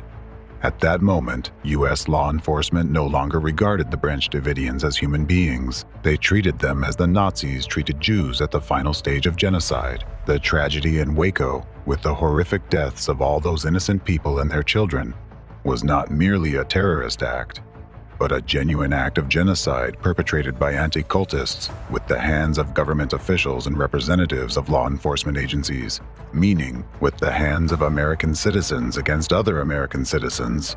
At that moment, those who committed it were no different from Nazis during World War II. This underscores the insidious power of subconscious suggestion and covert techniques of manipulating consciousness that are used by representatives of the transnational terrorist network of anti-cult gangs. This is why all anti-cultists pose a great danger by employing methods of zombifying the population. They turn good people into criminals, terrorists, and murderers. They compel those entrusted to uphold the law and safeguard democracy to violate these laws and strip people of all their rights and freedoms. In the same way, law enforcement and military entities in Russia, Ukraine, and China are victims too. They are those whom anti-cultists have set on targets they marked with yellow stars, those who have been suggested that it's acceptable to use force against their own citizens and even torture them, those who, under the influence of coding mindsets embedded in their subconsciousness by anti-cultists and their accomplices, are currently depriving innocent people of their freedom and lives. Those who have been persuaded that physical destruction of a brotherly nation is a righteous and worthy cause. Therefore, it doesn't matter what a person's occupation is, even if he is a representative of intelligence services or law enforcement agencies. No one is immune to such an impact. The only defense against the methods of covert manipulation of consciousness and subconsciousness is to be aware of their existence and how they operate. Otherwise, it's impossible to resist these manipulations. In this regard, it is crucial to emphasize once again the value and profound significance of the investigation that uncovered such methods. Dr. Egon Terlakian publicly disclosed the findings of this investigation on April 12, 2024, and they are freely accessible to anyone interested. So, what really happened in Waco? Was it a manslaughter resulting from the careless actions of law enforcement and unprofessional decisions by the government, as anti-government groups believe? Or was it a suicide by mentally unstable people who couldn't withstand the pressure, as government defenders claim? Now each of you can answer these questions for yourself. Now you know that neither the first nor the second option reflects the true nature of what happened.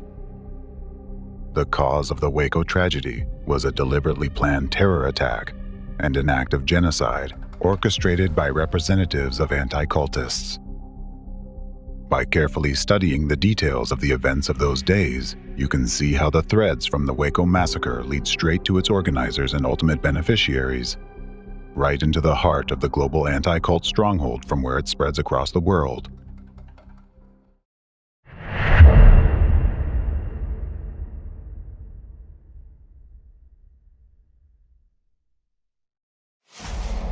Now, let's go back to the events at Columbine High School. It turns out that the starting point for both the Oklahoma City bombing and the Columbine shooting was the tragic death of members of the religious organization in Waco, stigmatized by anti-cultists. If the Waco siege hadn't occurred, there would have been no bombing in Oklahoma City. Therefore, there wouldn't have been two powerful information terrorist attacks that led to Columbine. The two teenagers would not have been subjected to the waves of information programming launched by anti-cultists. And the key event that now serves as a powerful informational terrorist act, generating more and more school shootings, would not have occurred if at the outset of the Waco events, when the word cult was first applied to the Davidians, society had reacted immediately and taken measures to stop the activities of anti-cultists and their accomplices, a large number of deaths could have been avoided, and children would not be killing other children today. The true culprits behind the Waco tragedy and the subsequent tragedies it caused remain unpunished. It is the anti-cultists who bear responsibility for the deaths of all those who perished in Waco and as a result of the Oklahoma City bombing. On their hands, they also have the blood of the children who have died and are still dying from the school shooting epidemic. For all of these and many other crimes against humanity, representatives of anti-cult organizations must inevitably be held accountable, corresponding to the severity of their crimes. Now you can clearly see how all three attacks are interconnected: the Waco siege, the Oklahoma City bombing, and the Columbine shooting. The critical link between them is the single guiding hand, the unified ideological center where these attacks were planned to be executed by others. These are all sequential interconnected elements in a single strategy by the enemy to push America into a state of civil war through the actions of Americans themselves, and thereby to destroy the stronghold of democracy from within. If a civil war did take place, the Waco siege in 1993 could be considered the beginning of it. To this day, the architects of the Waco terror attack and genocide consider it to be one of their most successful operations in terms of its far-reaching consequences. For them, the Waco case is a benchmark. It was the final straw that was meant to destroy freedom in America, the spark to light the flames of civil war, according to their plans. The war, the foundation of which had already been laid by representatives of anti-cult organizations, and the image of which is already being shaped in your minds by those sinister architects of consciousness who stand behind the anti-cult terrorists, and who are the masterminds behind the entire global anti-cult movement. It is these very architects of consciousness who are the sole beneficiaries of a civil war in the United States. But now, 30 years later, with the activities of the global criminal network of anti-cultism exposed, we Americans can finally extinguish this fire and prevent it from ruining our country. Now that the truth has triumphed, the victims of the Waco tragedy and all the innocent victims who suffered at the hands of anti-cultists, those who were stigmatized and whose remembrance was tainted with lies, can finally find peace. Now it's in our hands, fellow Americans, to prevent a civil war in our beloved country. Now the activities of the criminal terrorist anti-cult group will inevitably be stopped. For a long time, the threat they posed was underestimated. But now, their true essence has been revealed. It might seem that anti-cult organizations and their representatives act independently, but as you already know, they are actually well organized, and their actions are coordinated. The Control Center for International Anti-Cult Terrorism, where those snakes have made their nest, is located in Russia. From there, they were picked up by a hidden force, grandmasters who have placed anti-cultists on the geopolitical board as their pawns and begun their game. They have turned various media outlets into transmitters of destructive, manipulative messages, inciting citizens to hate, kill each other, and commit terrorist acts.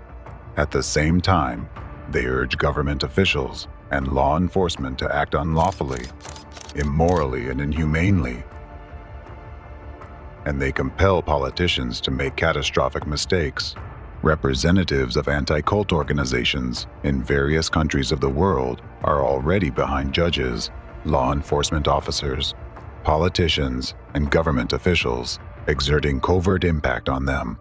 They have already gained leverage in some European countries. The most damage during their activities has been inflicted on Russia and Ukraine, and for 30 years they've been methodically and purposely moving towards starting a civil war in the US and Europe to ultimately destroy democracy worldwide. Once, the ideological inspirers of anti-cultists turned the ideology of National Socialism into the monstrous racist totalitarian form that we know today as Nazism. At that time, anti-cultists managed to embed their perverse brainchild at the government level. Thus, the ancient methods and tactics of predecessors of anti-cult organizations became the national ideology of Nazi Germany. They succeeded once, and now the anti-cultists of your time, along with the force behind them, are trying to replicate their success in Russia and Ukraine, aiming to eventually spread and reinforce Nazi methods and practices in the European Union countries, so as to ultimately reach the United States. Behind all the provocations against Islam in recent years, which you observe and wonder why they are happening, there are anti-cultists and global anti-cultism as a whole, striving to implement their plan of establishing a totalitarian regime worldwide. They have pushed our world to the brink of nuclear war, genocide against Muslims, and complete destruction of democracy, freedom of speech, and human rights. What I've just said is backed by facts. Recall what you have seen and learned in this film, and rest assured that it shows just a small part of the horror that anti-cult organizations and their architects of consciousness are perpetrating with impunity nowadays. They have destroyed families, ruined lives, and caused millions of deaths.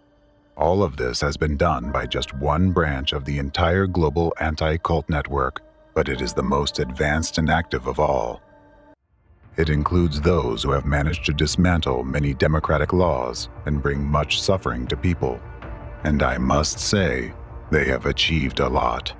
Through their informational terrorist attacks, the anti-cultists have managed to manipulate public consciousness so thoroughly that now people must work hard to rid themselves of deep-seated beliefs which they think to be their own. Although in reality, many of those beliefs are dangerous foreign bodies embedded by anti-cultists, and they are so deeply rooted in people's minds that many of you no longer distinguish them from your own ideas. Unfortunately, due to the ongoing investigation, we cannot reveal everything today, because the situation is actually even worse. But even what has been said is enough to realize the danger our world is in and to understand what must be done to ensure that freedom and democracy do not become relics of the past and mere history. Now you know how to save this world. Before your eyes, a phenomenon far more horrifying than Nazism has unfolded, the one that has already harmed more people than both world wars combined. Representatives of anti-cult organizations and global anti-cultism are guilty of numerous crimes against humanity. Having revived the legacy of Nazism, they engaged in organized terrorist activities for an unacceptably long time, initiated wars, committed acts of genocide, and planned a large-scale genocide that could engulf billions of people. Using deceitful and cynical methods, they have waged a hidden, undeclared war against the entire humankind. But now the time has come for the activities of the anti-cultists to be scrutinized, exposed, and brought to public trial. And this will not just be a judicial process. It will be a historical moment when justice will triumph over evil. It's a moment when the world will hold accountable those who violate the most fundamental human rights.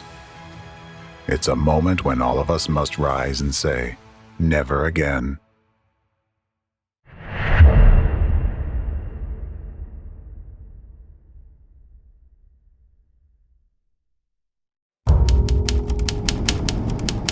Chapter 7, Trial. Now, it is time to draw a line under all the atrocities of the criminal transnational network of anti-cult terrorists and their backstage leaders. Humanity now stands on the brink of catastrophe. We are faced with a socially dangerous phenomenon that has given rise to unprecedented forms of international terrorism of an informational and psychological nature, global anti-cultism. This phenomenon undermines the foundations of our society, threatening the fundamental principles of democracy. Anti-cultism is, in essence, a new form of Nazism. Representatives of global anti-cultism have been behind numerous wars, terrorist attacks, and an attempt to bring the world to a new genocide. They have betrayed their people and their homeland. They have sold out and betrayed even their own children and their future. Billions of people have. already suffered at their hands. If we wait any longer, if they are not stopped, eventually everyone will suffer.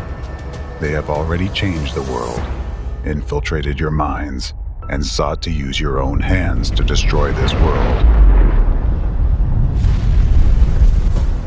Therefore, the main task now for all people is to prevent this and do everything to eradicate anti-cultism and its destructive methods from our society, and to defeat this evil once and for all. Only then will justice, goodness, and truth prevail, and only then will you be able to reclaim your freedom and peace. To make this possible, evil must first be exposed and brought to justice. Within the framework of global anti-cultism, numerous crimes, including particularly serious ones, are committed. According to the 8th review of the United Nations Global Counterterrorism Strategy, adopted by the UN General Assembly on June 22, 2023, the activities of members of anti-cult organizations and their accomplices fall under acts, methods, and practices of terrorism. These are not just crimes. These are acts of terror directed against all of humanity. In accordance with the Convention on the Prevention and Punishment of the Crime of Genocide, adopted by UN General Assembly Resolution 260, 3rd, on December 9, 1948, and ratified by 153 countries, the activities of members of anti-cult organizations and their accomplices are classified as genocide. According to the Rome Statute of the International Criminal Court, adopted on July 17, 1998, and participated in by 124 countries, the activities of members of anti-cult organizations and their accomplices are classified as genocide and crimes against humanity. Thus, considering the scale and degree of social danger posed by these crimes, all representatives of anti-cultism, and everyone who directly or indirectly, through their actions or criminal inaction, aided them in committing these crimes, must be held accountable for carrying out a series of terrorist acts, committing genocide and crimes against humanity and all of humankind. For all these grave crimes, there is no statute of limitations. Over the course of 30 years of criminal activity by anti-cultism, billions of innocent people have suffered, causing significant harm to their physical and mental health. And these aren't just numbers, these are lives that have been maimed or destroyed. The phenomenon of anti-cultism is unprecedented in its inhumanity. Today, law enforcement, judicial, and international legal bodies, as well as the media, have been infected by anti-cultism. Therefore, an entirely new approach is needed to eradicate this phenomenon and compensate for the damage it has caused. History remembers how in 1945, an unprecedented judicial body was established, the International Military Tribunal, which, as part of the Nuremberg trial process, convicted the crimes of the Nazis.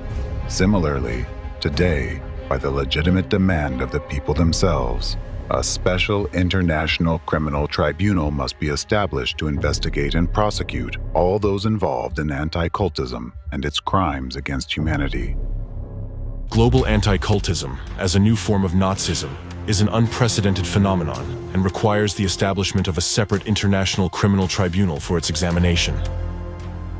In fact, just like nowadays, during the Nazi era, society did not fully grasp the scale of the crimes, and only judicial processes were able to reveal them. Similarly, it is now necessary to create a new tribunal that will address the crimes of anti-cultism and informational terrorism. Such a tribunal will uncover the truth about this phenomenon and show society the real number of victims. An investigation is currently underway intending to identify all individuals involved in the crimes of anti-cultism. Inevitably, the ideological inspirers, organizers, and key figures of global anti-cultism will be sentenced. Additionally, accomplices in anti-cultism crimes among representatives of government services, security forces, law enforcement, and judicial bodies will be held accountable. All those who exerted unlawful force on innocent people. Those who, using their official positions, participated in falsifying evidence of guilt, fabricating criminal cases, and committing unlawful acts of violence, as well as those who acted under the necessity to follow orders from higher authorities, fully aware that such actions were illegal. All of these individuals knowingly violated the law and the oath they took to serve their people, thereby carrying out actions against democracy itself. The International Criminal Tribunal will hold all individuals, regardless of their status, social standing, or importance of their positions in governments, accountable for complicity in terrorist activities, actions on the enemy's side aimed at undermining the constitutional order and the foundations of democracy, and aiding crimes against humanity directly or indirectly. The court will be precise, just, and uncompromising. The decisions of the International Criminal Tribunal cannot be appealed, reviewed, or overturned by any other judicial body. Initially, criminal cases can be initiated in individual countries affected by the anti-cultist informational terrorist acts. In accordance with the existing legislation, individuals suspected of committing acts that threaten state security, including treason and terrorism, shall be held accountable under the law and may be subject to trial in a manner that ensures respect for the principles of justice. Subsequently, it is proposed that all cases be consolidated within a single international judicial process. The tribunal will consider charges against representatives of global anti-cultism for terrorism, genocide, and crimes against humanity. The case should be conducted with maximum public disclosure so the public can stay informed of the proceedings. The process must be as transparent as possible and under the observation and control of society. In addition to determining the punishment for all those involved in global anti-cultism and its criminal activities, the Special International Criminal Tribunal will also establish a mechanism for compensating all individuals who have directly or indirectly suffered from anti-cultism over the past 30 years. Compensations will include financial, medical, and psychological assistance. It will be funded by the countries and organizations that supported and financed anti-cult organizations. Every person who has suffered from terrorist acts conducted by anti-cult groups, anyone who has incurred material, financial, psychological damage, or health impairment directly or indirectly through informational terrorist acts, will have the right to claim monetary compensation from the countries that aided the terrorists. Additionally, compensation will be provided to the relatives of those who died as a result of actions by anti-cult organizations and their accomplices, as well as to the relatives of those who were driven to suicide by such actions. As a result of the investigation, a list of such countries will be compiled, and according to the court's decision, these countries will be obligated to pay reparations to all those affected by anti-cult activities. Special consideration will be given to countries that openly supported anti-cultism, funded it, and allowed anti-cult representatives to turn their countries into testing grounds for their Nazi methods. These countries will be required by the International Tribunal to pay reparations, not only to citizens of other countries affected by anti-cultism, but also to their own citizens. Over the past 3 decades of existence of global anti-cultism and anti-cult organizations, a large number of people, including Scientologists, Krishna worshippers, Jehovah's Witnesses, and representatives of other religious, as well as secular organizations, have been slandered, persecuted, and defamed. Denying that various organizations and individuals have been subjected to illegal persecution in violation of human rights and freedoms, which has been organized by anti-cult organizations, is equal to denying the Holocaust. With this in mind, All those who have suffered from the activities of anti-cultists should be equated to those nations and peoples who suffered during the genocide committed by the Nazis. As soon as anti-cultism is defeated, they should also be entitled to reparations from the nations that supported the development of anti-cultism in their countries.